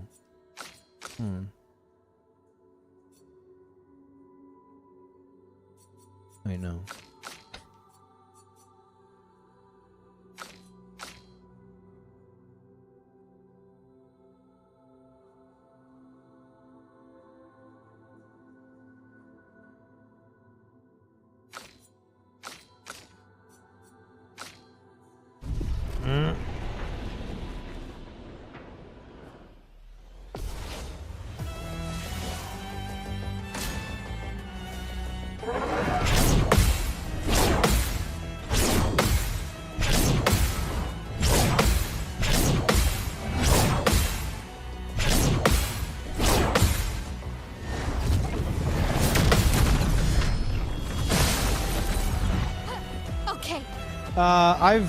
I mean, wait, what the fuck is going on with her hair? Mael?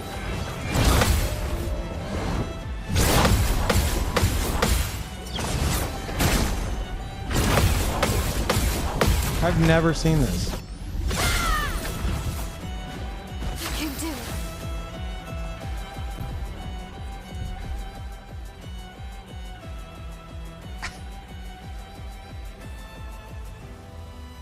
What the fuck is happening? I've never seen this happen. Over 200 hours, I've never seen this happen. Okay, it's good luck. I've decided just now.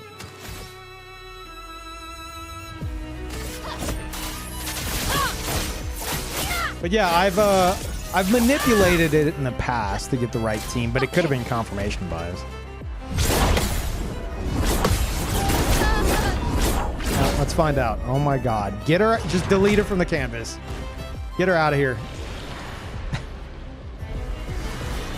Hey, it worked, but they're not in order. No. Today.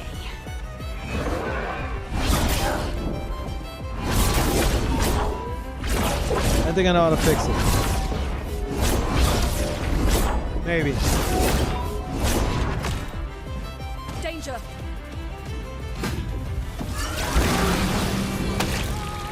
I'll do it.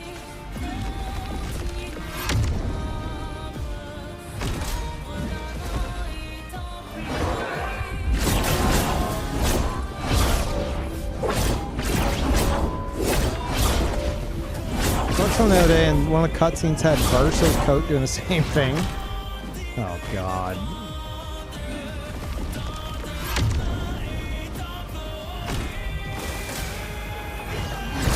I mean, I don't know why. I guess like something like changing the mood triggered this in my head and me fighting Simon.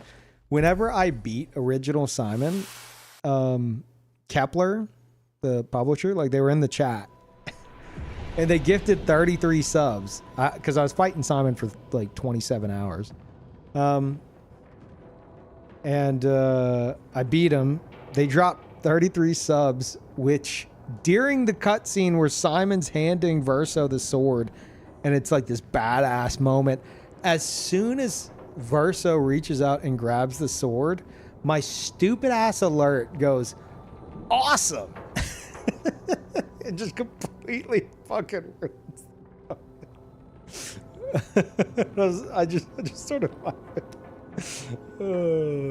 it was amazing though. It was great. It was like right as he grabbed it, the alert triggered and it went awesome.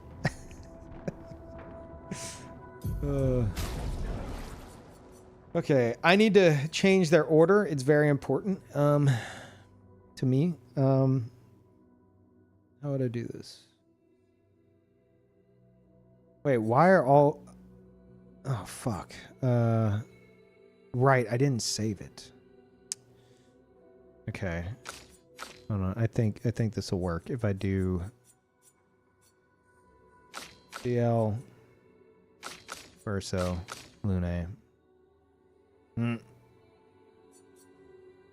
then we need to do...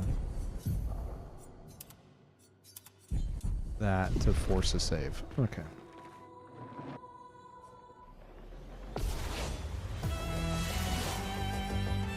Let's dance.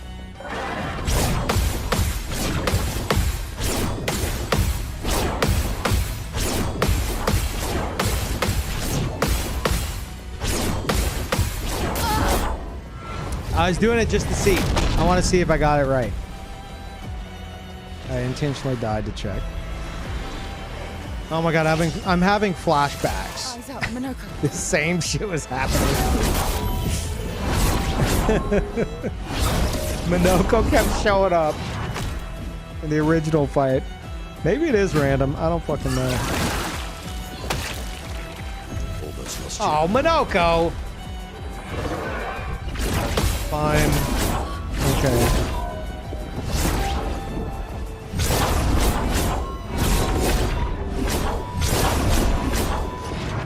Let me run away. Your turn to dance.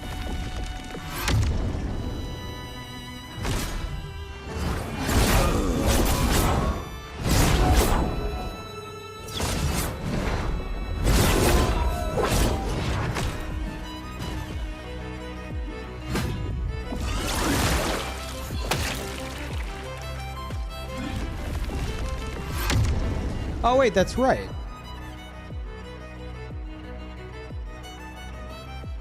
I've never clicked such a button and I never will. In fact, I've changed my mind.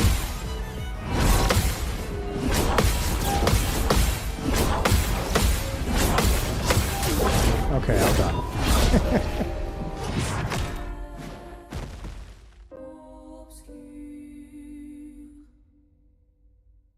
Almost clicked X.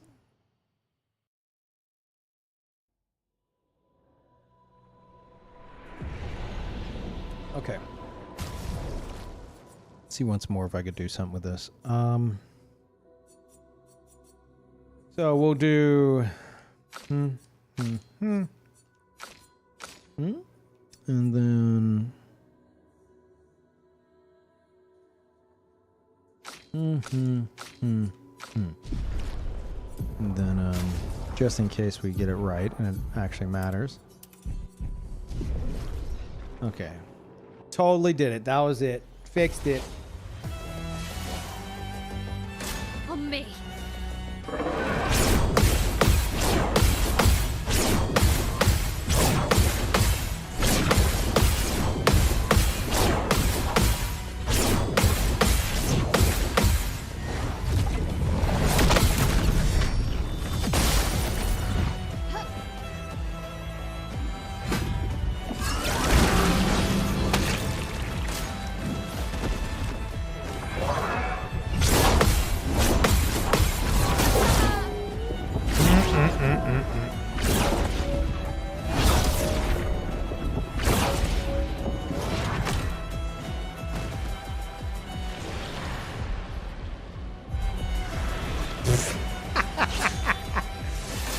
Go get the fuck out!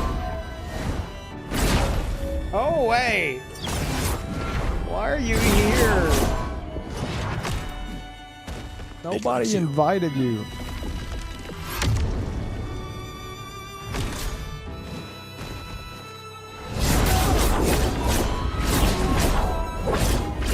Giga Chad Minoko's got this. No, he doesn't.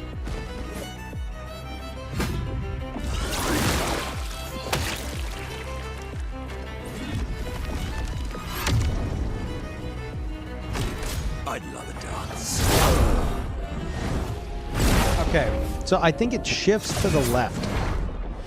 Like everyone shuffles out to the left. So that would mean, in this thing I just made up in my head, we want CL. Minoko's now in the middle. Verso. Minoko's on the edge. Lune. Minoko's gone. And we do this. And in the event that that's what's fucking with it, I even want to. I don't know why that wouldn't. Surely that wouldn't fuck with it, right? No, that's. See, that's the superstition. No reason changing weapons would fuck with a turn order. Ready to parry.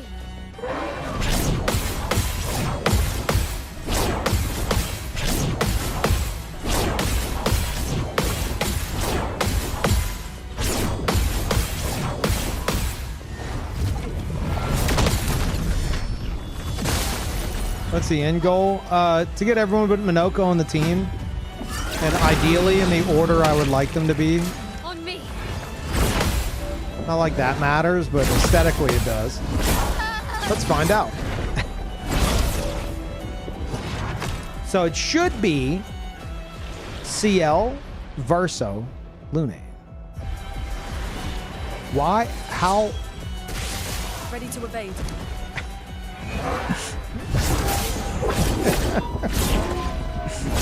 How the fuck? Okay.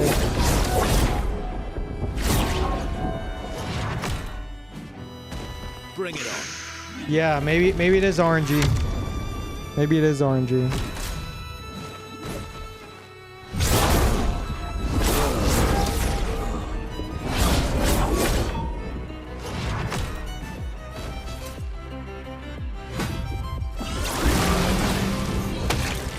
Just try it. Not impressed.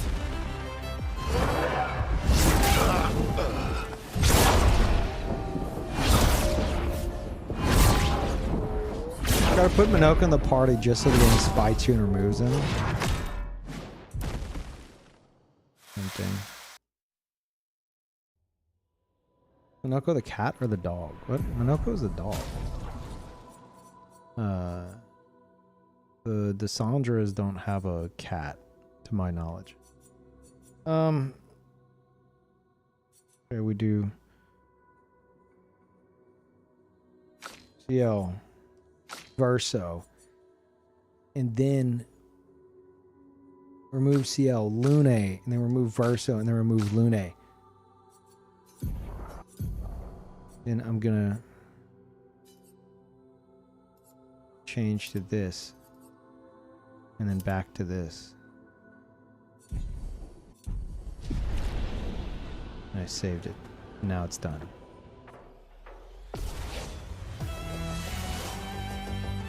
On me.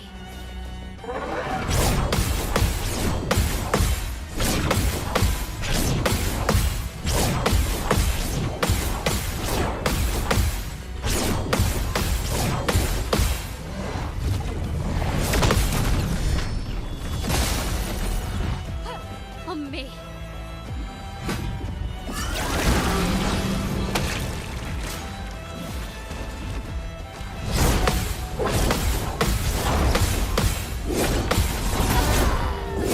Perfect. Let's see the...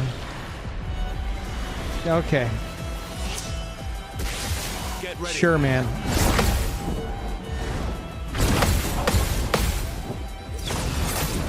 I got the jump bug. Great. Did he... Must rage.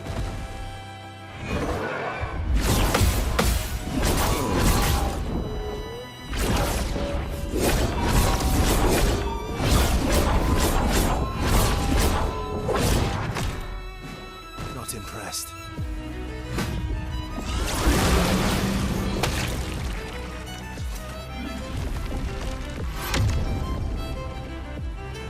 Try me.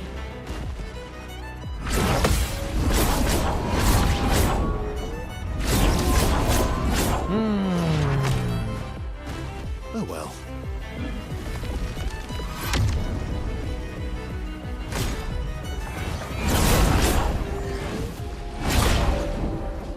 Alright. I'm gonna do one more thing and then I'm just not gonna worry about it.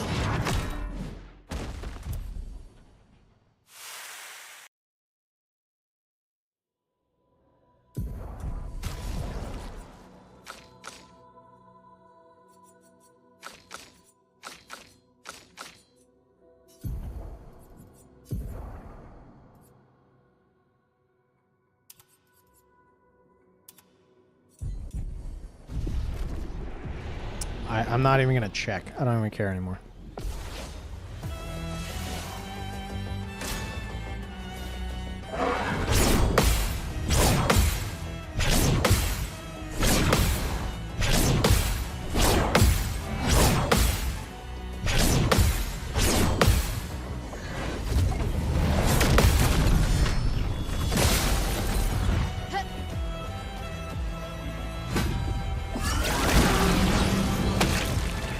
Ready to parry.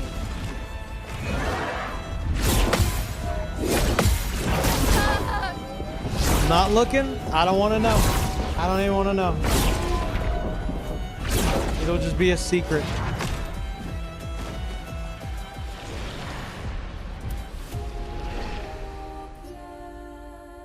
I ain't going through that shit again.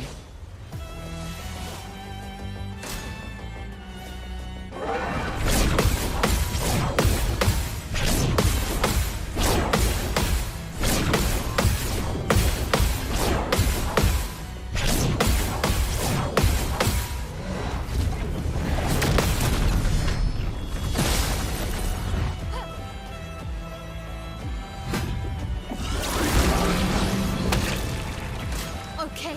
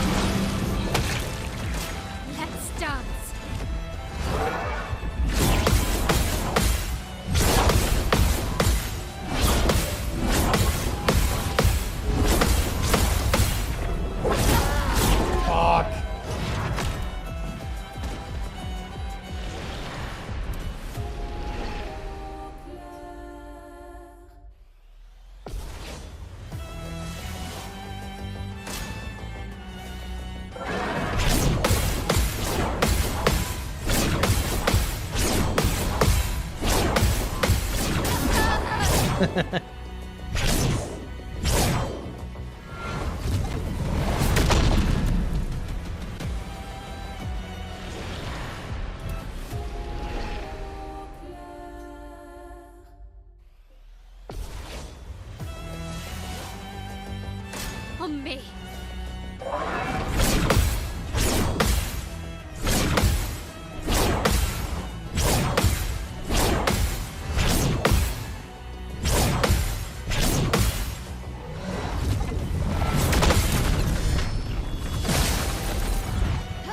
Ready to parry.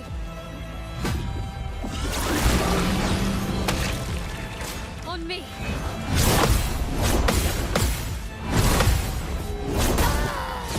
Why did I do that?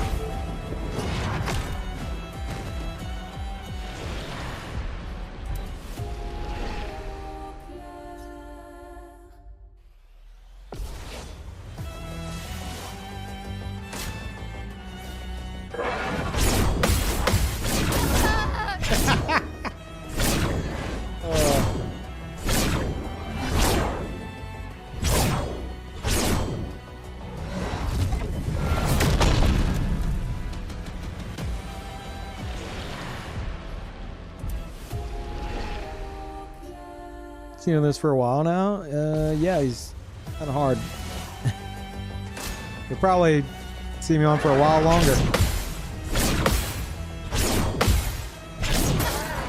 Especially if I'm doing shit like that.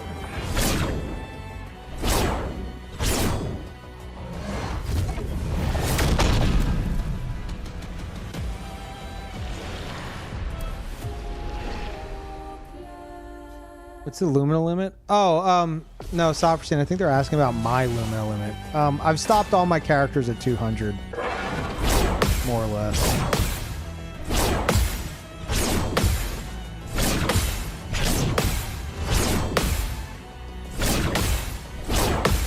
And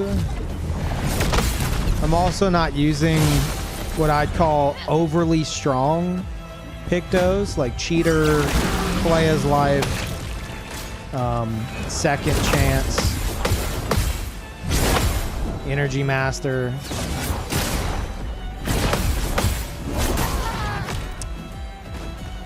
The only thing really strong that I'm okay with using is Gamache. And that's because my L has had roulette since I found it. Okay. And more often than not, I get completely fucked by it on the Gamache, and it's a fucking waste. So I allow it.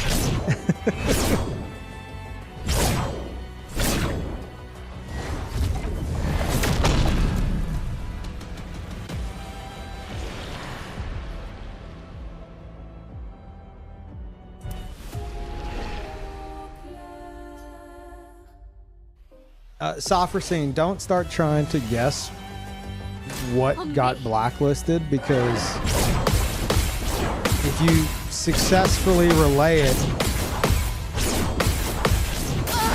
then you're going to spoil me on something my mods are trying to keep me from being spoiled on. You understand? Something's getting timed out for potential spoilers. What could it be? Let's find out. Oh, it says blacklisted spam. Would it? I don't know if it would say potential spoilers. That might just be something weird in the blacklist filter. You're not wrong. But still, don't worry about it.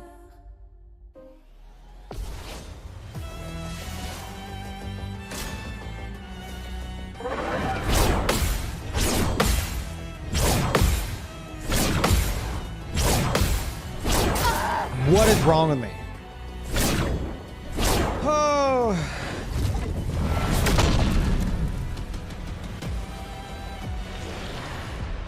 Yeah, like it could be for like Silk Song or something.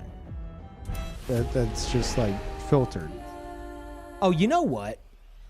I bet you it is. Because yeah, we have a lot of stuff in the blacklist filter That's like areas in Silk Song. And the list never got updated.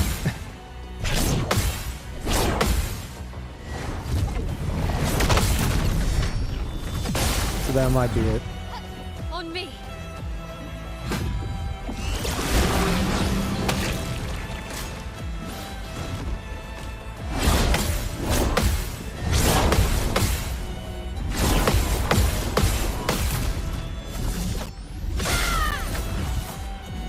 I can do it.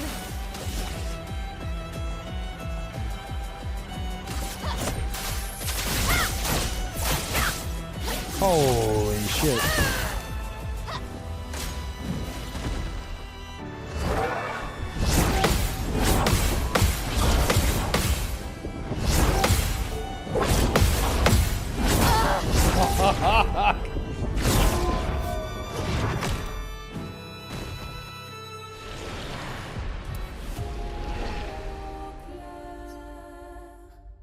Yeah, there's a button for abandon battle. I guess you have to technically start the battle, but we don't do that here. We don't do that here.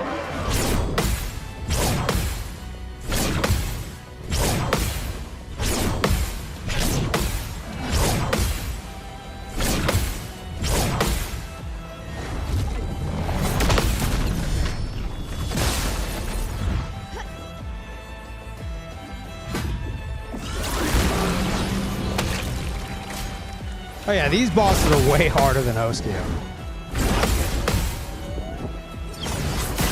I've been saying this is for the sickos. Oskio's for everyone. Nice, charming, fun little free DLC. Everybody loves. Oh wow, so memorable. So sweet. What a great series of moments. Nice cherry on top to everything. And then the devs were like, okay, we need to put something in there for the people whose brains are fucking fried. For the real freaks. That's me. Ready to parry.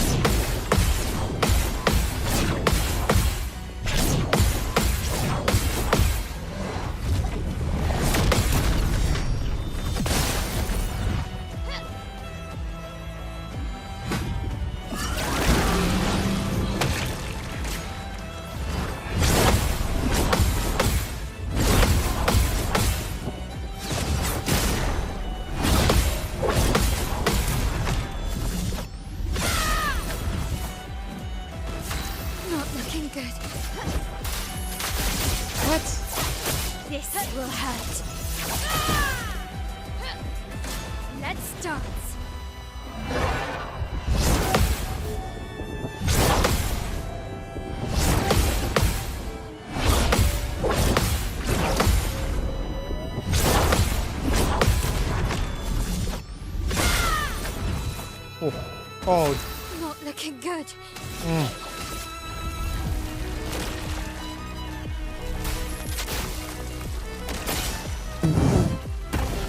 Oh fuck. Grace and grace. Oh no, he's gonna do it. Wait, no, this is. Hold up. How do I know. I know the play. On me.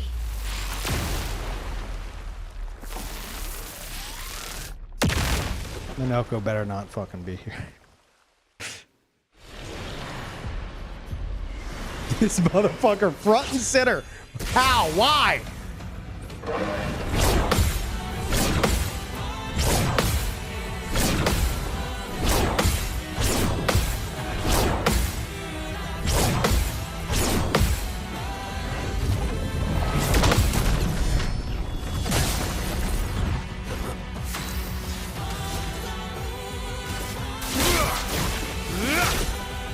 Minoko, get ready.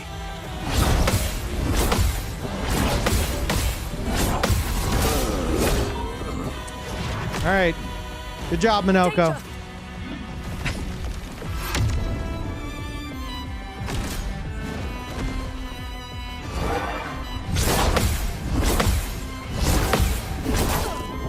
Oh god, she lived. She lived through that. I didn't think she'd lived through that.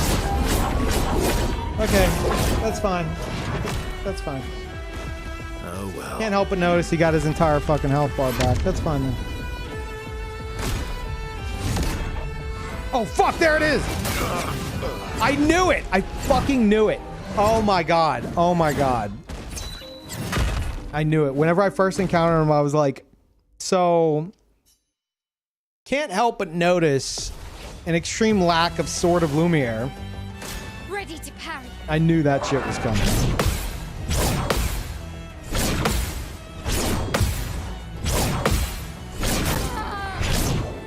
That's... Okay, okay. Alright, I have to check something here. I have to know if it's actually RNG. It is. It's literally RNG. Okay. But Minoko, for some fucking reason, is the main character.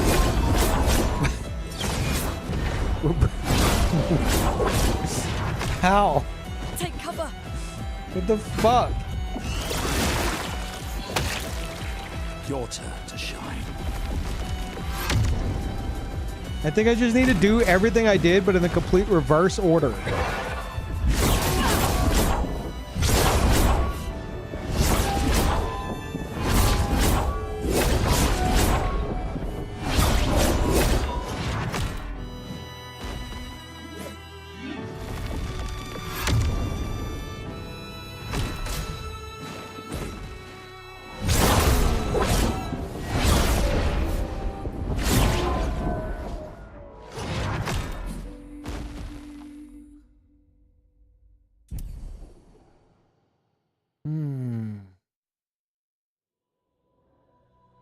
Why not have him enter now, die, and then get removed from the canvas?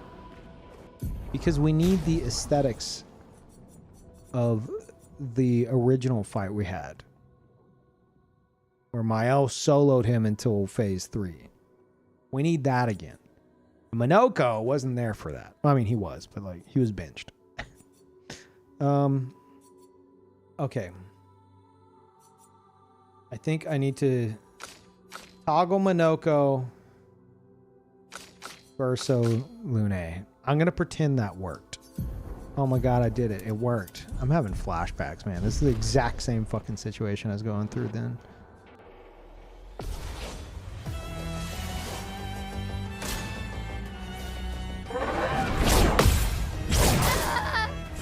Well, let's fucking see. I swear to god, if he's front and center again.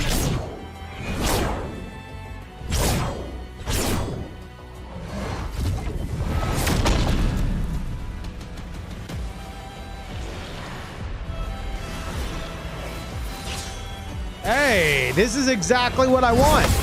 Now, can we keep it? Can I keep it, please?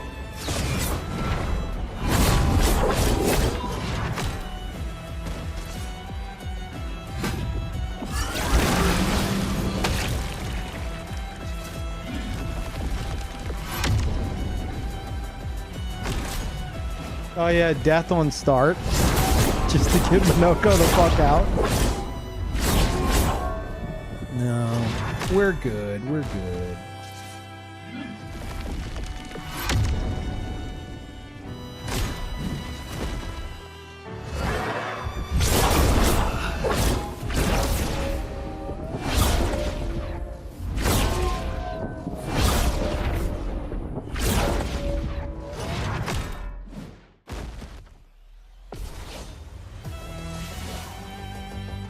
On me.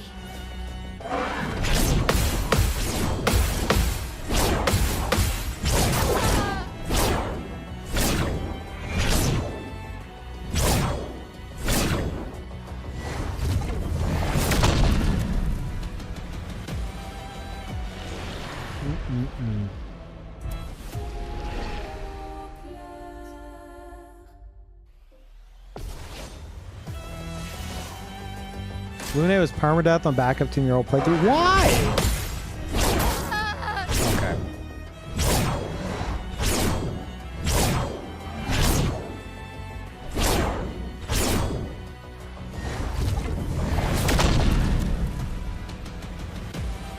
Sorry, Bess.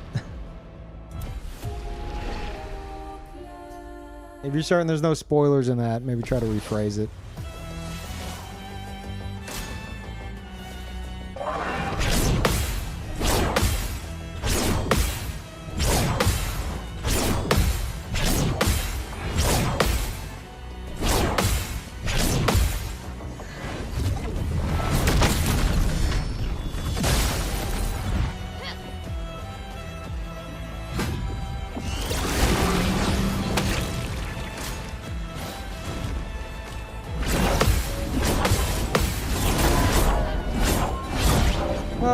I think my brain ceased.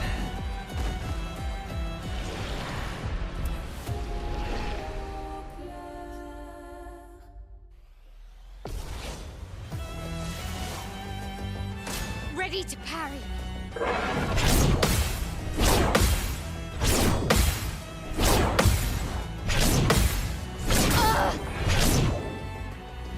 Did Simon make a dino noise before he started swinging? What's that about? Verso loved trains and Simon loved dinosaurs. He always said, I want to be a dinosaur when I grow up. And Quaya made him one.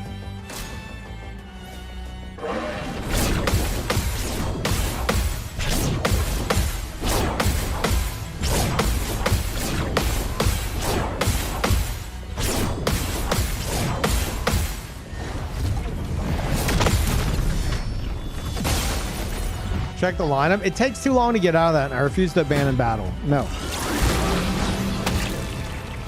Ready to parry.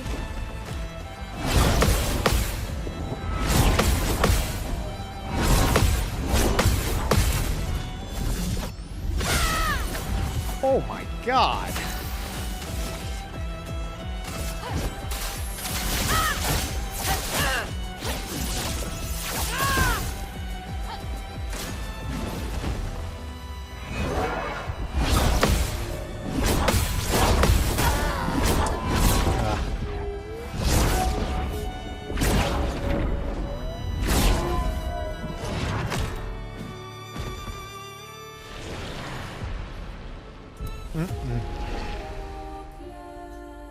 You know what I might do, chat? I think I might resist gamaging him.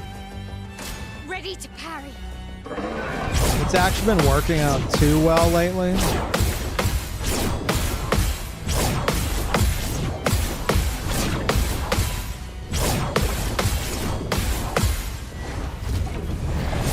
My damage is already high.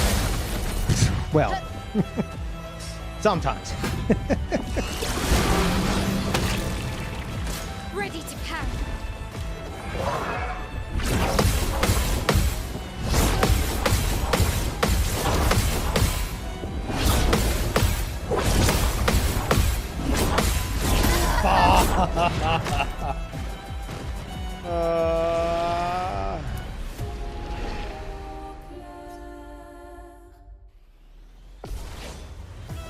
Yeah, don't make me do 2 times, Simon. I'll do it.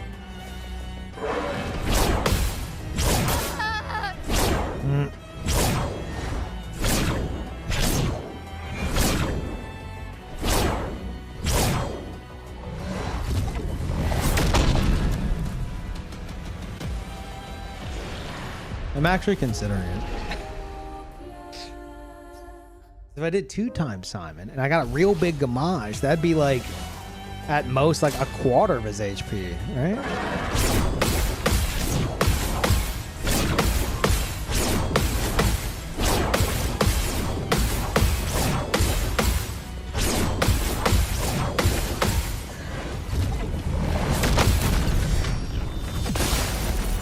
No, I don't want to put a cap on it. I prefer to do like enemy damage. Or sorry, enemy health up. Hold on.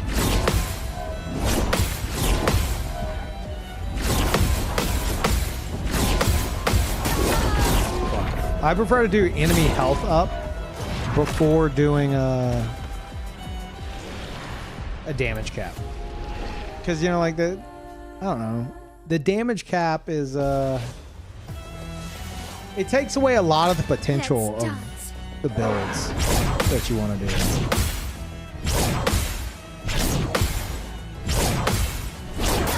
It's like if everything just does 999,999 damage max, then everything's the same, you know?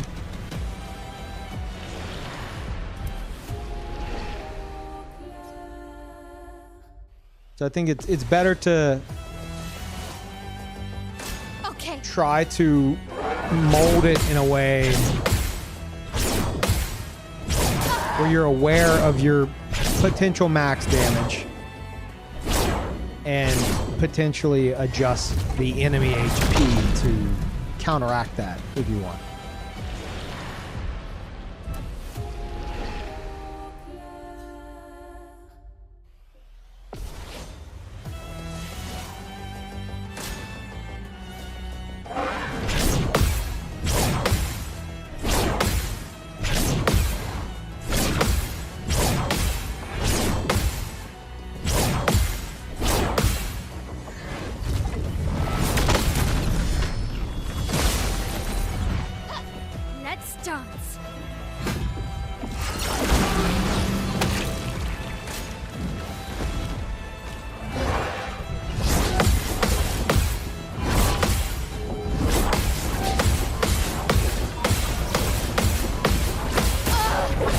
I thought that one had hesitation.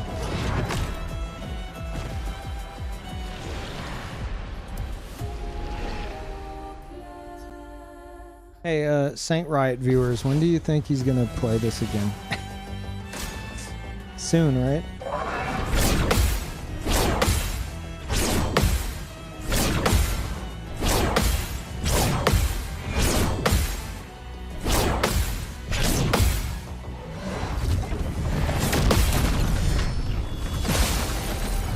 Only Night Rain. Yeah, I know.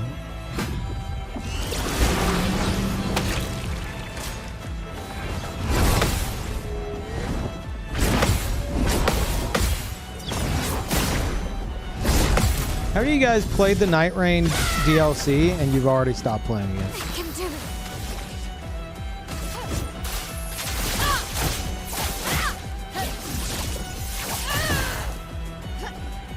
Okay.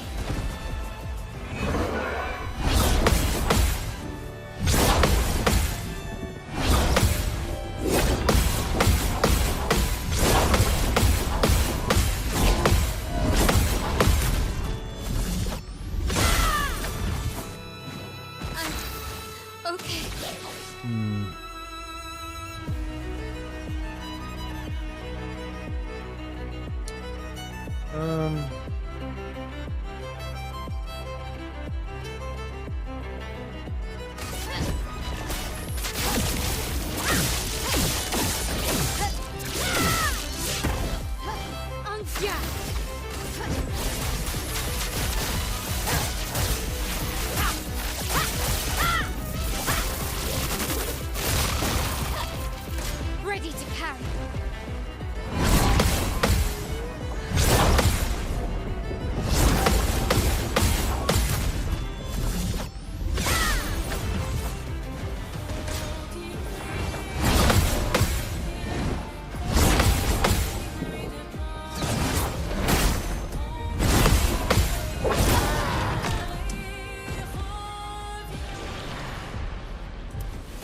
I've made a decision. I've made a decision, chat. A difficult decision, but a decision nonetheless. I'm taking off this outfit.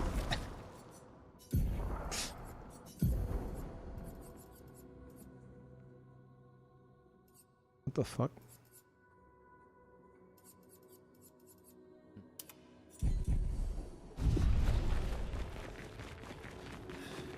Hey, hold on.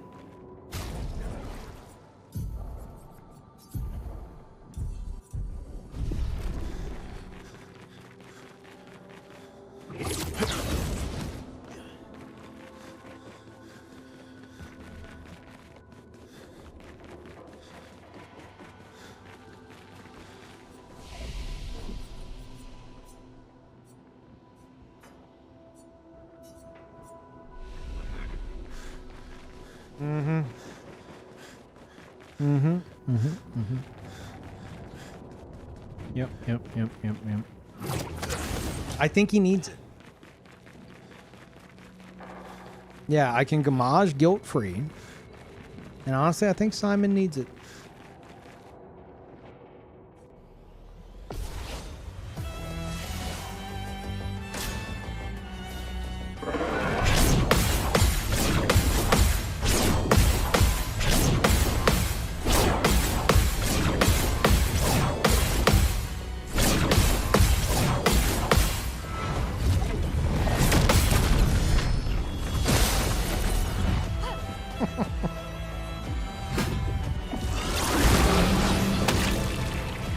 On me.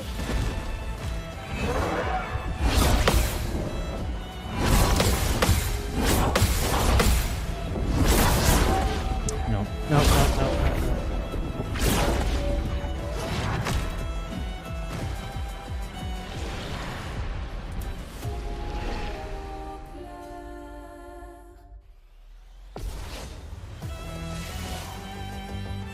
Okay.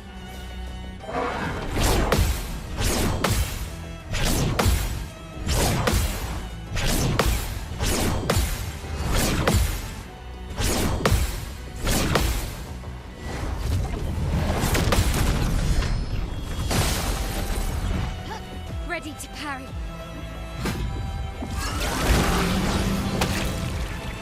On me.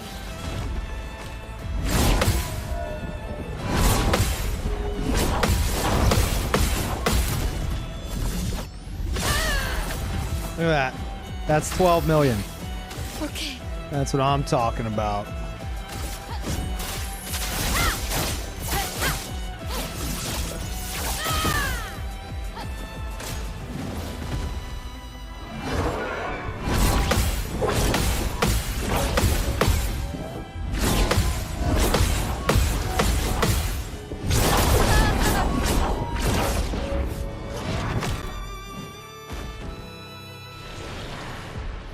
I will say though, Simon might be the only one that I do 2 times HP for. I ain't doing it on the fucking Lamp Master.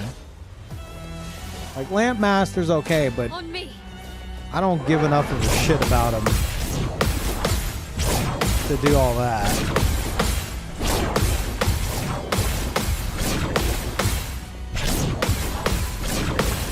That might just be a Simon special.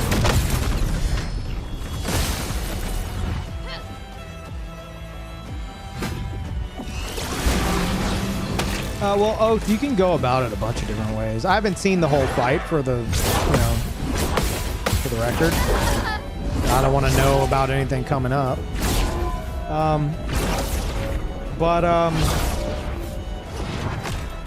Like I could be dodging if I wanted to, which would be much easier. Could be dodging. You can probably make it to where you could just fucking tank everything. You could probably just nuke the shit out of them if you wanted to. There's items in the game that let you like play twice no matter what, that I think the devs very clearly with these fights expect you to be using, but I'm limiting myself and not using them. Ready to parry. You can make yourself really fucking fast so you get a bunch of turns.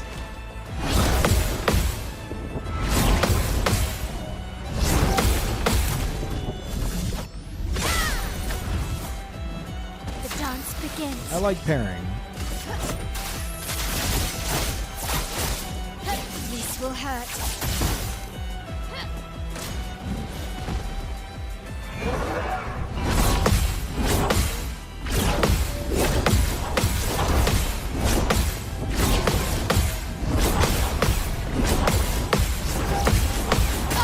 Are you fucking kidding me, dude? The last one? Fuck you.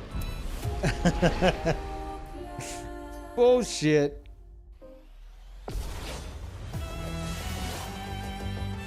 Okay.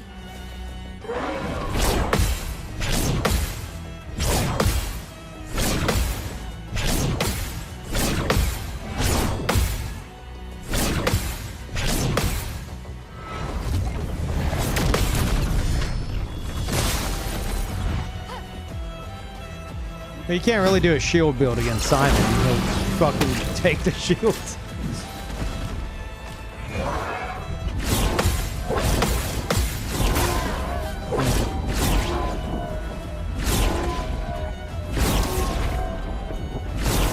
Yeah, Mael is usually a glass cannon, as glass cannon as I allow her to be. She's usually a glass cannon with shields that she starts with. Ready to parry.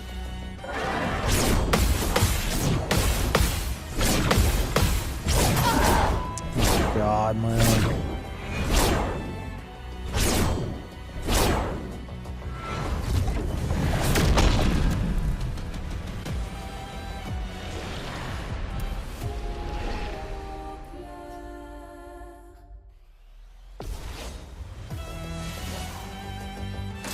Let's dance.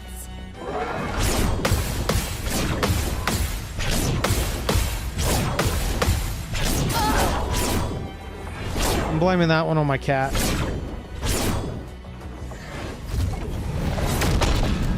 Here he comes. There he is. He's gonna lay down. What a good boy. Good boy.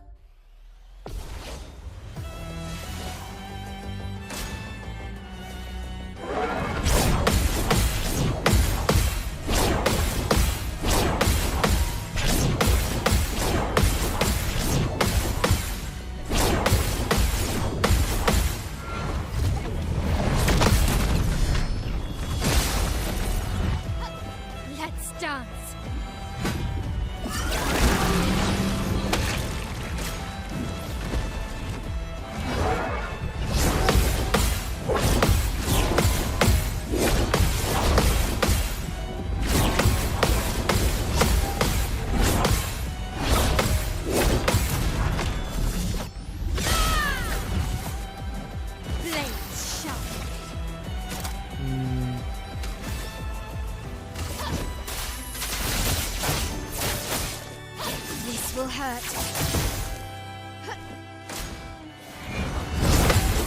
Why did I double tap that so quick for no reason?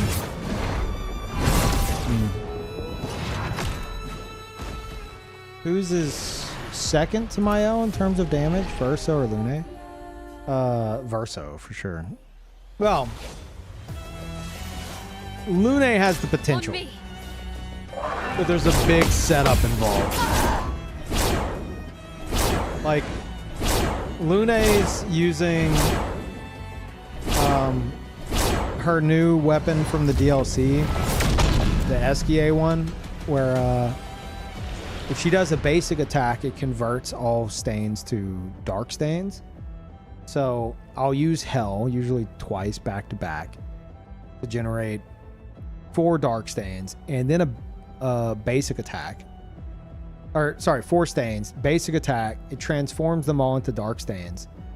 And then I use Hell again, and it'll consume all 4 dark stains for like 300% extra damage. And then I think I have it set to where her basic attack also applies defenseless.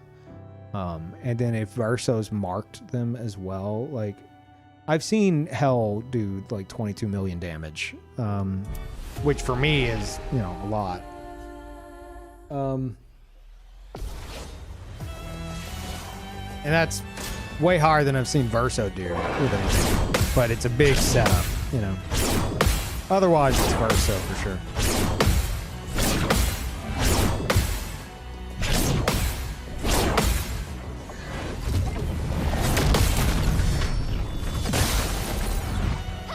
Okay.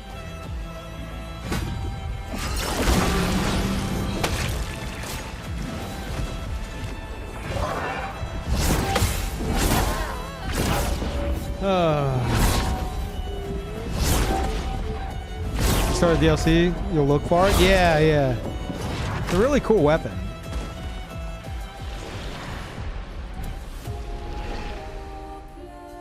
And if you give Lune like all 3 combo attacks, it looks really cool.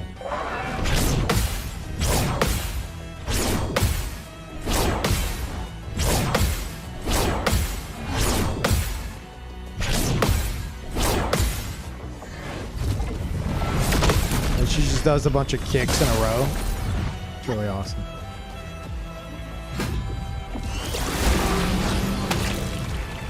Okay.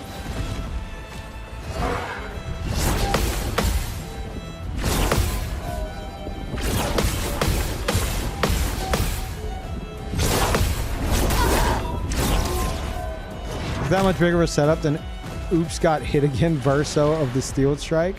Well, let's see, since apparently you're not very good at counting. Well, you use Steel Strike and you have to wait 1 turn. So that's 2 turns total. While Lune is 1 use of Hell, another use of Hell, another turn for the basic attack, and then another use of Hell. So uninterrupted, that's 4 different turns.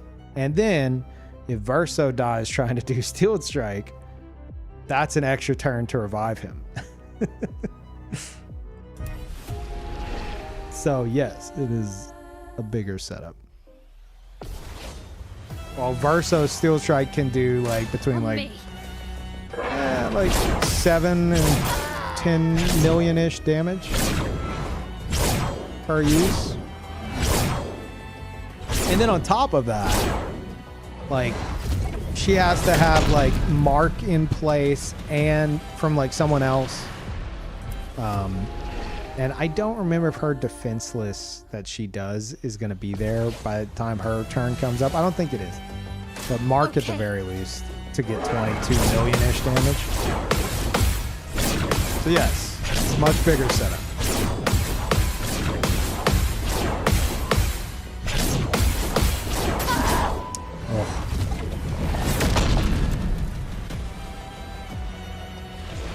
Should be an instant retry button. Yeah, it's a shame there's not an instant retry button.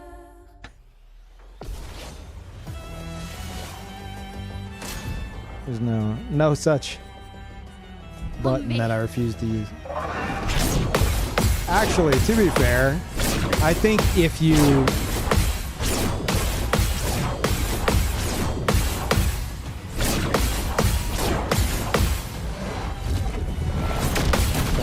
if you die, you have to let it play out. You can't pause the game. So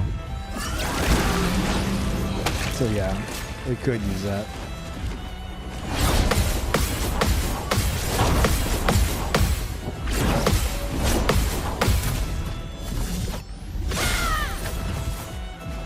This will hurt.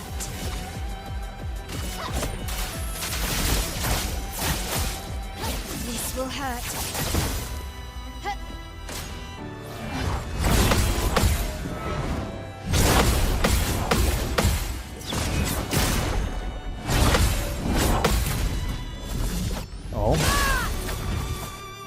Okay. This will hurt. Will it hurt?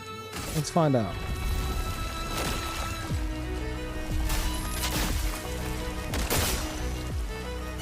Not looking good. Yeah, 2 times HP was the play.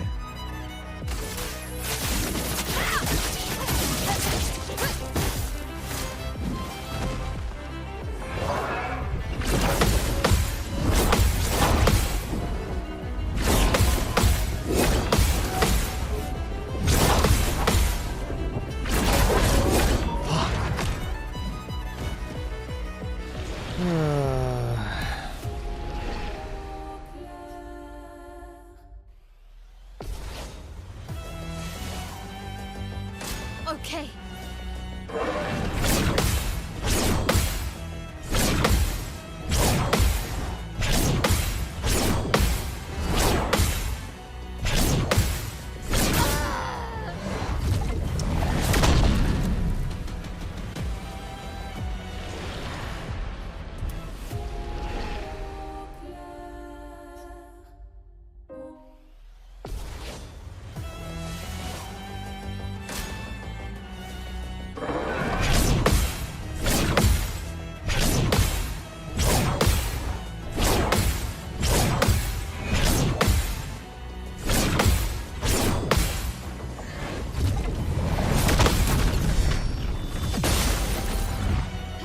On me.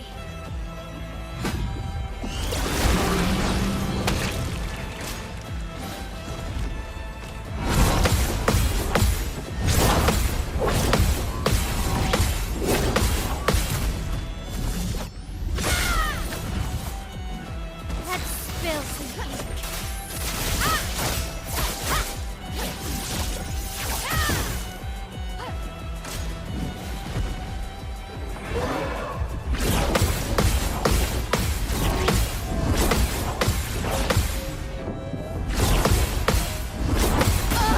Ah.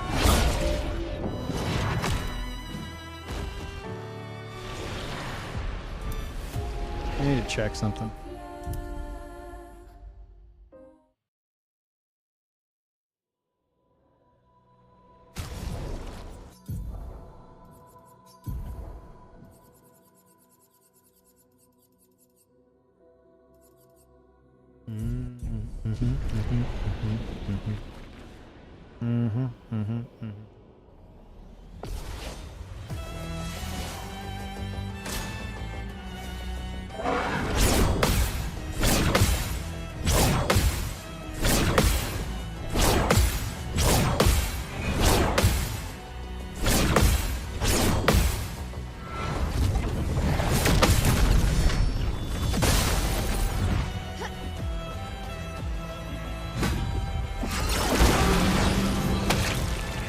Ready to parry.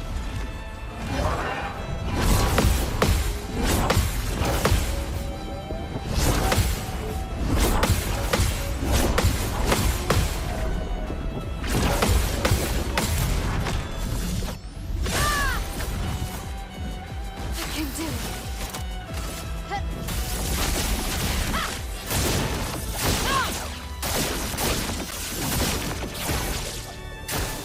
Okay.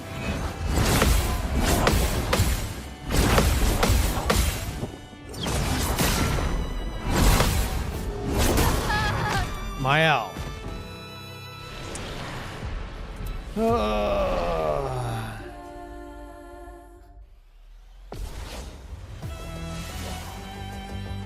On me.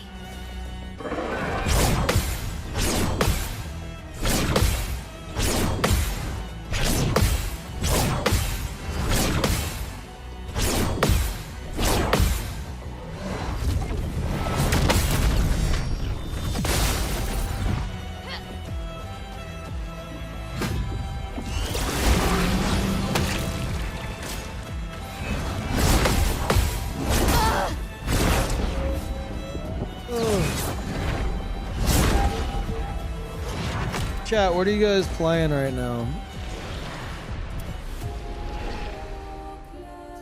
You're all surely playing Expedition 33 as we speak, right? Okay.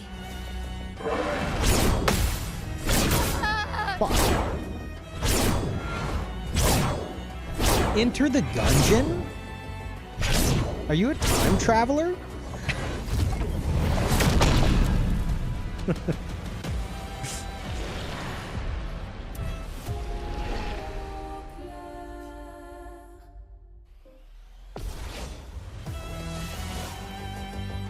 On me.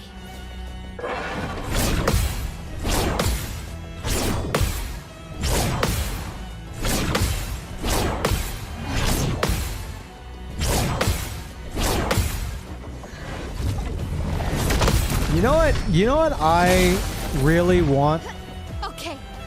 I mean, I know I'll never get it, and I didn't. I liked the game, but I never really got into it. But hold on.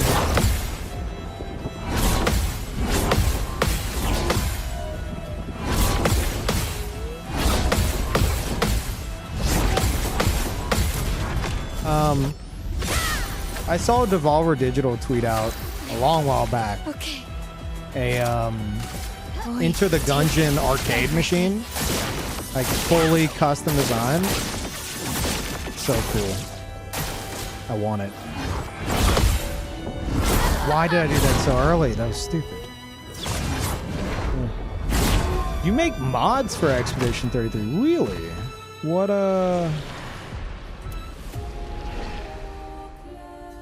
dare I ask? Well, the one I'm working on right now takes off Simon's clothes. Like, oh.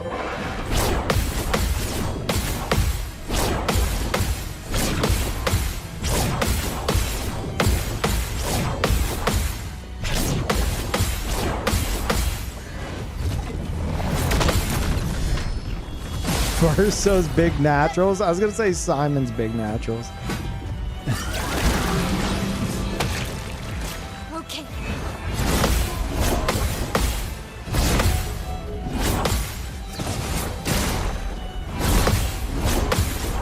Still learning new hairstyles and outfits. I feel like this game needs that. I think one of the weakest spots is the outfits. Some of them are amazing, but most of them are not, and are just copy paste of like other characters' hairstyles, and feels kind of like, eh.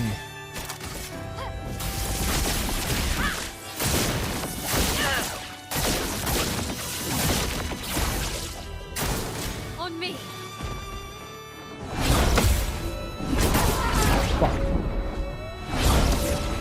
90% of them are what the fuck is this, in my opinion.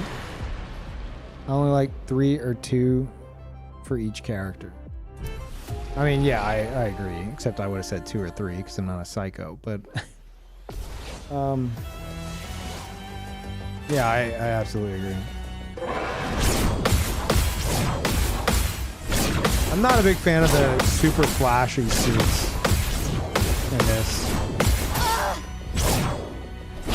It's like too much, you know? It's either you have something that's like a pretty little Sunday dress, or something with like RGB fucking glowing on it. You know? It's like there's no in between. I feel like the only in between is like the original Expeditioner outfits, which are amazing. It's so hard to pull yourself away from them because they're already so good. Monoko's swimsuit is, I'll allow it. That's fucking peak. Yes.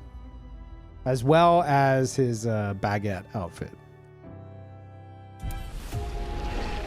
Verso's got all the cool ones. If you're referencing the flame one, it doesn't work for me.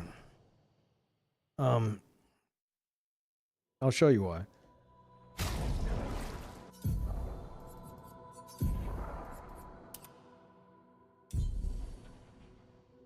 It doesn't work for me because Verso's got a 1,000-yard stare. Because he's like the most depressed man in the universe. So making him wear this outfit feels so off-putting. You could tell he doesn't want to fucking wear the outfit. It's like he doesn't look badass. He looks he looks done. You know? Which why I like this. I do like the Esquier outfits. I don't like how it changes his fucking animation. This one's pretty cool. It's way too much for me, but like it is probably my favorite of like the really flashy ones. Which again, there's like what, 3 really flashy ones? Like this, and this. I mean, I guess you could also say this. And I think there's some like DLC ones I don't have, which whatever. But I love Renoir, and this is my favorite. Yeah, I'm gonna take a break. You don't like the suit? The suit's cool, but I wish it like hung over the shoulders like painted Renoir. I think that'd be awesome. But the suit's cool. Chat, I gotta use the bathroom. Shouldn't be long. I'm gonna put on some clips. I'll be back. Don't go to sleep. You're not allowed to sleep.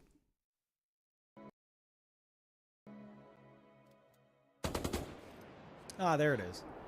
I guess that's taken care of. I know you have questions, but can you save them for after? Sure. He better not have gotten that gun. How do we do it? Do we jump like Fragile? No. The beach goes the whole way. We run together. Run? Yeah. Like Mario and Princess Beach. Oh, shut!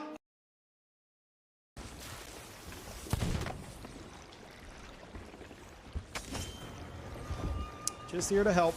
Peeve, I'm your biggest fan. What?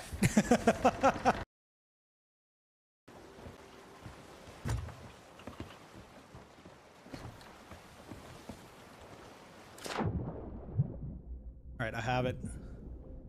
Hopefully they didn't hear me. Actually, I'm gonna go that way. Yeah, you need to get here.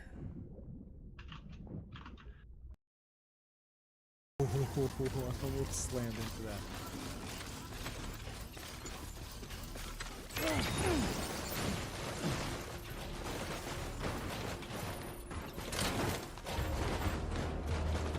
Well, the cargo's trashed.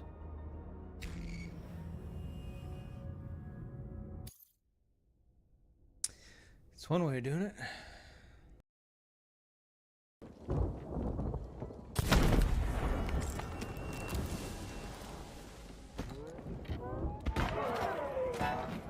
Go on.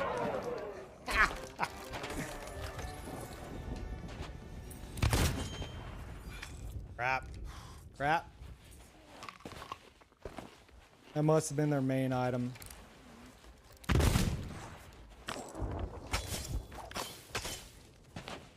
Oh, this is greedy and dangerous.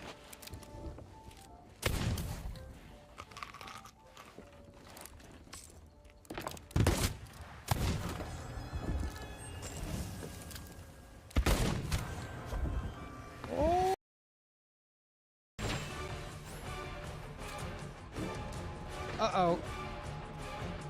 Uh-oh.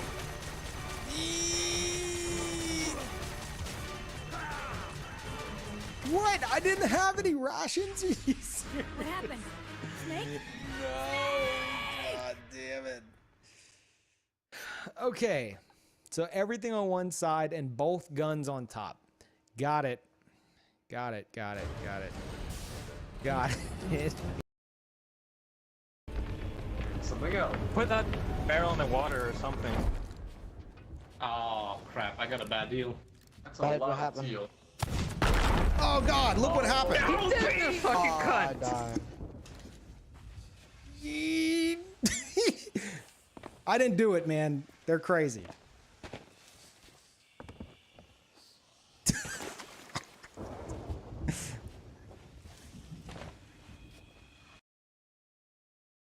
Digging up big plants? What do you mean?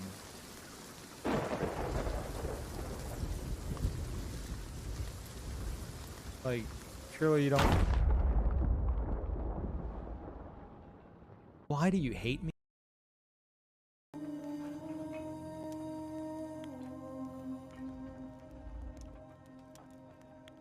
Dear God, I hate it. In every way, shape, and form. Time to...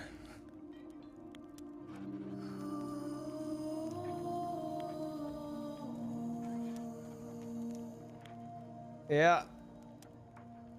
Time to flush it. We had a good run. We had a good run. It was great while it lasted.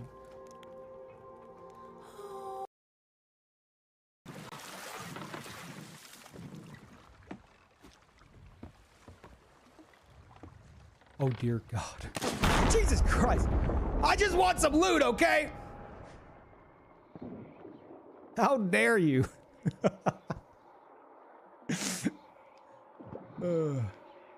I deserve treasure too, you know.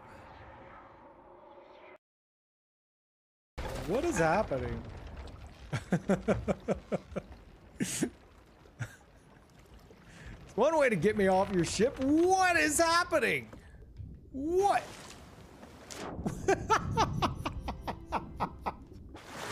What the hell was that? No, no, no, no, no, no, no, no, no. Chat, can we get some PvP lols? That's why I wanted this. I have an emote of this skull. How am I not gonna take it? And I can't play nice. I can't play nice, chat. Like, that's me playing nice right there. Right? Sure, I blew them up, but I only took one item. Right? I only took one stronghold item. The rest is... Hope we get the legendary grenade mod. We'll steal it so fast.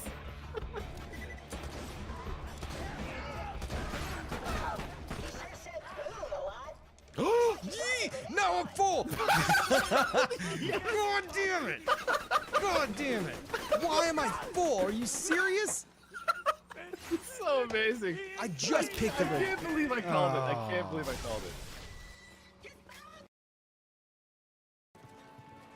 it.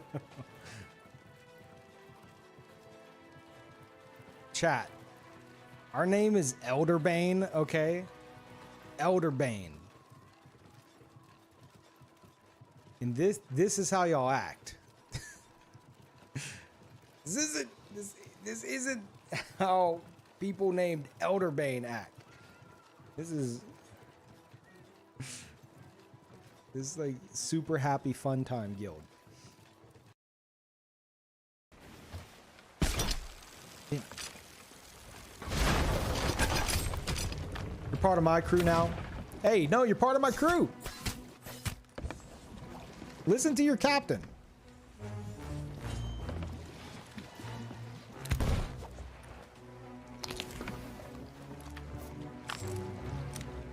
Hey, go repair that hole. I stole you. You're mine now.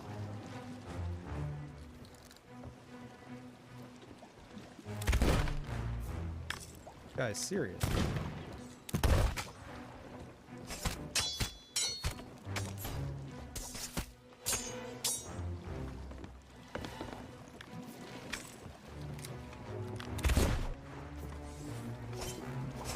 We could have had something special. Stole him right off.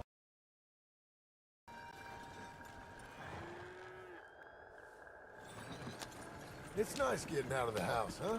I like being in the house, Pa. Life ain't just about doing things you like, boy. That's what happens if happened you the hit other a tree. With those men, did you kill them? I did what I had to do to protect you.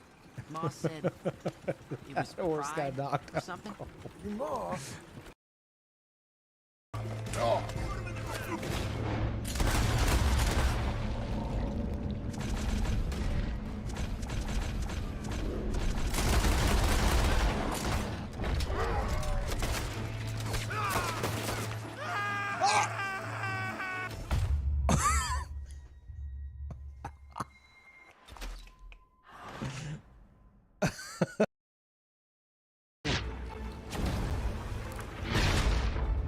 I got hit. Killed him. Collide? Gonna ram? Chat. He's a PvP god. He's got this. He's got this. He's a PvP god. What was that?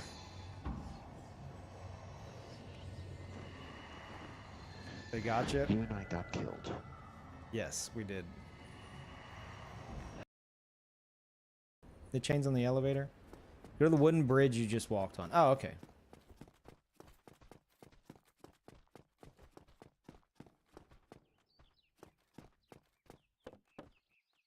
No, I'm not seeing them, chat.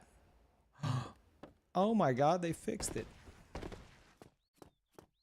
Oh, no, they didn't. My $40 chains, there they are. They look good, though. They look good. Wow. Yo, been at this for an hour. Why NFS? Need for Speed. Need for Speed Master Mode, chat. After this, I'm switching to Need for Speed. They just released Master Mode. Okay, let me just fix that. All right. You're not actually turning towards... Okay. Holy crap.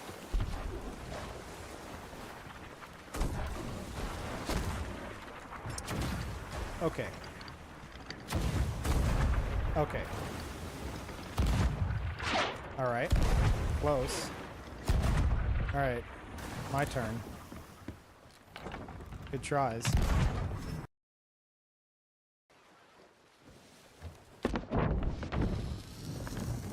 That's for you. Dude, what?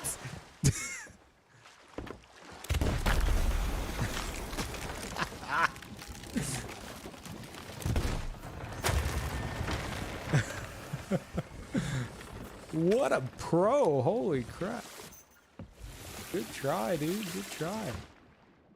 Oh, yeah.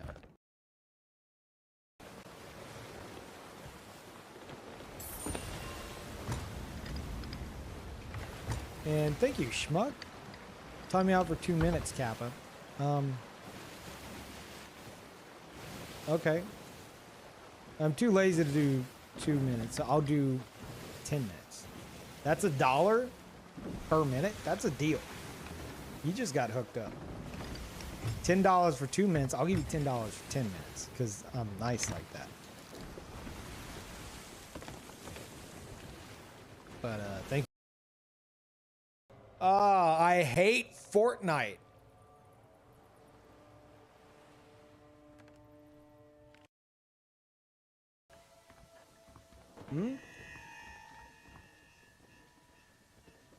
See if it shoot your hat off. Okay, if I shoot your hat off, you get to live. All right? Hold still. Stop moving. Oh. Holy crap, I didn't mean. Talk to your new friend. You guys look like twins. Your name's Cody, your name's Jordy, bro. What's cracking, Cody and Jordy? Call y'all the twins. Oh my god, please let me read. Please let me read. You seem like a nice guy, but please. I got you, bro. My apologies.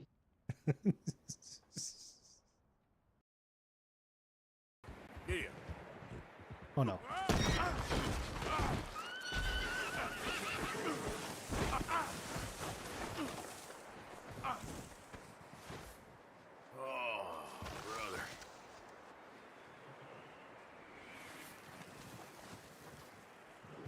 Where you at, buddy?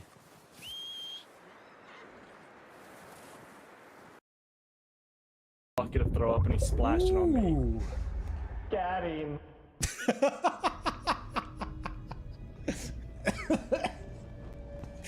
He showed up with a blunderbuss. He shot me and he went, got him.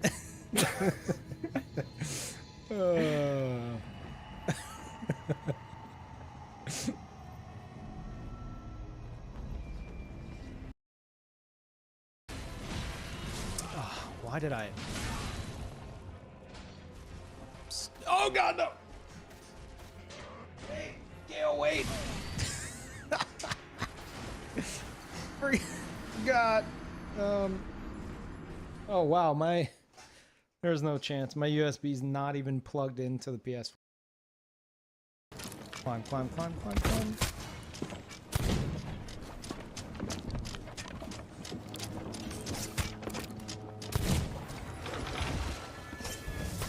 He just killed me, but No, you didn't. I might die here. This could be it. no, he's how is he so much better? How am I so much better? I don't know. What up? But they might have more. They have another one, yeah. People are gonna board us. Shoot it.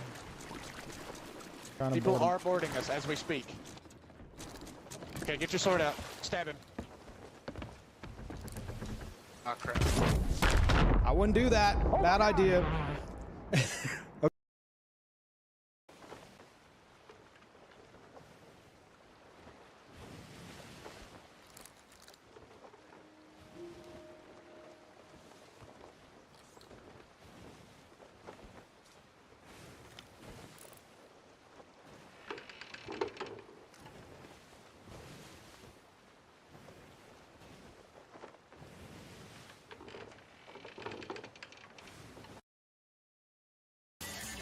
Are you kidding me?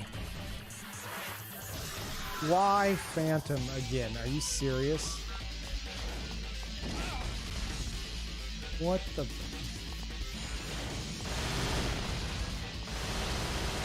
Phantom, go home. Get the hell out of here. What are you doing here, man?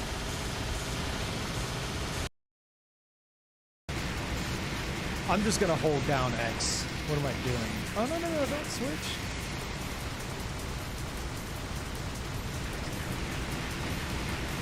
The platforms. Oh, yeah.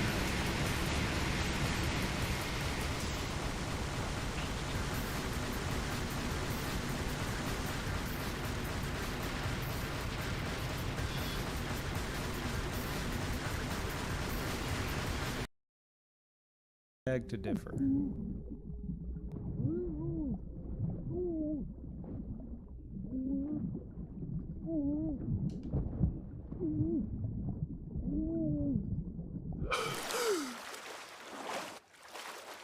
This is my ship. God damn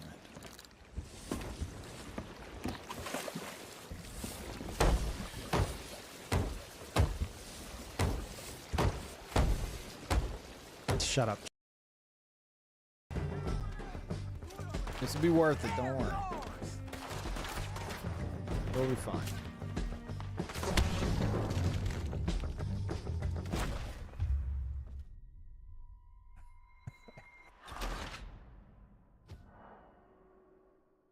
Well, maybe not.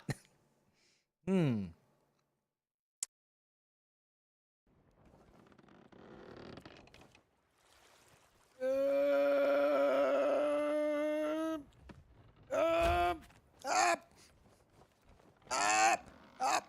No, no, no. Yes, yes, yes, yes, yes, yes. No. Yes. Oh my God. We're on an. I'm confused. Ow! I got bit.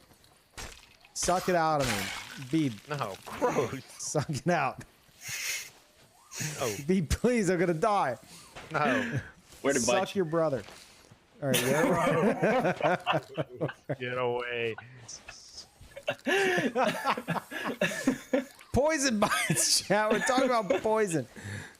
I've been poisoned. It's life or death. I caught it. It bit him in the thigh. Right on my inner thigh. Please save me. Oh, no.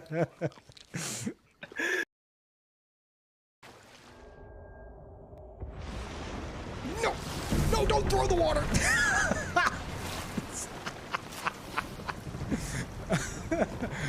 What did I say, chat? No one sinks my boat but me. No, no, you're fine. You're fine. You're fine. You're fine. Don't you sit right there. Clouds approaching. Wait. No, what? What was that? Why did it throw me off? Boss, come in. Boss! Boss! It launched me off.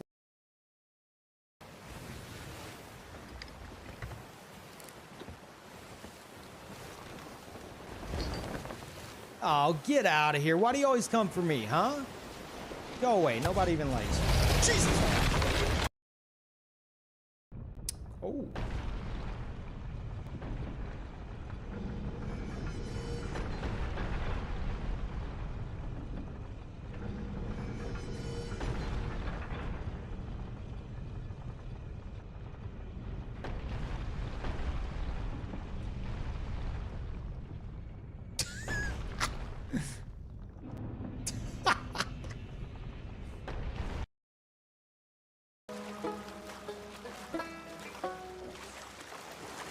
¿Aparece, güey? No aparece. Chris, you can't be serious. I'm gonna kill you. No mames, tiburones. Porfa. Chat, translate. Me quiere disparar. Is he begging for his life? No, no te voy a dar mi celular. No, ratero. Oh, there's a shark. Oh my god, there's 2 sharks. Oh no. No mames. Yeah, I know. It's terrifying. No mames. No. Tengo que chingar un tiburón. No. I'm gonna get him eaten by the sharks. No, no, no, no, no, no, no, no, no, no, no. Chris, you need to be in between me and the sharks. Yo me puedo quedar.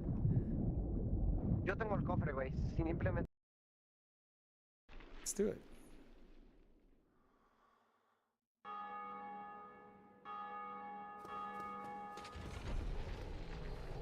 Good fight. Anyway, back to what we were doing.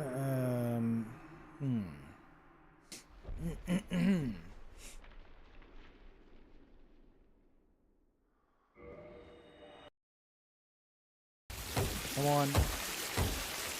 Whew. We're good. We're good. I've had to get up and repair before. What the? What the?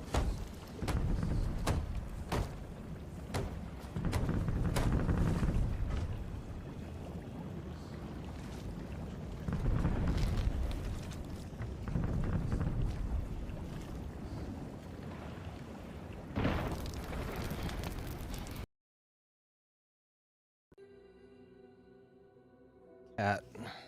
Cat.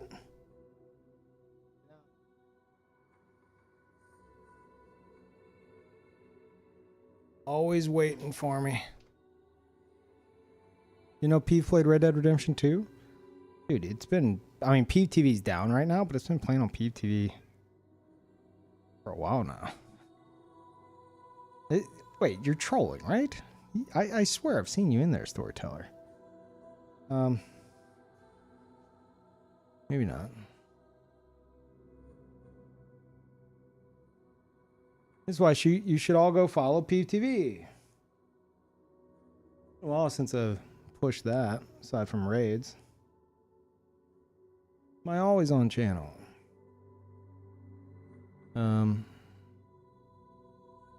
Or you can flip the channel to different playthroughs and variety streams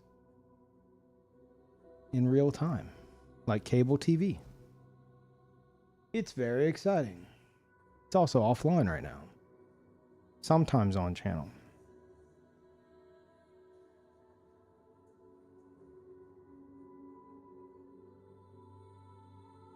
Ugh.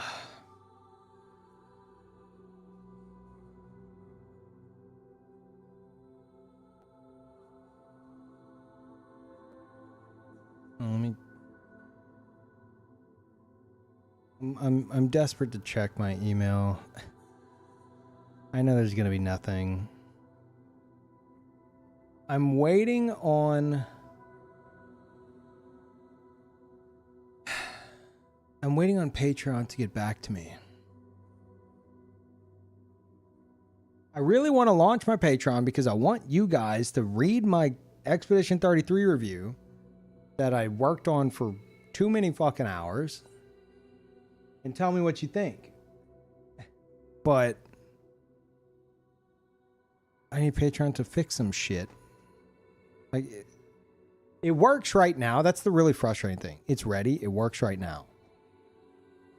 But like, instead of saying like $5 a month, it says $5 per Patreon on temporary hold. Nobody will be charged, which is something I set a decade ago.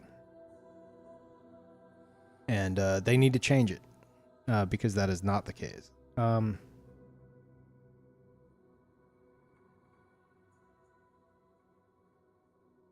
Pacha. Pacha. Oh my God. Pacha. Stop. Oh my God. I can't. My new stool that I got, it's not too expensive. New stool I got for my piano. It's got like a kind of like mesh seat. Because I didn't want to get leather because I knew how that would go with these cats. So it's like a mesh seat. Not like a Herman Miller or anything, but it's got kind of that like... She is shredding it. Pacha! She's shredding it and Parl's on my lap and I don't want to like jump up. Can't really stop her. I'd have to like... I don't know. Very annoying. Cats. Just cat things. Guess we'll see how well it holds up. I just hear her in the other room just like popping that fabric so fucking hard. Anyway.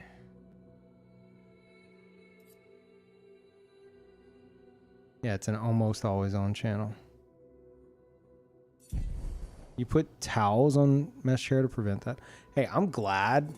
I was considering getting a Herman Miller years ago, but I was like, they're probably gonna destroy this and it might just be fucking ruined if something like snags. So I didn't do it. I got a steel case Leap instead, which has been great. Like a fabric version.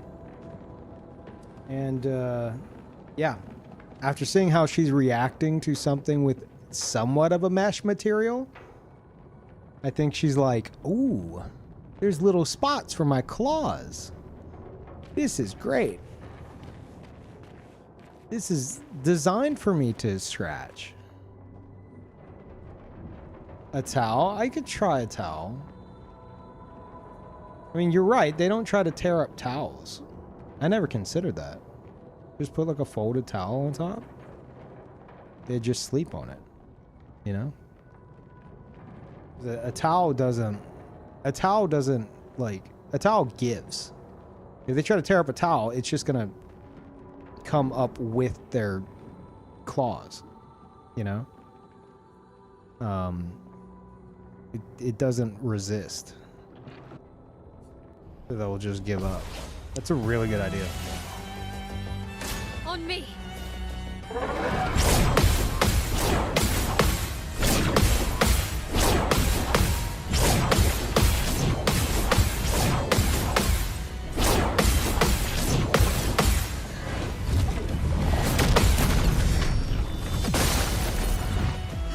Ready to parry. Oh, her hair is freaking out again.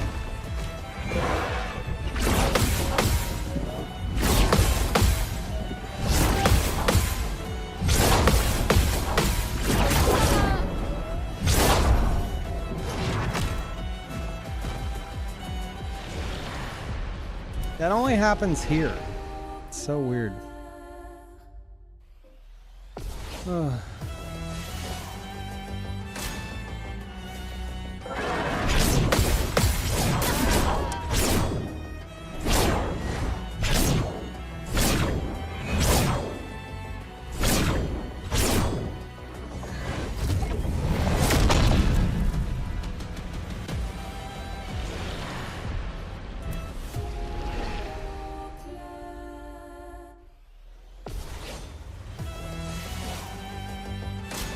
Let's dance.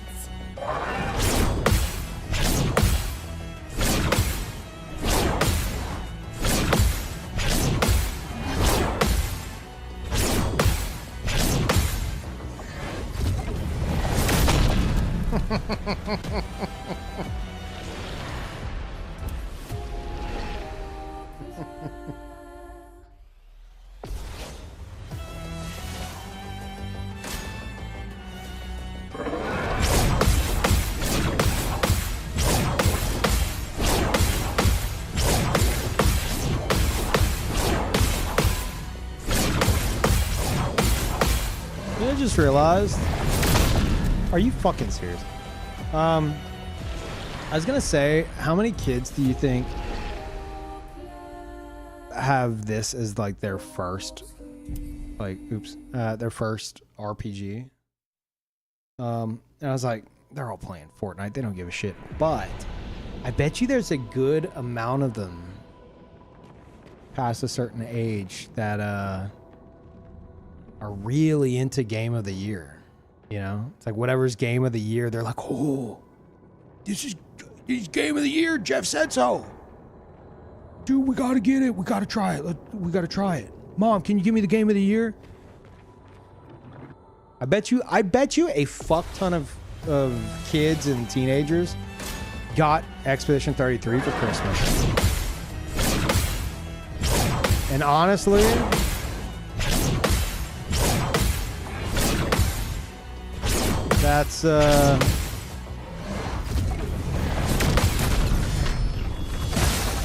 that's one of those Christmas gifts that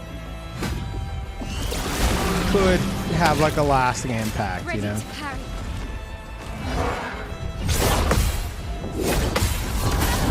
Like, oh, Carl got up. It's one of those games where decades from now they might be like, oh dude, I remember Expedition 33 got Game of the Year, and then like that Christmas, like my parents got me Expedition 33, and like that was my first RPG, and like I could see it. This is like a lot of their like Final Fantasy 7. That's also me having faith that kids these days want to play a game like this in the first place. I think it getting Game of the Year can impact that.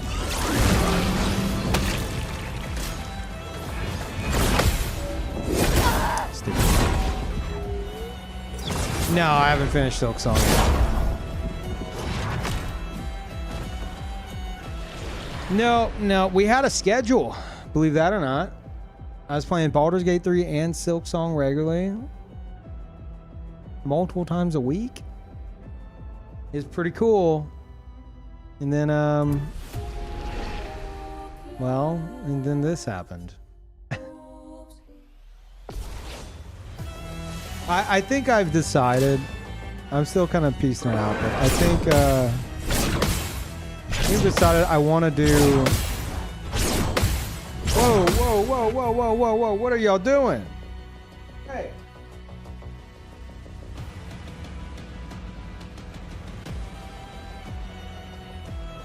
Give me 1 second. These cats are crazy.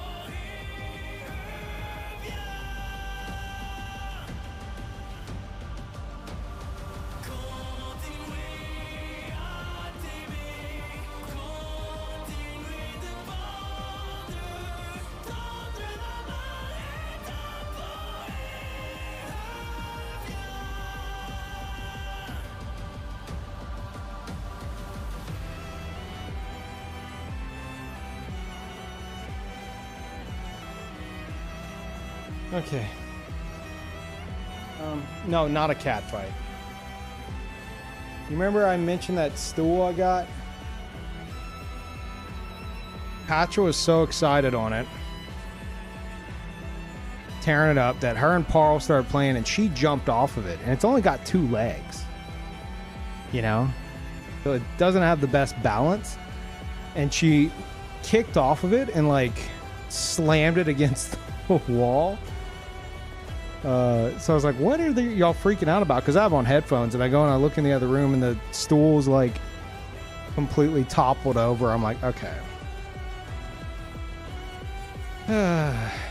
Anyway. Great.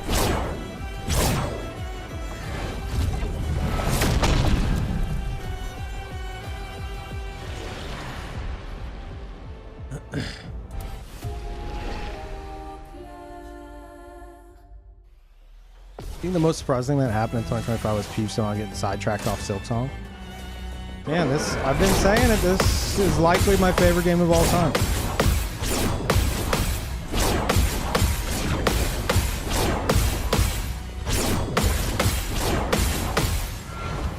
Just unexpected.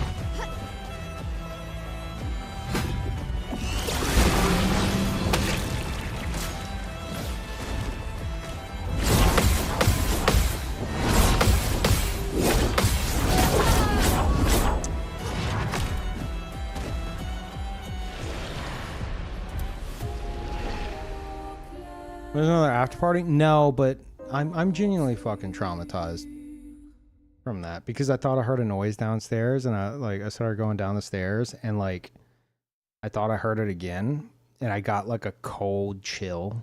Like, fuck, I think someone might have broken in.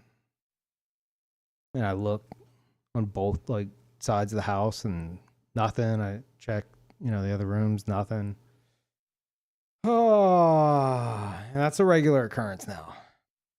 So, and I have an alarm system and everything, but like, that didn't stop somebody from trying to fucking break in last time. So,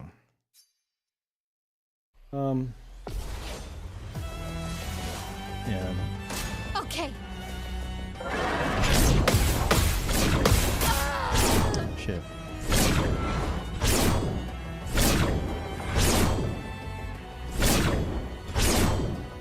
Like, I love living on my own. But it's one of those things where it's like, until that happened, I didn't give a shit at all. But like, something in the back of your head about knowing that there's somebody else like downstairs or wherever. It's like this, it's comforting. But, if I think I hear something downstairs and like both the cats are up here with me after what happened with that dude trying to break into my house, it's like,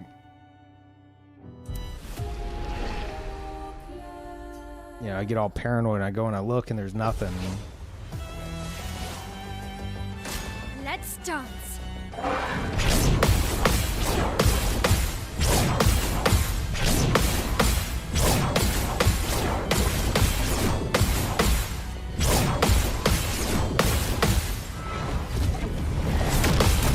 Wait, what? Yeah, Let's dance. probably like, what, 2 years ago?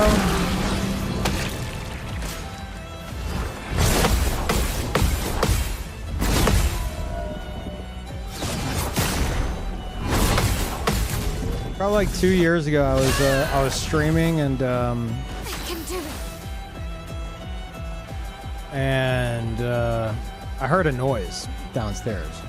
Like, what was that? And like Parl, who was like laying in his box next to me, he like cautiously got up and looked all alert. I'm like, okay, let me go see what this is. And I go downstairs and Patra's up on the counter and she's looking at the back door. And I'm like, okay. And I kind of glanced at the door and I got like a blind right there that is I got like a blind on the back door that is It's kind of see-through. It's not like the segmented blinds. It's like a weird, almost like straw type fabric material. It's weird. And you know, I glanced through that. I didn't really see anything. I didn't like pull it aside or anything. I go to grab something out of the pantry, but then I noticed normally I can see like my neighbor's lights, and I didn't see the lights this time. So it's weird. I wasn't seeing as much light as I normally see. So I'm like, let me double check that. I close the pantry and I pull aside the blind and I'm looking, and this is before I had a light on that back porch, so it was really dark. I definitely have a light now. It's on all the time. Well, it detects when it's night and then it comes on. So it's like really dark, and I'm not seeing the lights of like my neighbors, which is kind of confusing me. I'm like, it's like, what's going on? And my face is against the glass, and then my eyes focus, and there's just a guy standing there staring at me. Like, this is at like 3 in the morning. There's just a guy on like my back deck, just looking right at me. And I just fucking screamed. Like, I let out like a huge scream because it was pure panic. Like, it's like, imagine you're trying to like look in like a really like dark room, and then someone just like phases into existence in front of you. That's what happened in my brain. And I just fucking screamed in panic, and then very quickly I got mad. And I was like, after screaming, like just horrified, I was like, can I help you? I'm screaming at the guy through the window. I'm like, can I help you? And he's like, after hours? After party? I'm like, no. I'm like, what do you mean after party? No. It's like, do you need anything? He's like, after party. I'm like, no, what are you talking about? He's like, sorry, I didn't mean to scare you. I'm like, or no, he's like, sorry, I didn't mean to upset you. And I was like, it's fine. You just scared the shit out of me. Like, he like walks away, and it's like 3 in the morning, and I'm screaming at this dude through my like window, and I know my neighbors can hear me. And the dude just left. And I thought for a long time, I'm like, some stupid college kid, you know, drunk, trying to find the after party, trying to like get inside the house for the after party. But it's like, I don't care how drunk you are. You could tell there was no after party there. You were just trying to get into like a random house in like pitch black darkness. You could see kind of inside if you were up on my door. You could see there was no after party there. And the fact that like I heard him messing with the door while I was upstairs, and so did the cats. Like long enough to where like Patra was all perched up and she was just staring at the back door. It implies that he was trying to unlock it. Which it could have been a drunk college kid, but I've decided over time, I'm like, this dude was actually trying to like break into my house. So yeah, now anytime I hear like something downstairs, I'm like, I gotta go look, you know. But I've had a glimpse into what will happen if someone does break into my house. I'm gonna scold the shit out of them. Between that and the time I sneezed in my bathroom and accidentally set off my own alarm, because it's got like a glass break, and like I set off my own alarm, which I panicked. I'm like I sneezed and then my alarm goes off. I'm like, is someone breaking in? And my initial reaction, go to the alarm. Like, I'm not looking for like any kind of a weapon or anything. I don't have any like actual weapons. I'm just, I guess instincts are just, I'm gonna go confront them, probably fucking yell at them. I don't know. But yeah. Anyway, so I'm forever traumatized by that.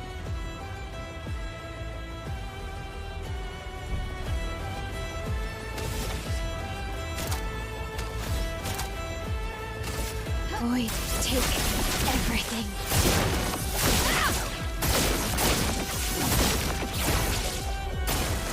Let's dance.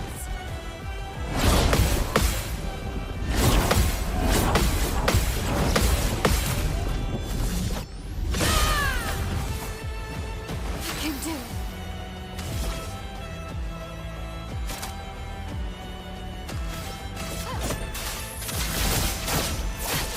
Holy. This will hurt. Ready to parry.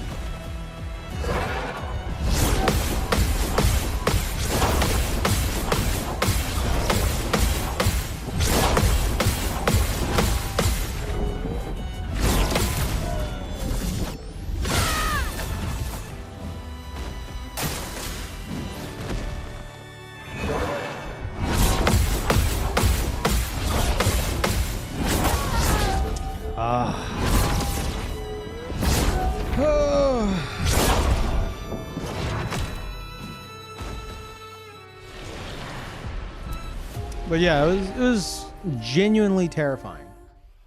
Because this dude just phases into existence right in front of my eyes.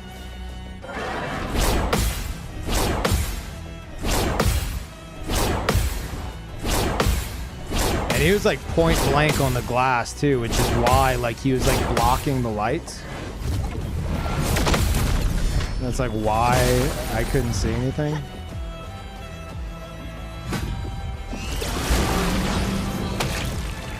On me.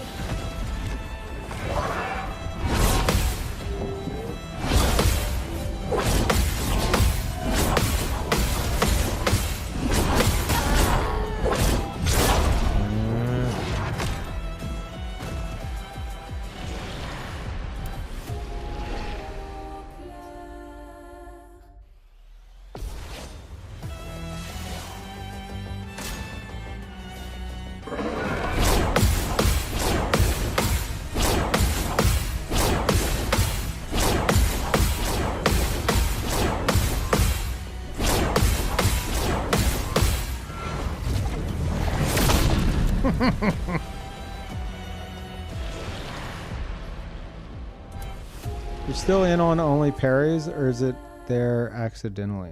What? I don't know what you mean by that.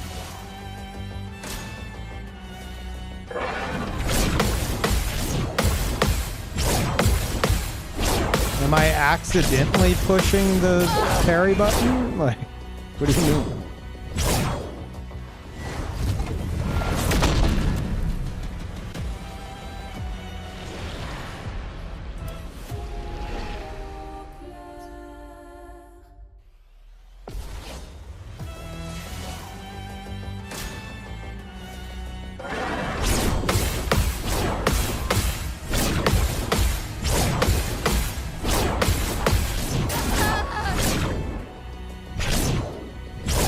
The stream title? I mean,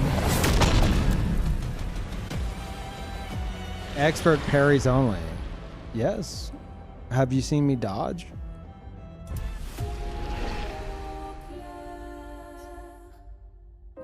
Like, to be fair, and this may be where your confusion is, parries only in this game, like, I'm referencing that like I'm not dodging.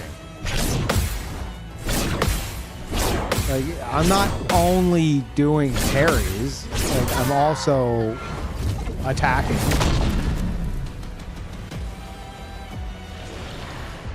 Like, otherwise, what am I gonna do? Like, get to my turn and then like skip a turn and then like wait till I can parry again. It's just unnecessary.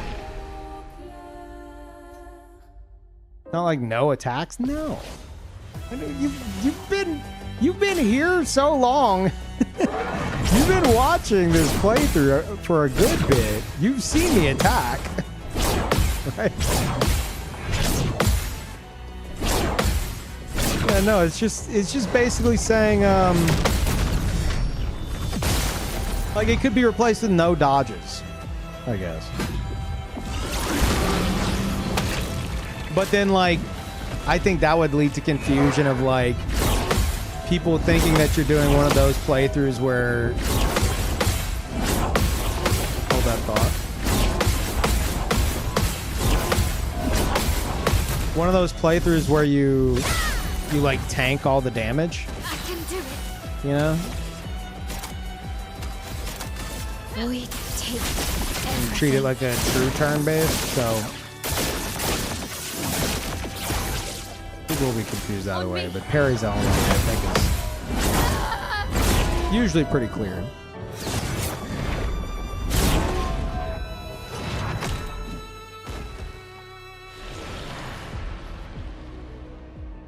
There's a brief moment I read your title days ago and legit thought you changed your challenge to no attacking.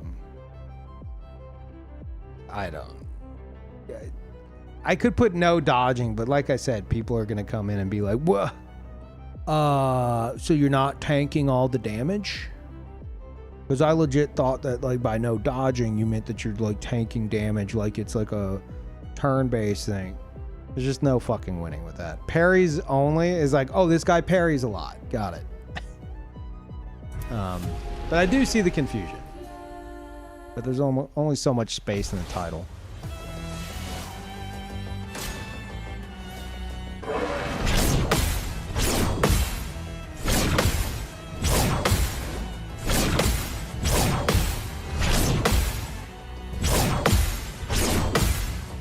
It's like usually whenever the topic of dodging and parrying comes up in this game, people are like, oh, I'm doing parries only. You know, like I'm only parrying. Ready to parry. Which is why I think most people understand. Carter, Simon, or chat? Always chat. We take everything.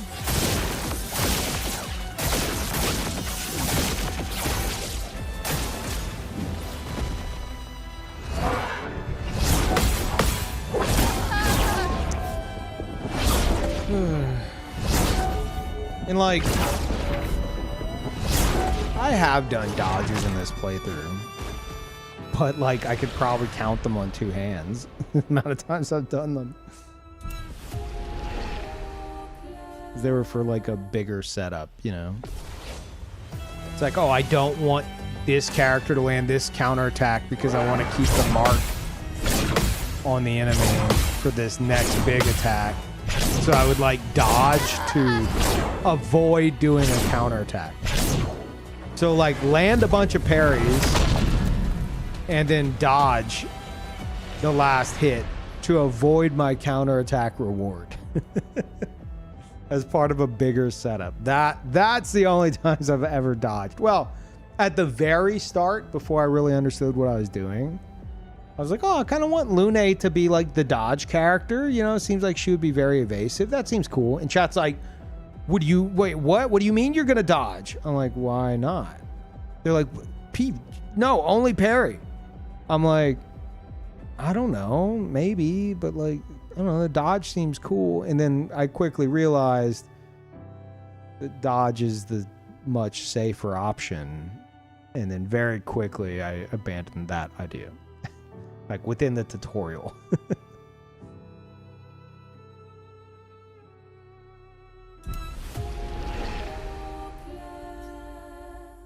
So that's why in like my X-Fish 33 review, hopefully you guys will see soon, I specify that the playthrough is 99.9% parries only.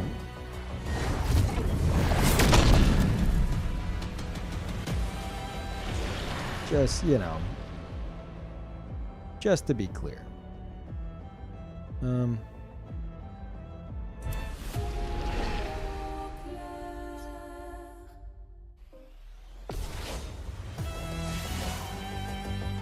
Okay.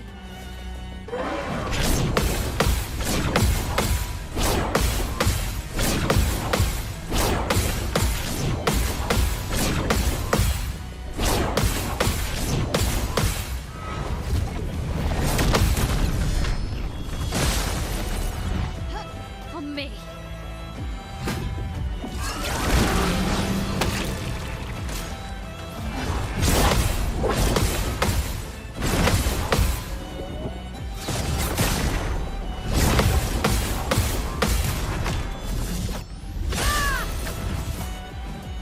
Not giving up.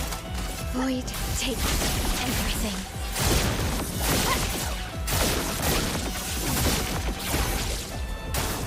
Ready to parry.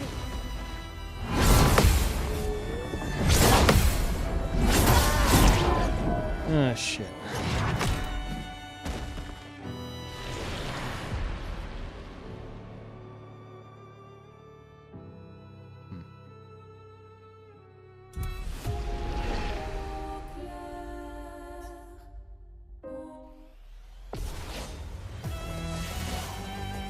Why'd Moobot go ham on that guy? I mean, without spoiling anything, if there is a spoiler there, but our Moobot can kind of go crazy.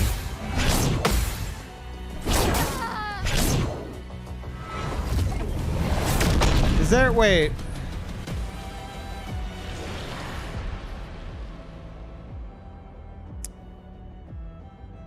Is there a... God damn it, I need a mod here to figure this out because I don't want to check the logs and get spoiled on something.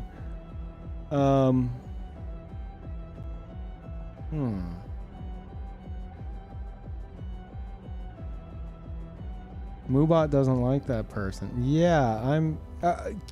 anyone who can see what they're saying with like some kind of like extension, is there anything going on there? Or is Moobot just like attacking them?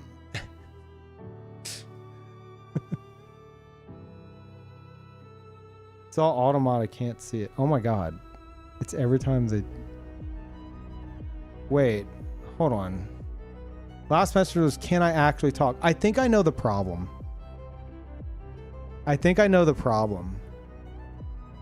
Oh my god, hold on. Ah, fuck, I can't resolve this. Hold on. Okay. I need to... Chaos Emperor, I'm sorry. So there's I'll resolve it in a moment. Let me get a mod in here. This is actually very funny.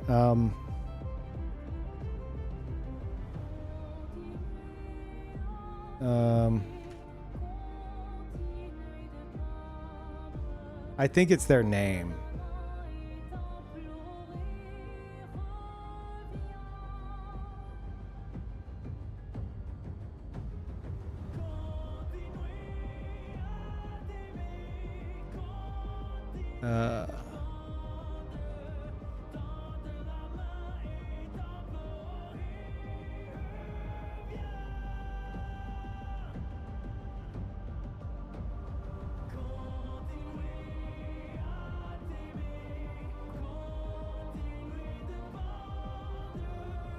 Okay, I'm seeing if I can get Gibder Kluman here.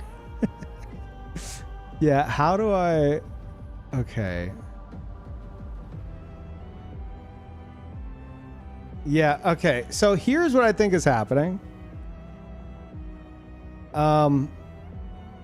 So we have yet protocol, right? Which, if you phrase stuff like has peeve, did peeve, will peeve, etc., it's just meant to like purge you if you might accidentally be phrasing something like a spoiler. But sometimes my mods add extra phrases that are directly tied to spoilers that otherwise nobody's gonna say.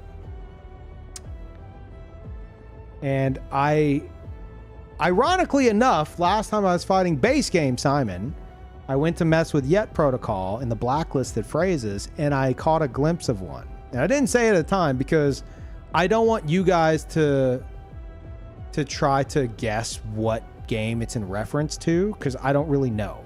But I do know the phrase itself is somehow a spoiler for one of my playthroughs. And the phrase is Emperor. I don't want to know. Nobody be like, oh, it's this game. I don't know what it's in reference to. But apparently, it seems like if it's in your literal name, Moobot just won't fucking like you. So I have a Kluman checking to see if he can fix it.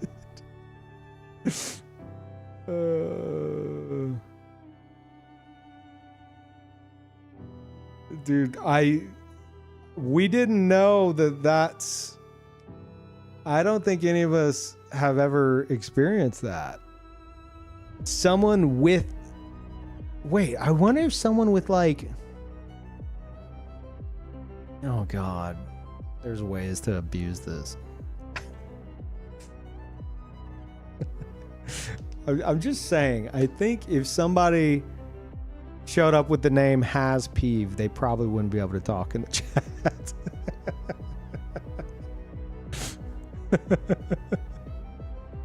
Or did Peeve.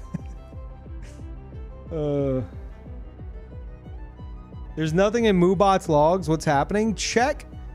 Lumen, they have Emperor in their name, and I know because I kind of got spoiled on it.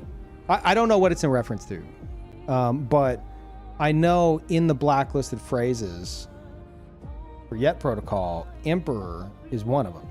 I can only assume that it's timing them out repeatedly because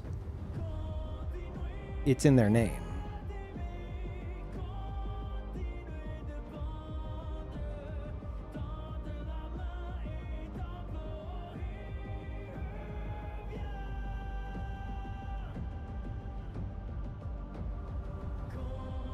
It's misspelled, so it's not that. Is it? Let me see. No, it's not. That's how you spell Emperor. Chaos Emperor. Wait, am I crazy?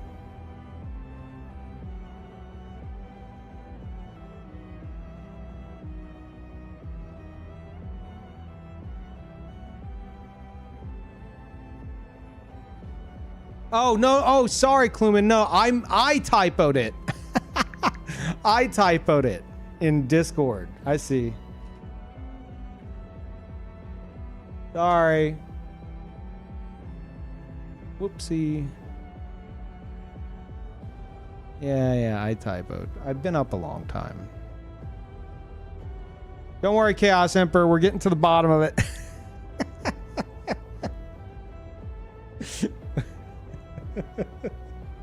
Look, I could do it myself, but the thing is, the only reason I know that is because I dug through that list myself one time and I saw it, and ever since then the term Emperor has been living rent free in my head because I'm like, I don't know why it was added to the list. I don't want to know. I don't want anyone guessing. But it's supposed to prevent something from some playthrough. I don't fucking know what it is.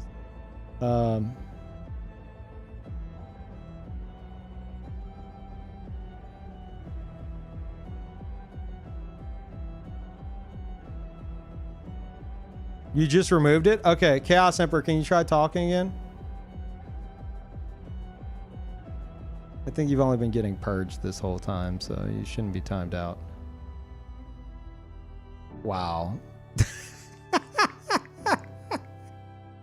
Okay, well, we found a flaw in the system.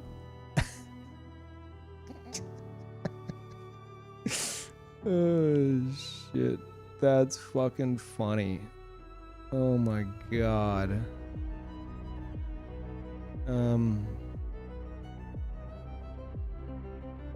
Here.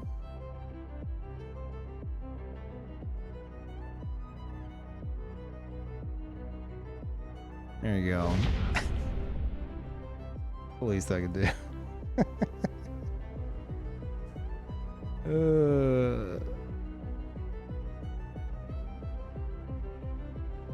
Holy shit. Should be amusing when you figure out why it was on there. Oh my god. It's gonna be something fucking stupid. Don't tell me. That'll be a funny conversation in the future. That's probably gonna piss me off.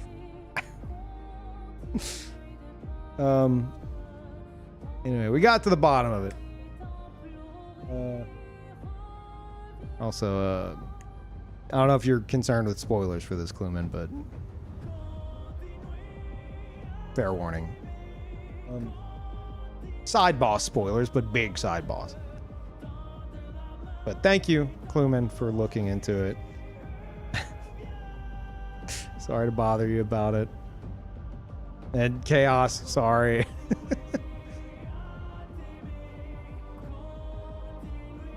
You're not watching, you're just in the mod page? Okay, cool. Oh, that's fucking funny. That's the first I've seen that happen with Yet Protocol. That's funny. Okay. It makes sense, but yeah. Alright, back to it. Like Peeve basically has no power in his own chat. No, I do. Like, I could go and do it myself, but the only reason I know that was in the blacklist was because I went to change the blacklist myself because I didn't have mods around that last time I did it. And I saw a blacklisted phrase that I didn't understand, which immediately, I figured is like, okay, this is a spoiler of some sort, I would imagine. And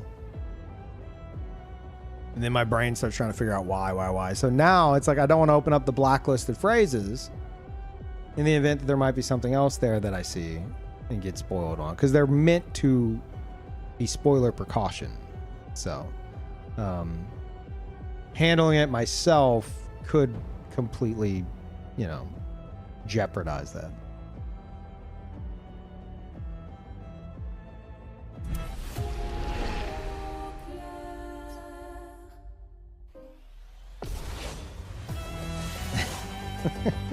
Ready to parry.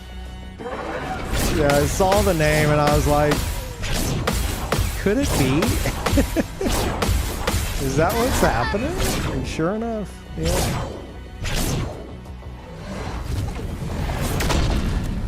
What do you want the next Miyazaki game?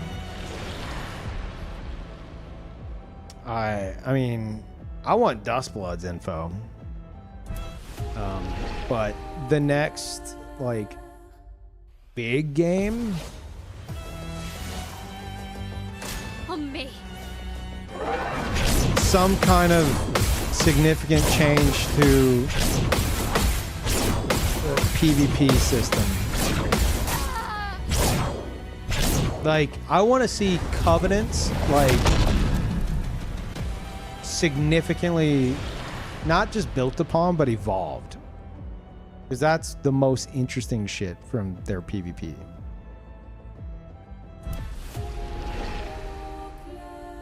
And Elden Ring just doesn't have any of it.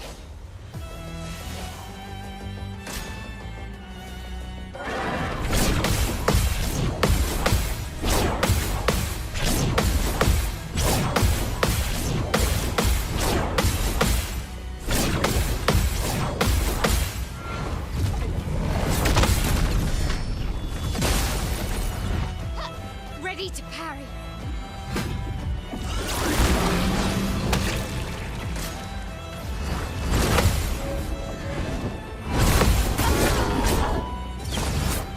Sorry, I was reading this bait question. I'm curious when we will actually see content on this stream and not parry crutching DLC bosses that you stand no chance against. So, I mean, I know I assume you're just fucking joking. But I am going to throw out the question of, against this boss, not parrying it means you're dodging. or you're completely ignoring the parry mechanic entirely and just tanking everything like it's a regular turn-based game. So, I assume you haven't played maybe this game, but definitely not this boss, so you wouldn't know that. So, trying to parry all of this boss's moves is the more difficult thing to do. But I don't think you would comprehend that. But I do hope that was a joke. You can parry crush this boss if they take 2 weeks to remember the moveset. See, you're using that word crutch. If it takes 2 weeks to learn the boss, is that a crutch? I don't think you keep using that word and I don't think you know what it means. Like your smiley face at the end seems like you might as well be putting a kappa, you know, because it's obvious bait, but like you keep using that word incorrectly. It's a crutch if you ignore all damage with it. So you're saying the parry mechanic in general is a crutch because it lets you ignore damage. So the dodging is a crutch. So you're saying that if you dodge or parry, that's a crutch and you should just face tank all the damage like it's a regular turn-based RPG. Dodging's fine, but you ignore all damage. And it's easier, it's a much easier window.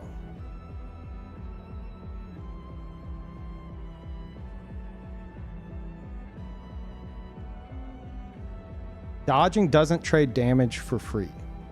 It's not for free. You have to, it requires way more precise timing than dodging.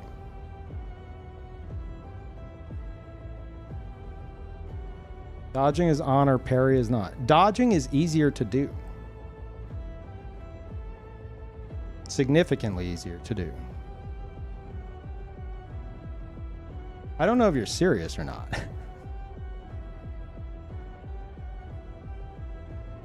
Yes, and it's honorable. Okay, so the thing that you admit is significantly easier to do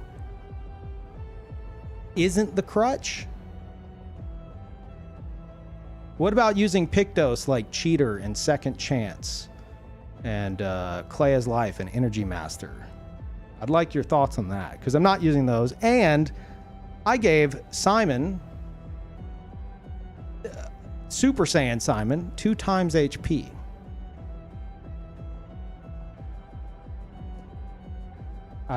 Thoughts?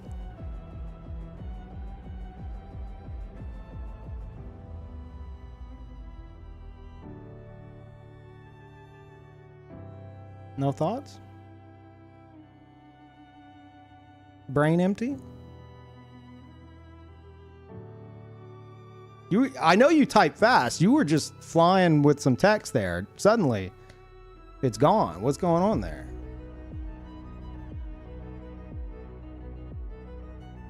Okay, some thoughts. First off, holy shit, how miserable does a viewing experience need to be now, Lamau? Well, you didn't answer my question. You came in talking about crutches. Cheater, Second Chance, Clea's Life, Energy Master, do you use these? Also, are you adjusting the hardest boss in the game to have 2 times more HP while not using these things? I answered in between the lines. Keep up.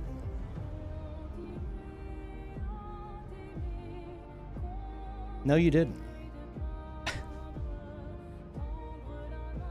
You didn't. You literally just didn't say anything.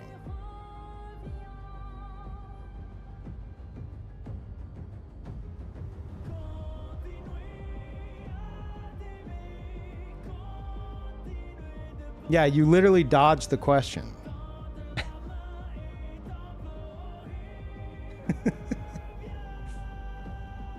Like, I've seen people come in here and be like, yeah, parrying's not really for me. or I don't like doing dodging or parrying. I just want to do turn-based stuff. That's all fine. That's fine. Or I've seen a lot of people be like, parrying's too hard to do. Fuck that. I've never seen someone say, parrying is the crutch, but I can't do it, by the way. I only dodge. It's like you're just in fucking denial. That's crazy. 1 sec, I'm jacking it, they say. Okay. So, just to be clear,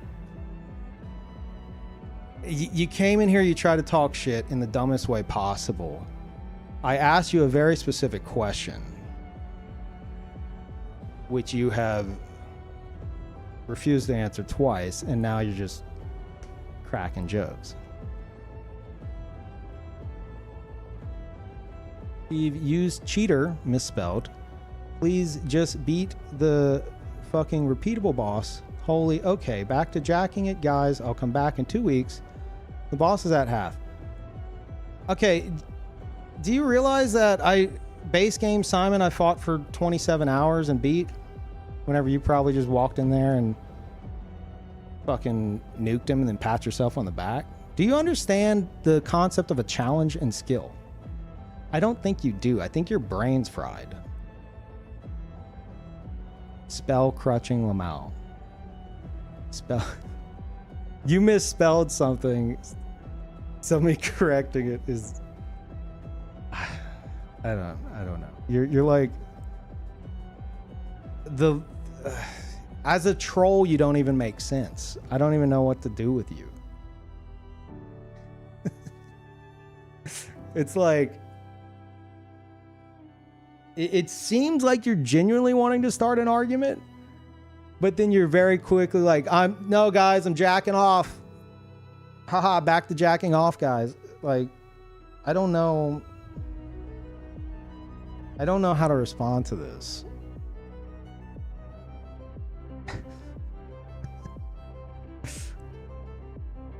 He's taking up your time, so it's working. No. You must be new here. Whenever I get someone truly special in chat, I like to give them the attention that they desire because it's fun. Okay, here is a summary. I'm currently jacking off, but this shit-ass gameplay is very distracting. Please just use a real build so I can finally finish. So, you're saying that the parry crutching against the hardest boss in the game, who I've given 2 times HP while not using what I would consider crutch Pictos that you definitely use. You're saying instead of using the quote-unquote parry crutching, I should equip a quote-unquote real build and one-tap him. And that's not a crutch? Again, I don't think you know what that word means. Because you're using it incorrectly. Just across the board. You don't make sense. Peeve, this thing you're doing is too challenging because you're using a quote-unquote crutch. Equip a build that will one-shot him and be done with it. Like, that would be the crutch.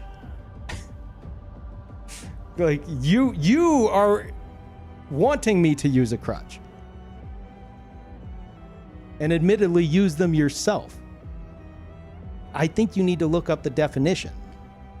Because it's completely wrong.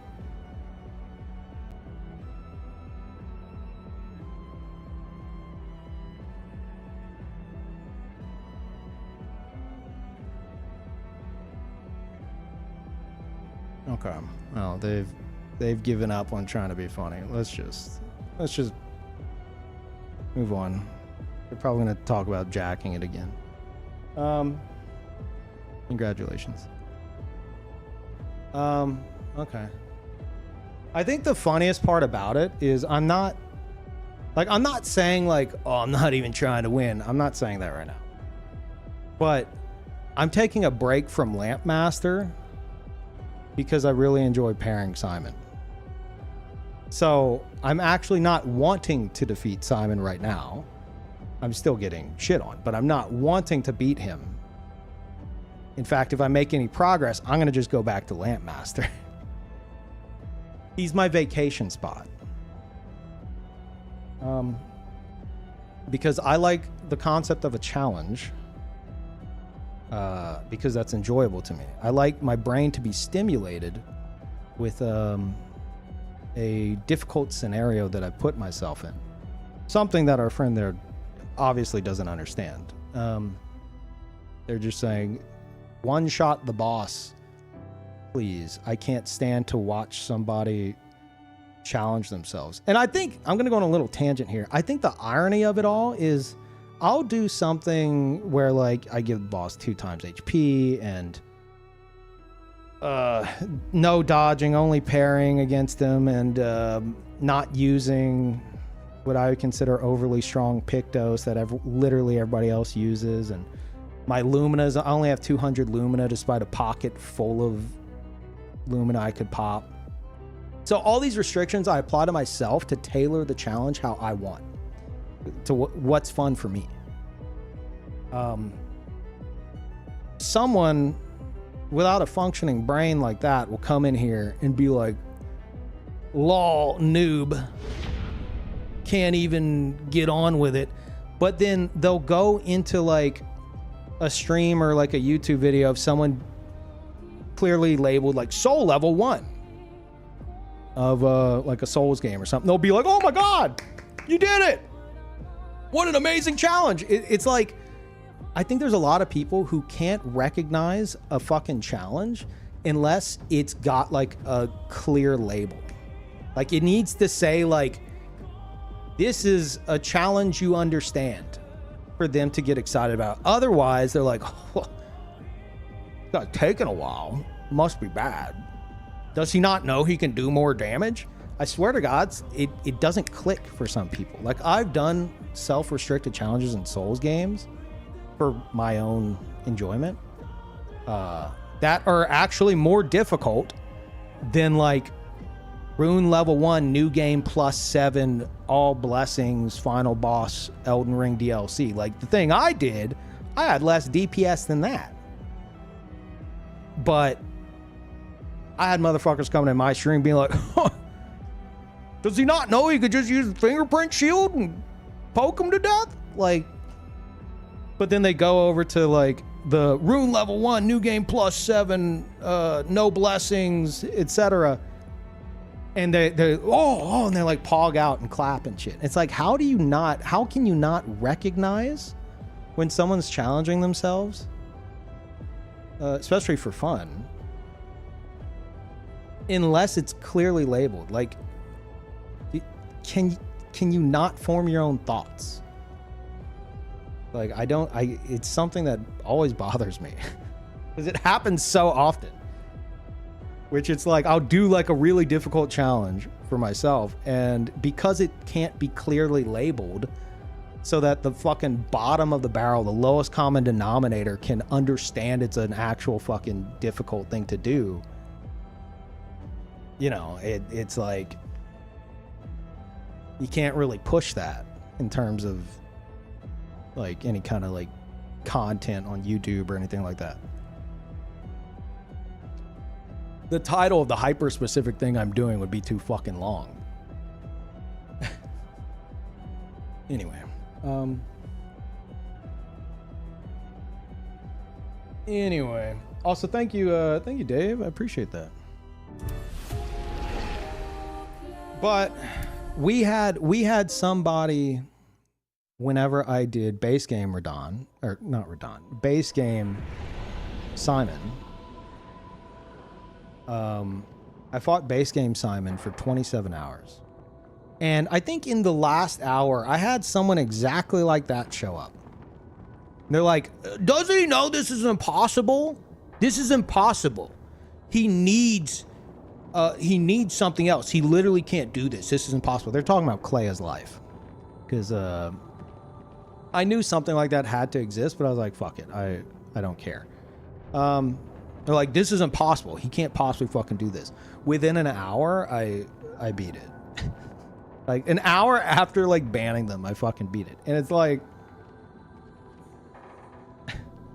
I don't know, man. I think some people are too fucking stupid to, like, you can look at this and clearly be like, okay, no, this can be beaten. Like, maybe they can't do it, but you can look at this and be like, this can be beaten. But there's some motherfuckers who are just like, no, that's impossible. Unless your name's like Lobos Jr. or Distortion 2. Like, he doesn't have, like, Challenge Runner in his name. He doesn't have the credentials. It's like,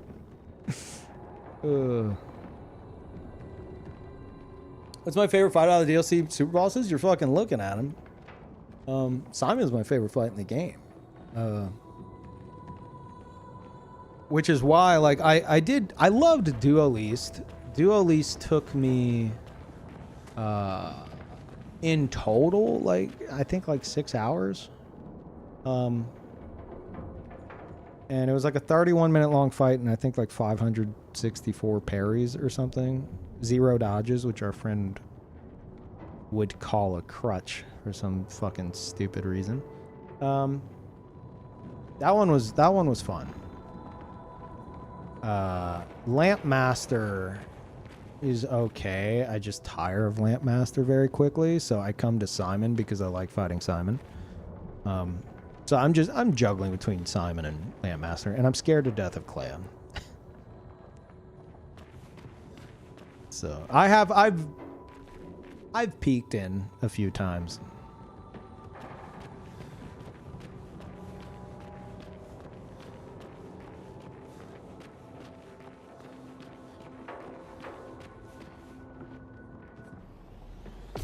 You show off the Clay fight once? Oh, whoops. I'm already in here. Maybe later.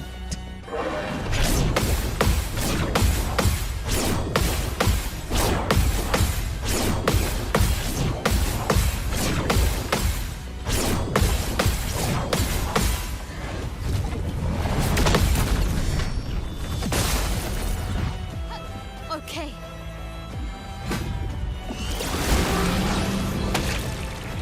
On me.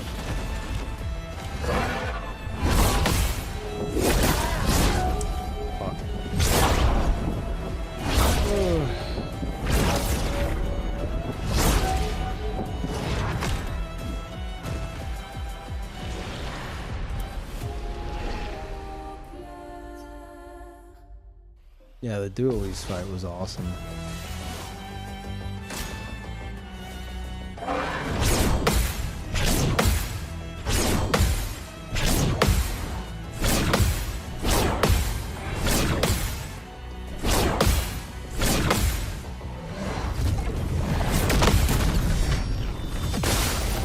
But yeah, like I felt like I was doing too much damage to Simon. So I bumped him up to 2 times enemy HP. Which I actually like. And I like using Gamage because it's just fucking cool. And Gamage was like doing way too much. So now I feel more comfortable with it. Way too early. Fuck.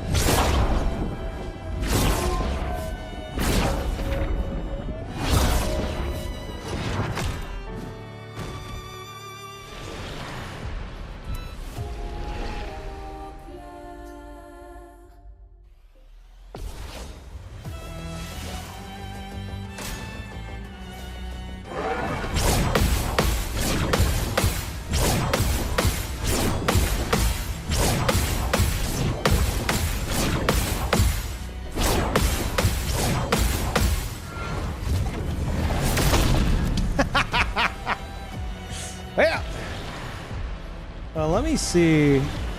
Yeah, I think it's fucking random. Minoko keeps fucking sneaking in. At least now we know.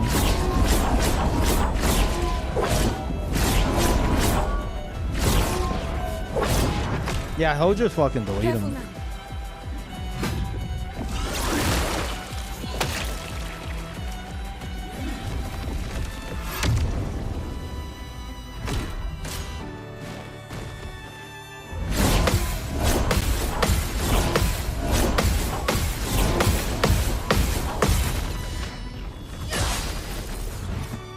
Piezerog? What, Minoko?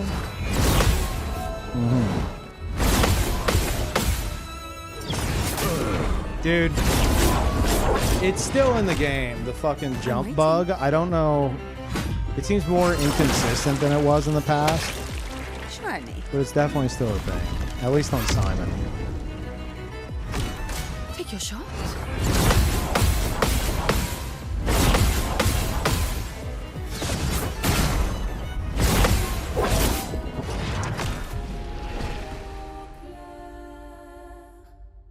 Does the red indicator mean that it's a delayed tackle? The green one is a faster one?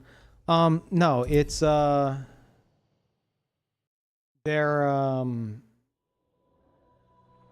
it's like they're in order, right? The base one is white, and then it's green, red, yellow. So 1, 2, 3, 4. And whenever he goes to attack, you see the beams of light appear behind him, and that tells you in advance what attack pattern you're gonna get. So if it's like white, red, yellow, that's not gonna be 1, 2, 3. That's gonna be 1, 2, 3. It literally will skip a beat. So if it's like white and yellow, it's gonna be like 1, 2. So you have to like, and then it can be any combination of them.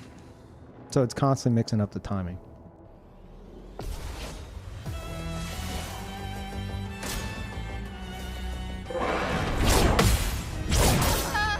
So Moon died to that bug last night. Chat made fun of it. It's a real thing.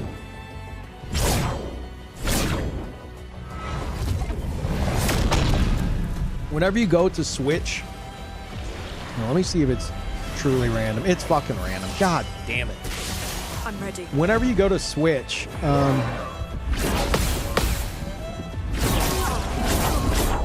it will, it can make it to where if there's a jump you need to do, Bring it on.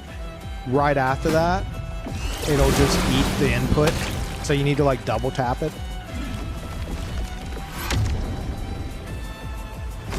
Eyes up, Verso. Yeah. Oh, it'll be time soon to call it, man. Take your I've shot. been. I can't see. How long have I been live?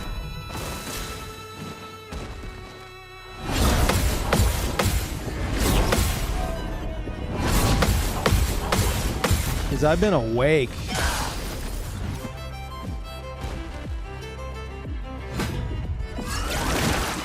For like 18 hours? 19 hours?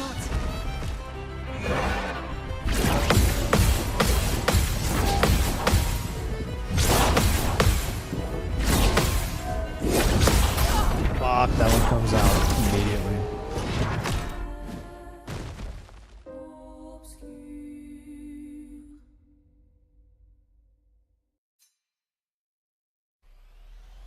It's so wild to me that the dude said that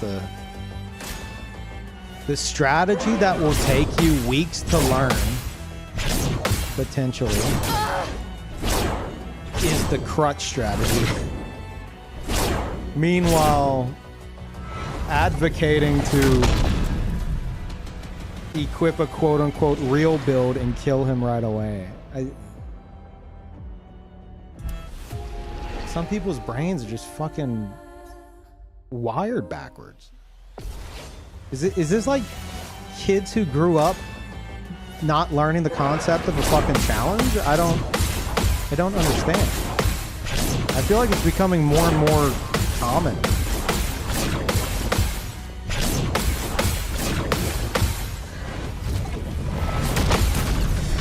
Like, I want to believe that they're just trolling about the whole thing, but like, but that, I think they were pretty adamant on that.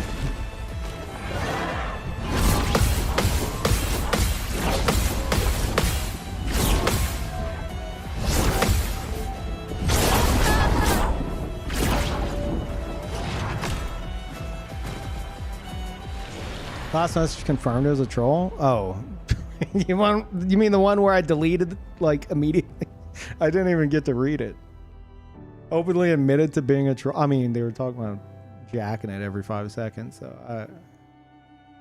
I don't know. Fill out a fucking ban appeal if you want. Maybe the mods will get to it, and then just don't annoy me again. But I ain't fucking with that. I can't be fucked.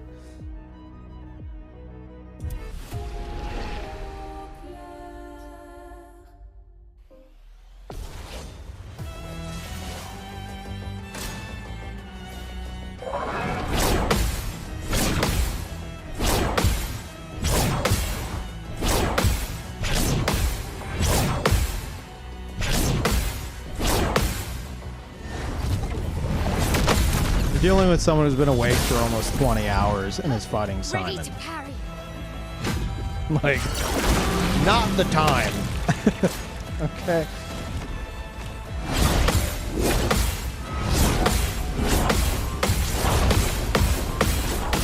To be fair, though, I do enjoy fighting Simon. The dance begins. I almost said siding Feynman. Sure.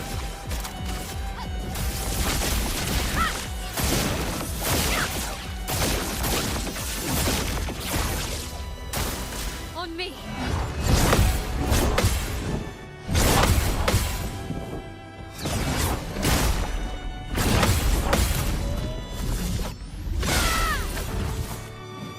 I can do it.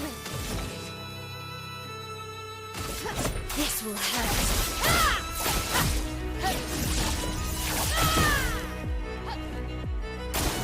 On me.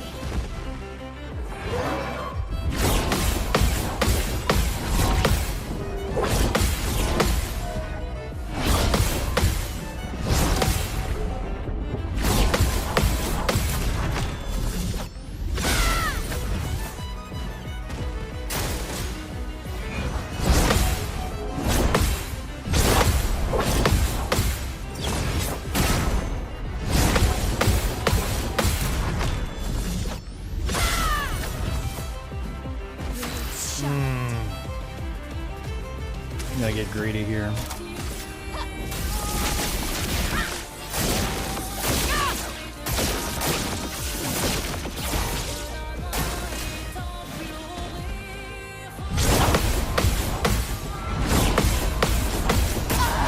Fuck!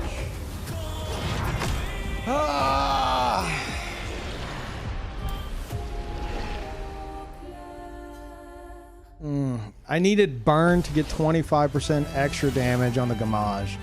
Ready to parry.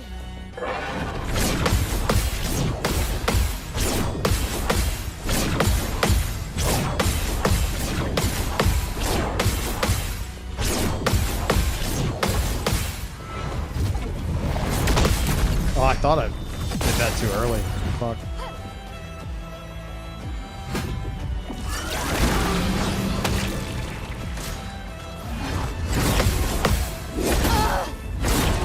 How short's the parry window on expert? You seem pretty on it. I mean, this playthrough's been going for over 200 hours, and I've been an expert the whole time. Mostly, like, any chance I get to parry, I'm fucking parrying. But I don't have the frame data for you. I just Okay. I hear from people who try both and like go back to Expeditioner that it's significant, but I don't know how accurate that is. I only know the one.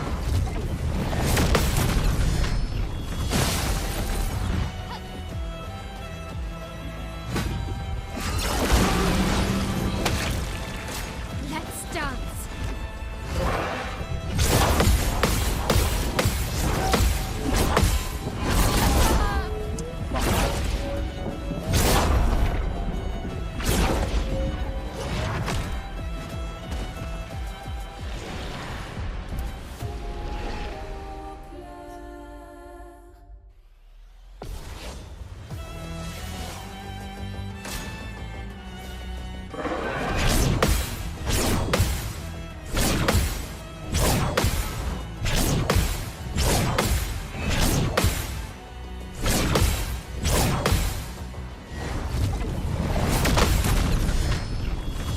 .22 seconds, .15, .15, and story expert, if I remember correctly.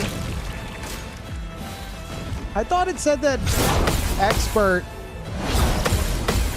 has shorter parry windows, like in the difficulty description. Does it not? Void, take everything.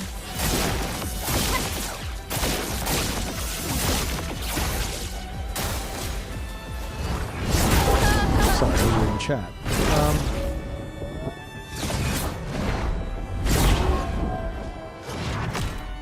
Dodge is .35, .22, .22.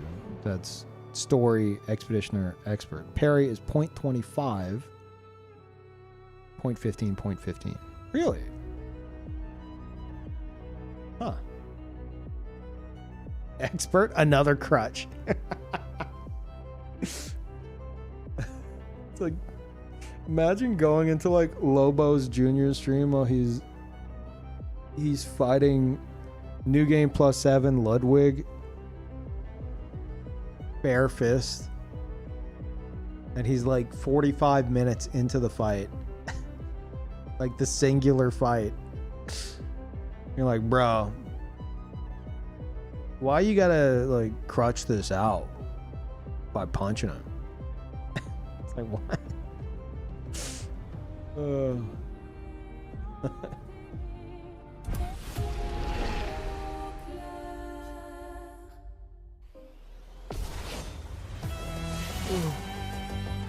Okay.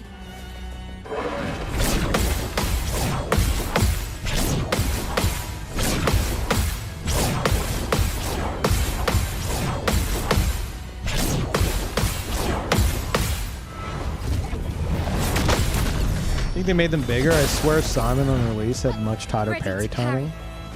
I mean, it doesn't feel like it to me. Plus, I think people would have been mad about that, myself included. To like months later be like, okay, we're making parries even easier on even expert. It's like, wait, what?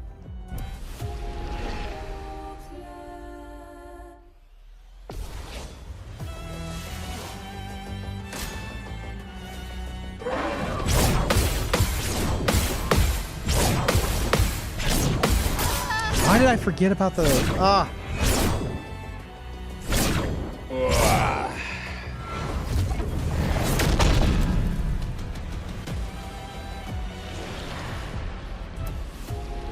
Boom.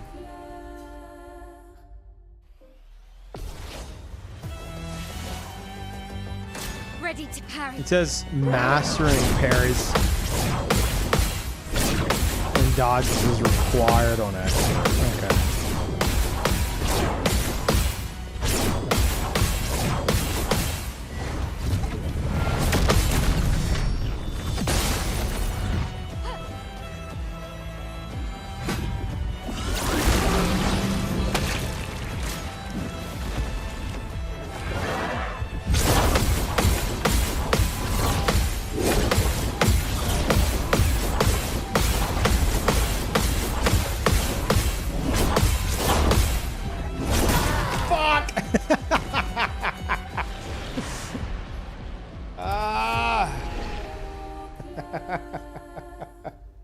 After all that.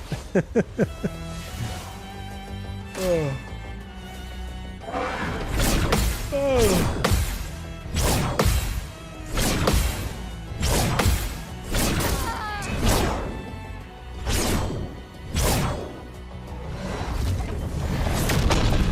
You get used to the color skipping.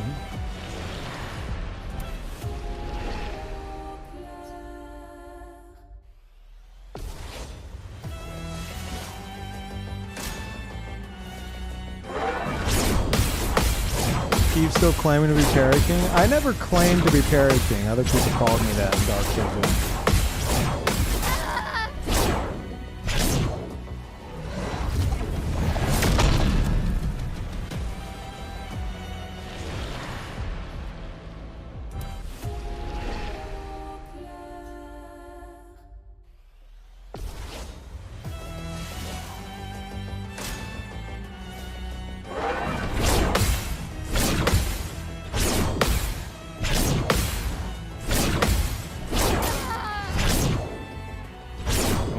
Oh, this man's getting old. He's lost it.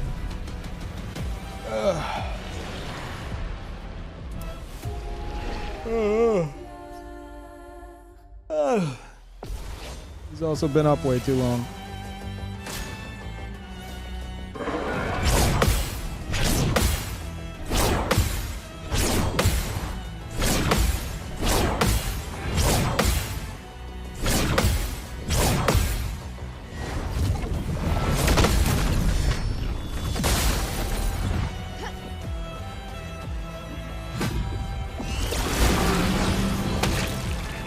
Okay.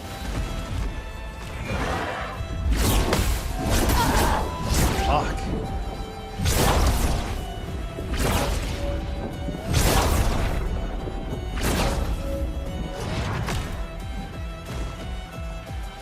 Right side of never win, the game never ends. Honestly, one of the reasons I have him on 2 times. And part of me, there's a little part of me that wants to go 5 times. I don't want to do that for Clea, and especially not the fucking Lamp Master. But like, I would like, ideally, to save Simon for last. And then just do something fucking stupid. Just so it could last as long as possible. And then whenever it's done, I'll cry. On me.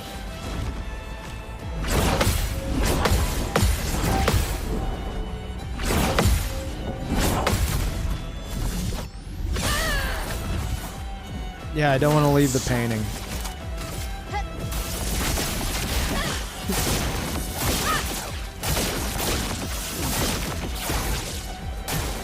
Ready to parry.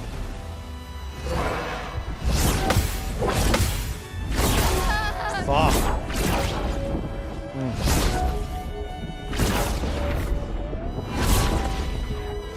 We're still on Simon? Yeah.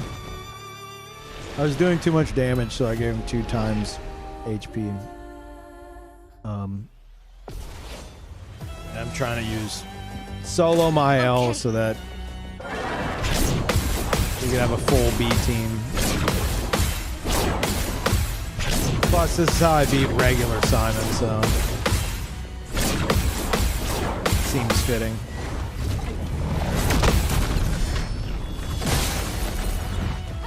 Okay.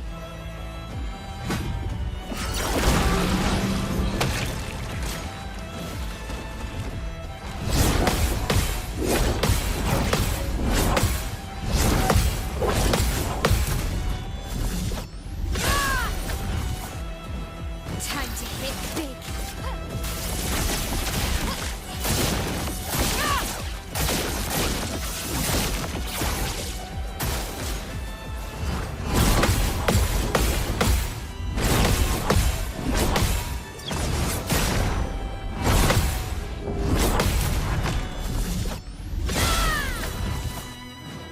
Not giving up. Burning, 25% extra damage. Inverted, virtuos, damage. Roulette. 75 million? Okay. Highest Gamage I've seen, not even half HP. See, if I wouldn't have put him on 2 times HP, like his health bar would have been almost done. I'm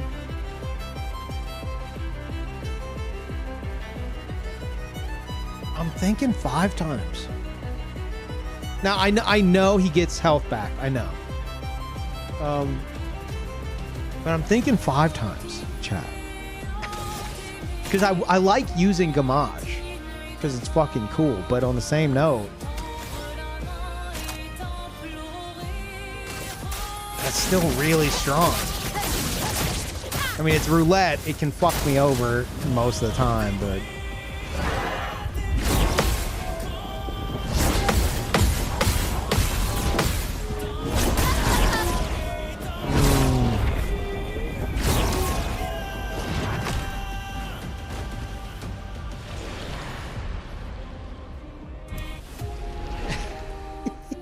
Let's see. Let's just dabble.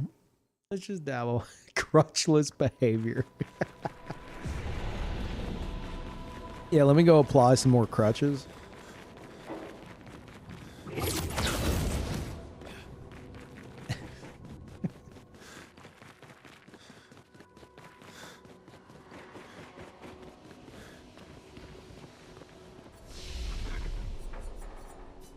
Here we go. That's 5 crutches.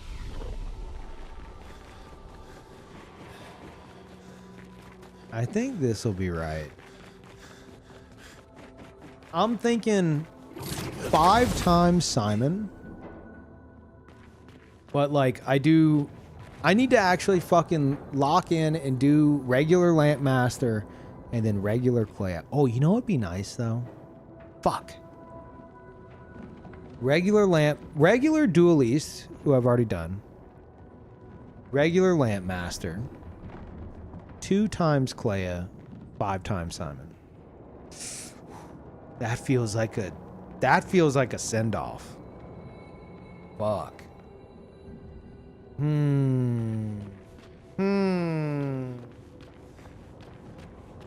I kind of like that.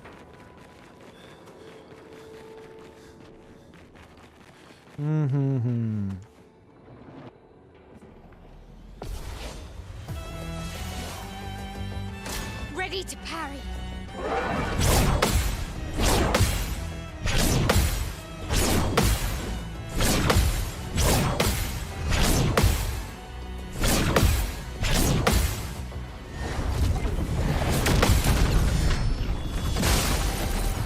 It didn't even move. Let's dance. No, it did. Literally a pixel. On me.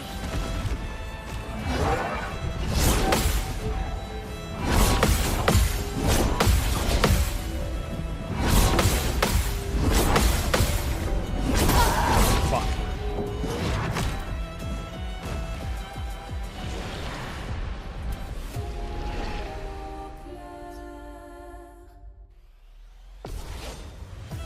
You lose once, you gotta start back on duo? Fuck that. No way.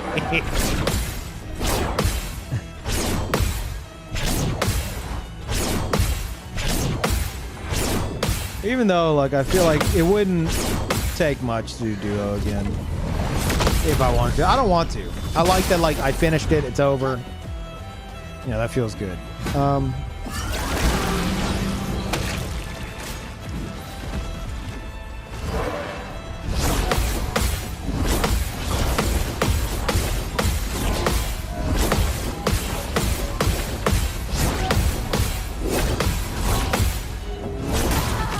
Every time the last one. Fuck.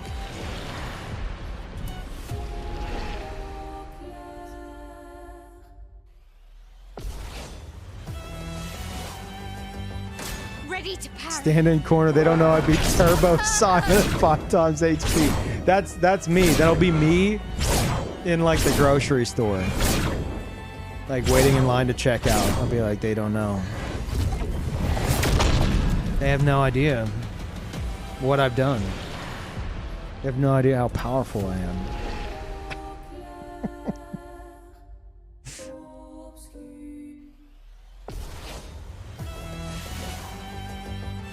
Okay.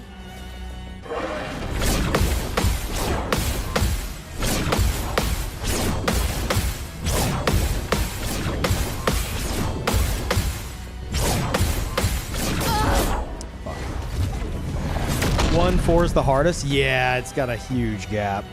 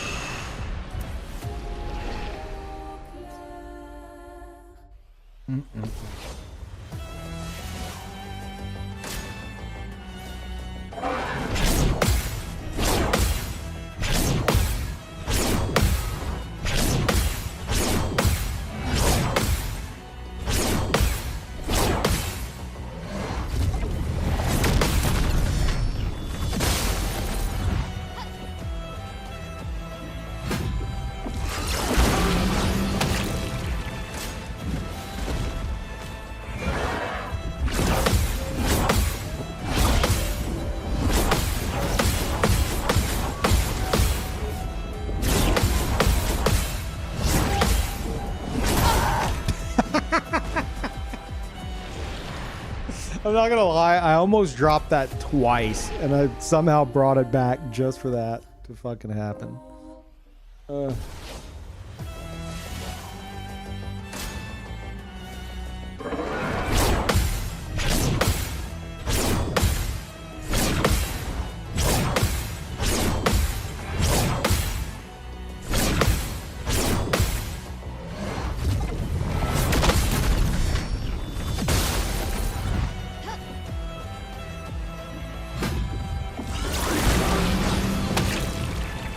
Ready to parry. Oh my hell. Okay. One more attempt on Simon. And then I gotta go back to Lamp Master. I like the 1 times, 2 times, 5 times idea.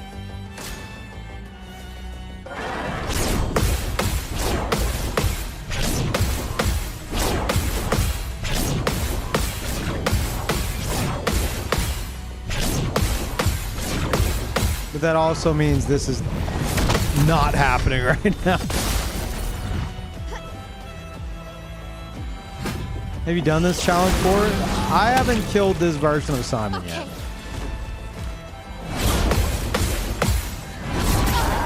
Blue.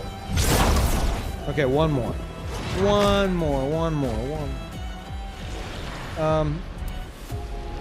No, this is throughout my entire first playthrough, I've like tailored my build and challenge modifiers and limitations and stuff to find like a challenging sweet spot that I'm personally interested in.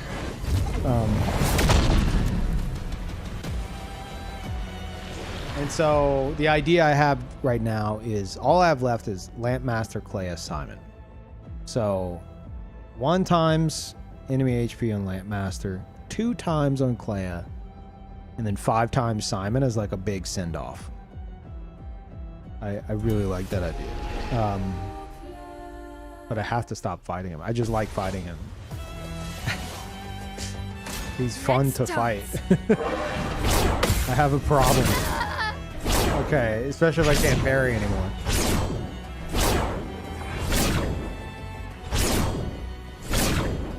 Some people have caffeine, some people have alcohol, some people have drugs. Peeve has Simon, the divergent star.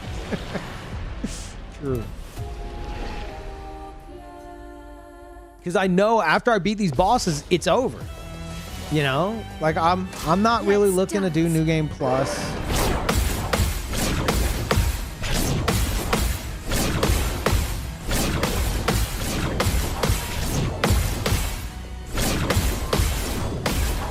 Like it'll be sad, you know?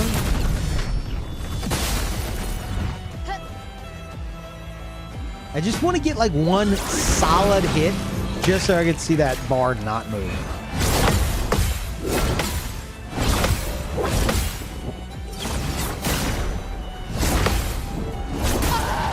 But dude, I swear for the past like 10-15 minutes, I don't think I've landed a single riposte.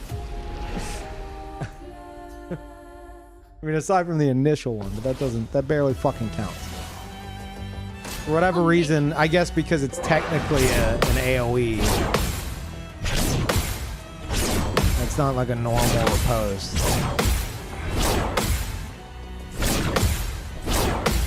It's an expedition counter.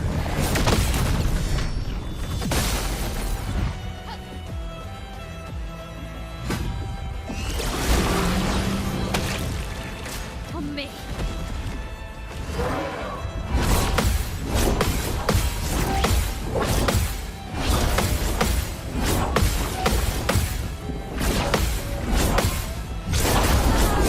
Maya!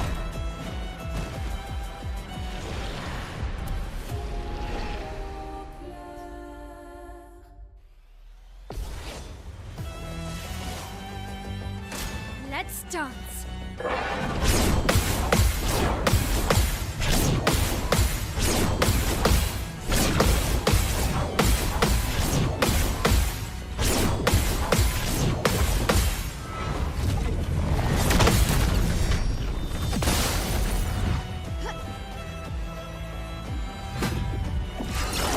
One more solid run, okay?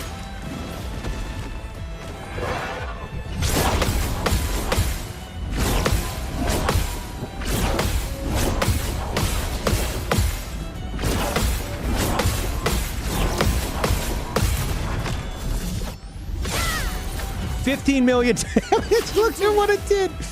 Uh-oh. Uh-oh. Uh-oh.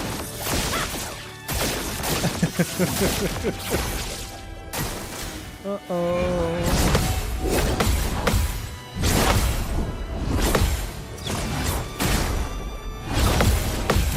Hold on. Hold on.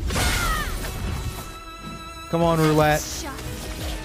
Roulette, burning, virtuos, inverted. We got everything. Roulette just needs to work with us. Show me big damage.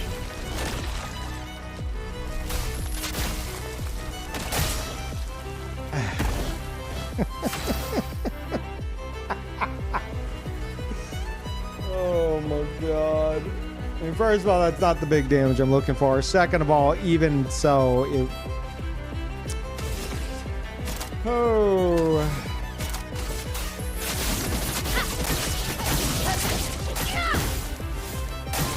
On me.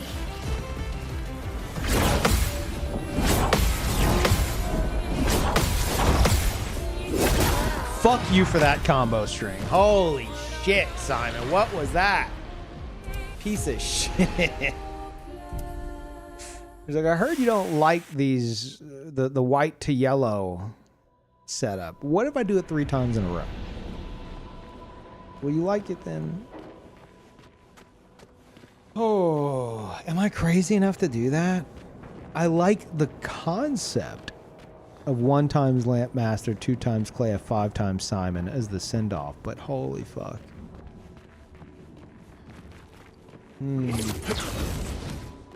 I wish 3 times existed, because I oftentimes in my playthrough I felt like 3 times would be exactly what I'm looking for, like a sweet spot. There's probably a mod for it. I'm too far gone to bother fucking modding. Don't use mod, dude. This playthrough's like 250 hours at this point. I'm not. I would sooner use the more difficult thing than use a mod to get like the in between. You know. Oh wait.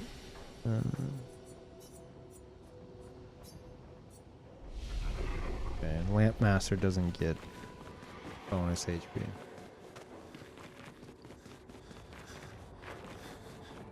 Yeah, Rafa, that's what I was thinking. That would be like Mael's got some fucking damage compared to the others.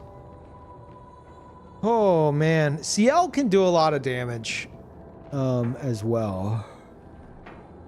And first those damage is okay, but he has a big setup with like, you know, double mark and stuff for everybody else.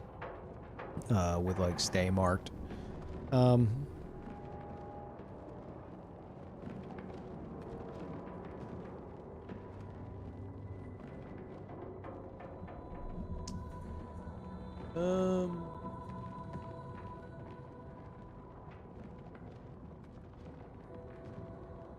What's Lampmaster's gimmick? He doesn't fucking die. Very fun.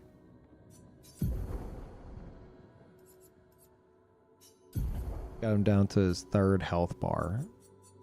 He seems to have 5.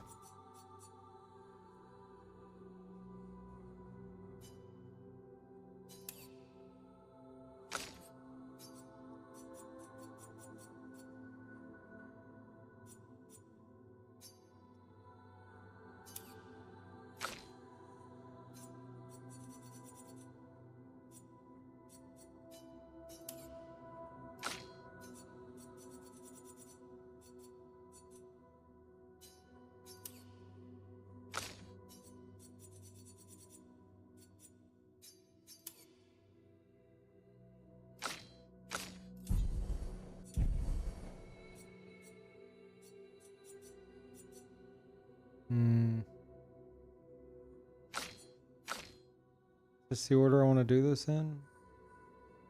I think so.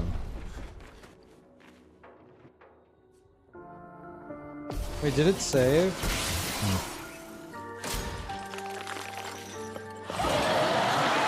Take cover.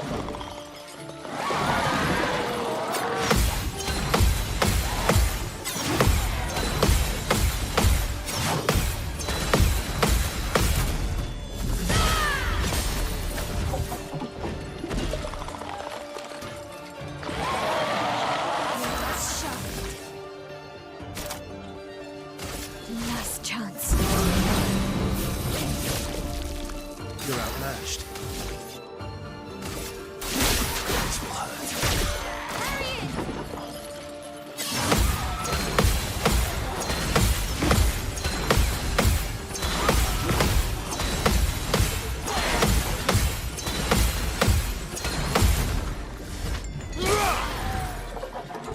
Let us stain them.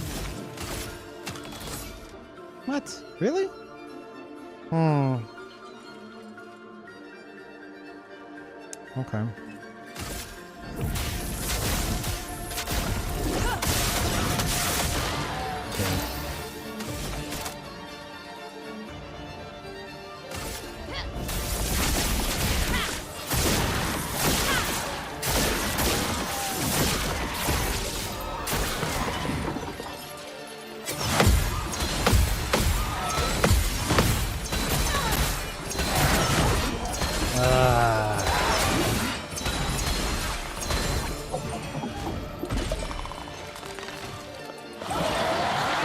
Cut him down.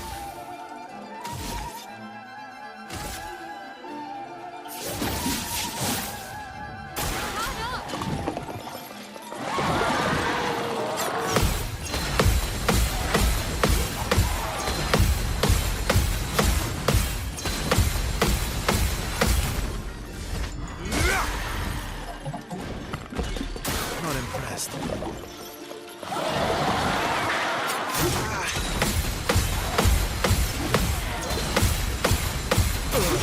What? Really? Oh no, you can definitely shoot the lamps, but if you just parry them, you get more AP out of it. I mean, you could probably shoot them and still get full on AP just from all his fucking attacks, but I like trying to parry them. Plus, if you shoot them all early, he turns the entire field dark. But I have found that on health bar 3, he'll fucking do that anyway with the lamps. So, you know.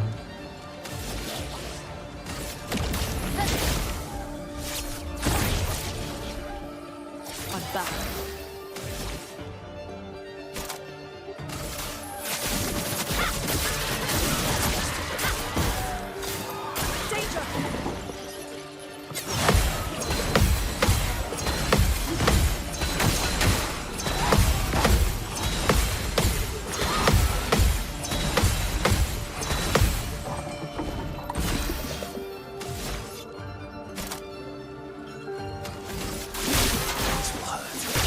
Let the ink flow.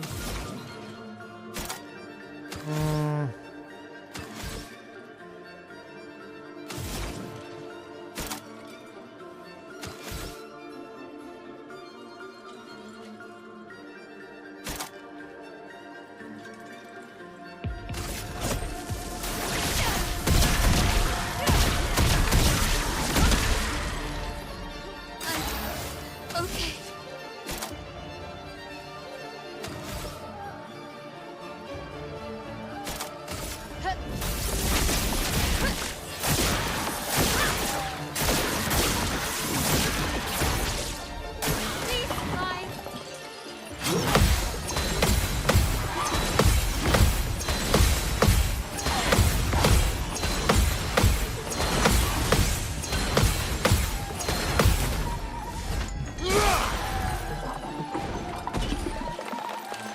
No, I was using a base gun weapon.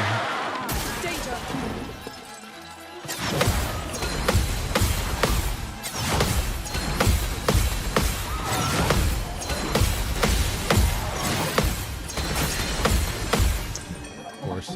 I've lived through worse.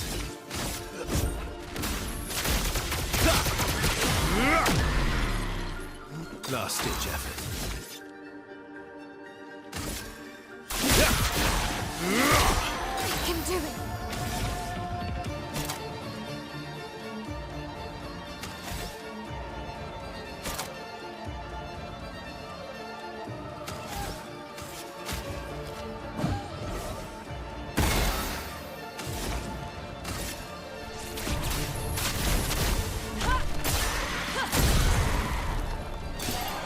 Let's dance. I'm ready. Careful, man. Let's dance. I'll do it. Bring it on.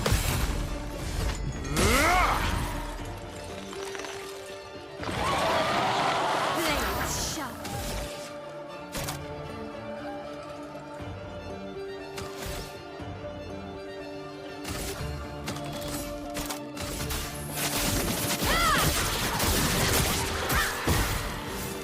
Careful with my L.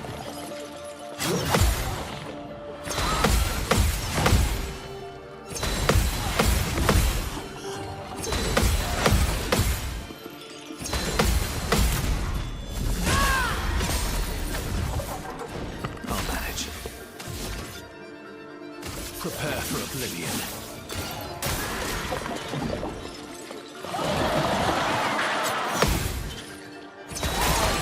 Why did I do that?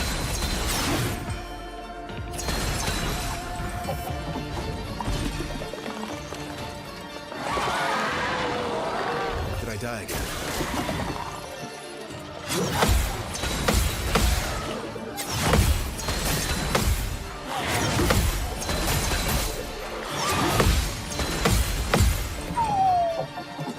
The storm is coming. All good, all good.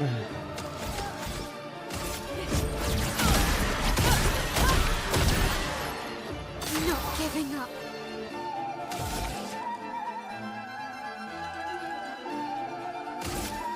This will hurt.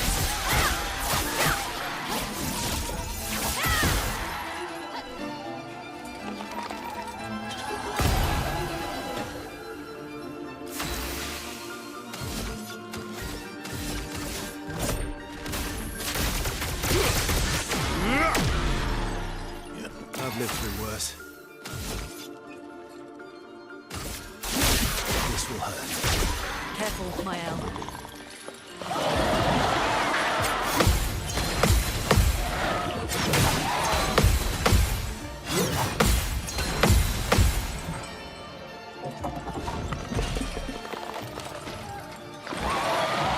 I can do it.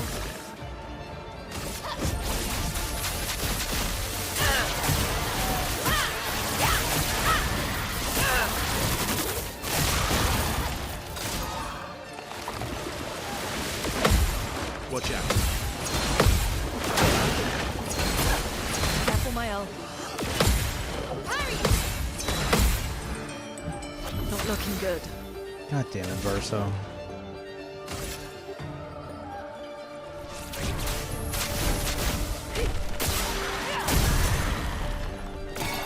Danger!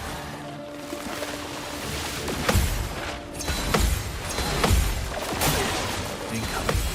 Watch out. Bring it on. Oh no! I lost my train of thought. Oh boy. Alright, let's see what you guys can do. Eyes up, Minoko.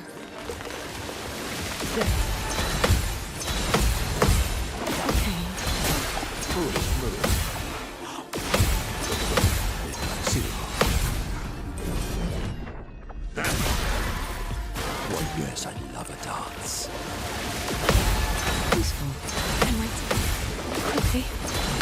Try me. I love a dance. Take your shot. Your turn to dance.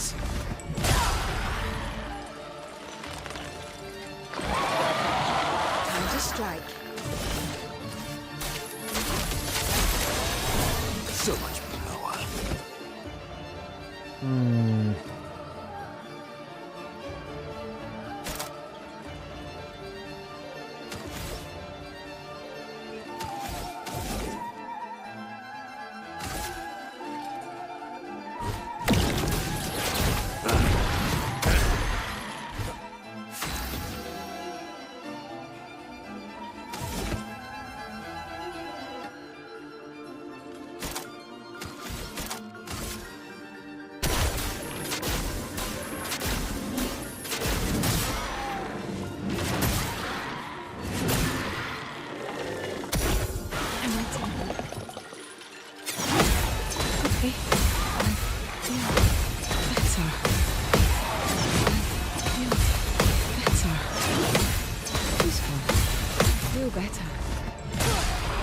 Oh, really?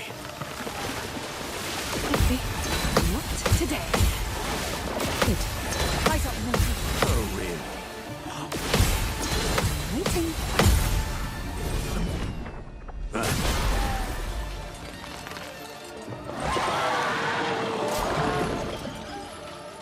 Useful. Good. Okay. Good.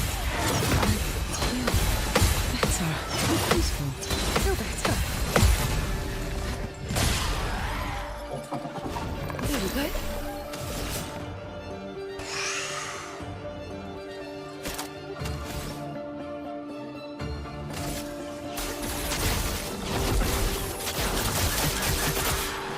Lovely feet.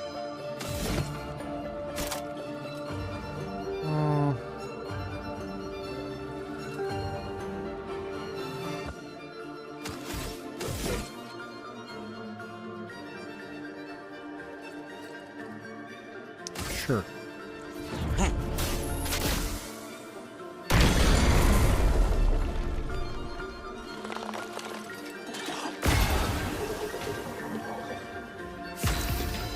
Okay, now I think it gets new moves and shit that I'm just not familiar with. It's locked on you. Take a shot. Okay. Take your shot. Feel better.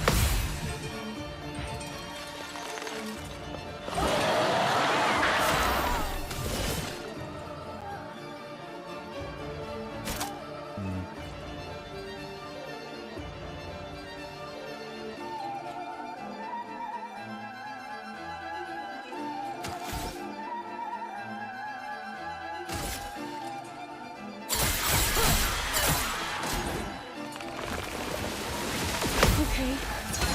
I feel better. Fuck. Today. No, we're good. We're good. We're good.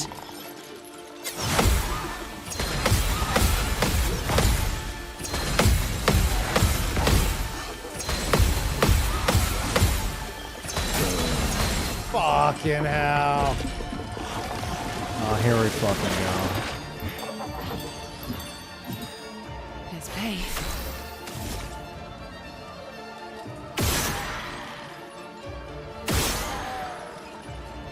Think I missed it?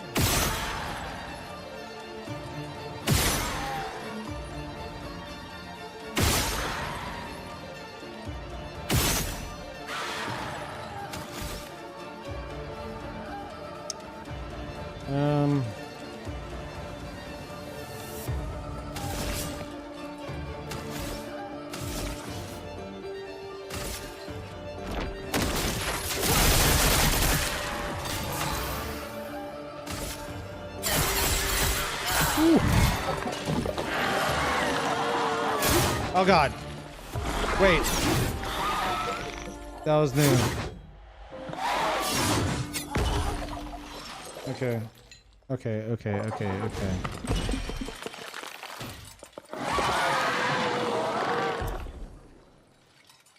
Oh.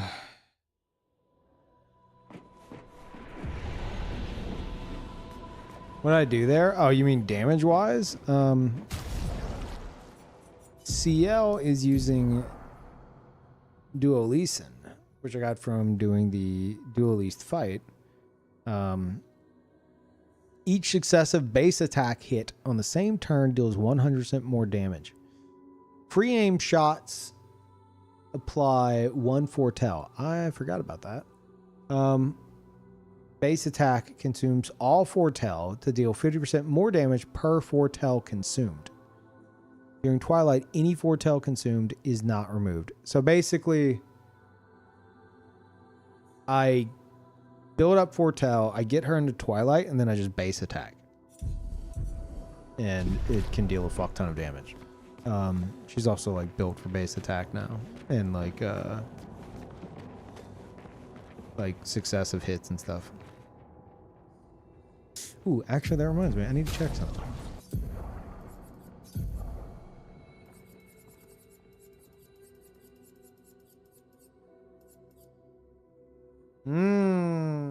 skill hit. So this wouldn't affect base attack, but it would affect everything else. I mean, it's not bad. Especially if I'm using like Endbringer or something. Like to top everything off, it could go crazy.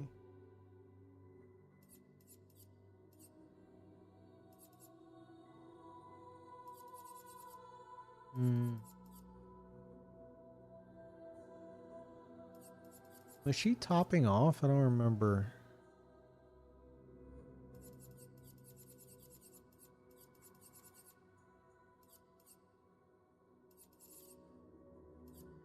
Oh, fuck. Whoopsie.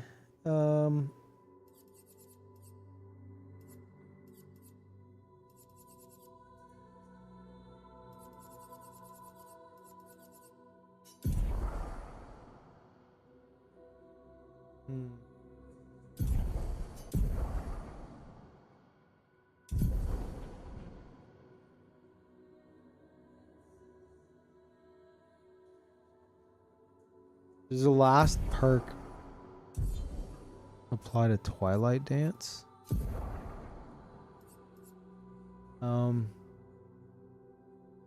Consumes all foretell to deal additional damage. The last perk. Are you talking about Frenzy? Yeah, it would apply to Frenzy.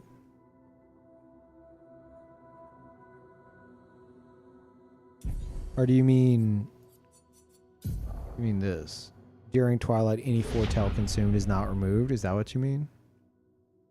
Yeah, that would also apply.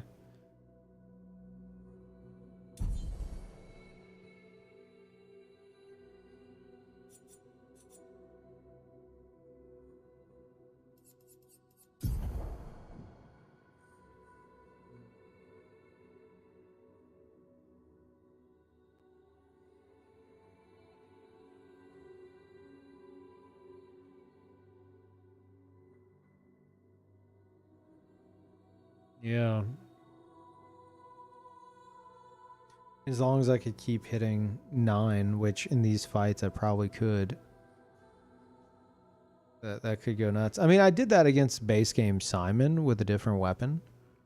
I was just constantly staying in Twilight Dance. Like I would get into Twilight. I would set up some foretell and then I would just use Twilight Dance over and over and over. Yeah, it would go crazy with this. Absolutely.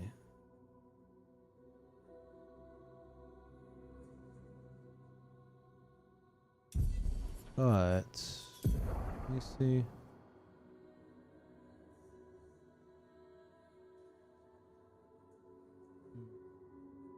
Why was I under the impression that this weapon got stronger the more you use the base attack over multiple turns? It's not the case. I guess it's that first one had me thinking that.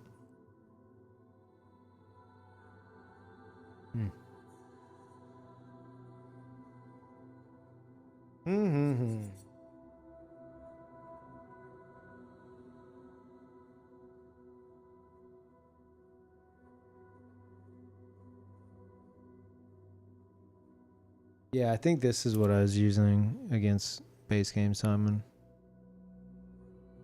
This weapon's awesome.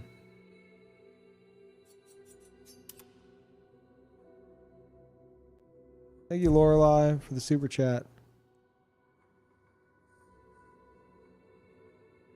How did you reset her attribute points to remove that defense? I did recently. Fuck with her stats. Let's see. Like, I'm not too fussed about it, but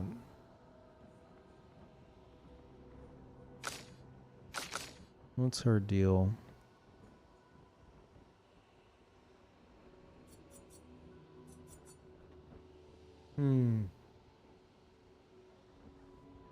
I think I wasn't sure at the time whether to pump vit or defense. Honestly, like if you're capping out on your damage one way or another, like Pictos are pretty much your fucking build. Pictos do so much goddamn heavy lifting. It's crazy.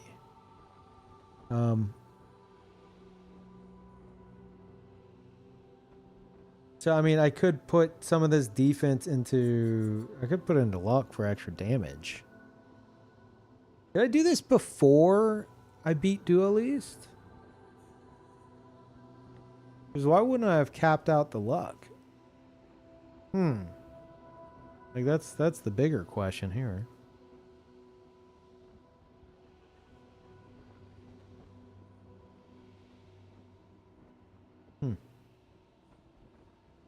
You know what? Yeah. Why am I doing this? Let me see.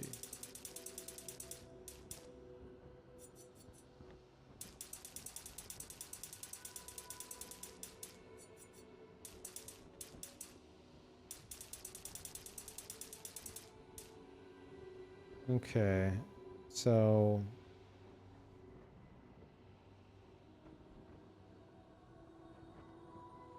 10,288.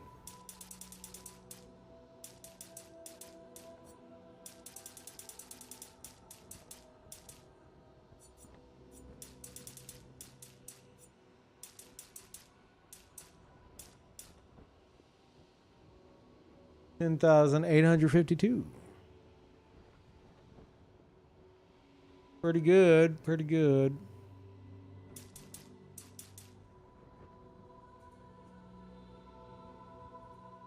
Crit rate.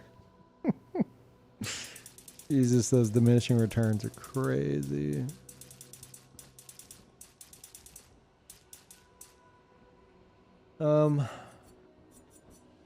I mean, at that point, I feel like she's got a bunch of defense from Picto.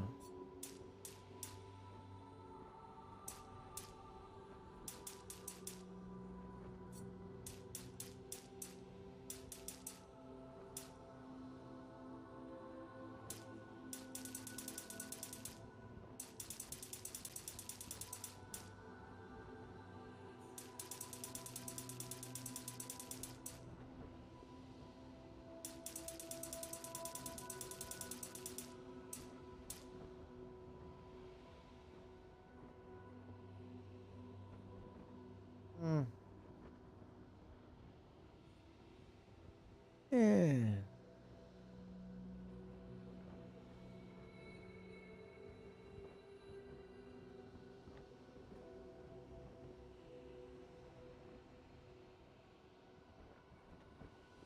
Oh yeah, no, she definitely has all the combo attacks equipped, 100%. You just can't really tell because she just like throws a bunch of cards.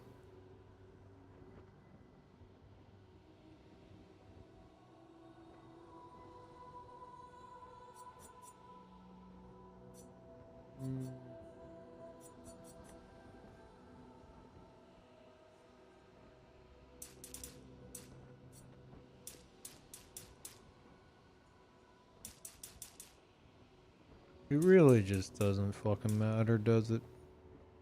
I feel like that's gonna annoy me. I'm doing 75. Screw it. Yes.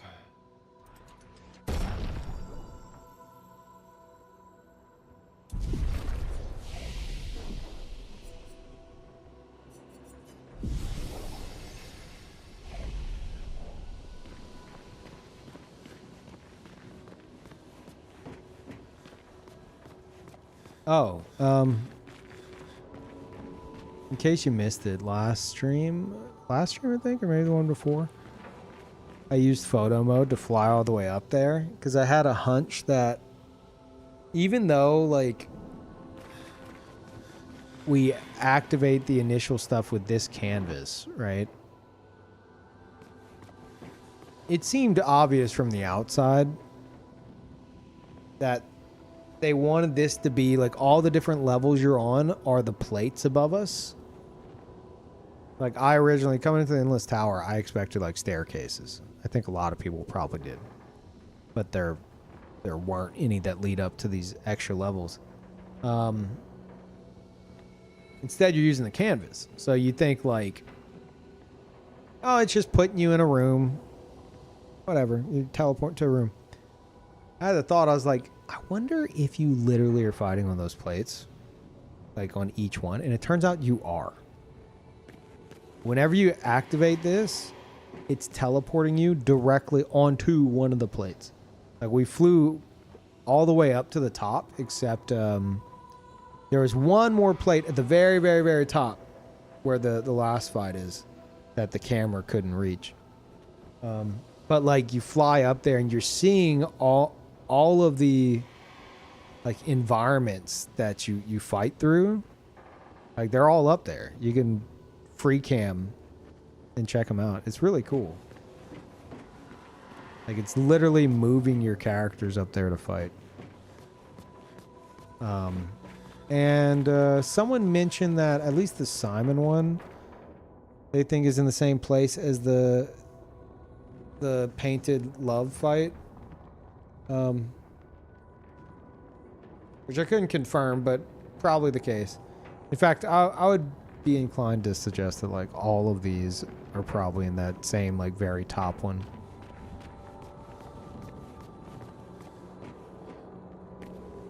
But yeah. Anyway, chat, I need to finally get some fucking sleep, I think. I've been up for like over 20 hours now.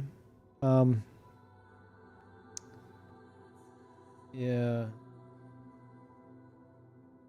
Let me see. I might be able to...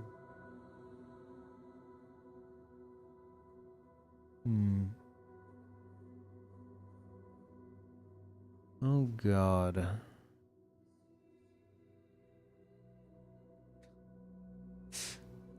I don't think I can in good conscience do that.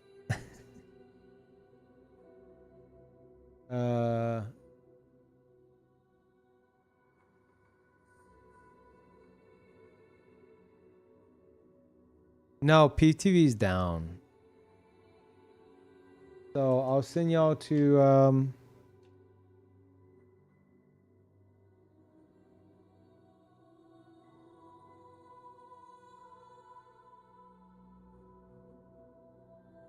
see. Yeah. I'm gonna send y'all over to Cardboard Cowboy TV. Cody's live. I would raid Cody, but he's playing Guitar Hero with Let's Rock in the title in all caps.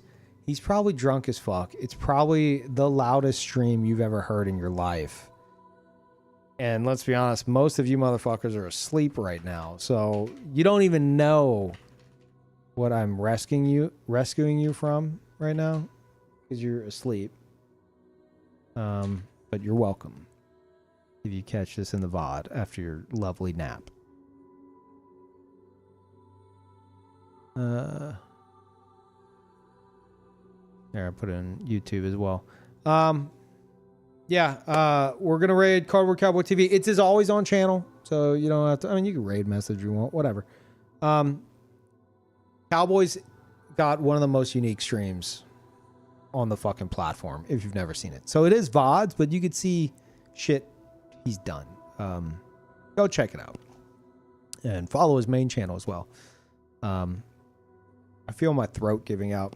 I'm gonna talk to you guys later. I'm not sure if I'll be streaming later today, but I'll update y'all soon. Bye, everybody.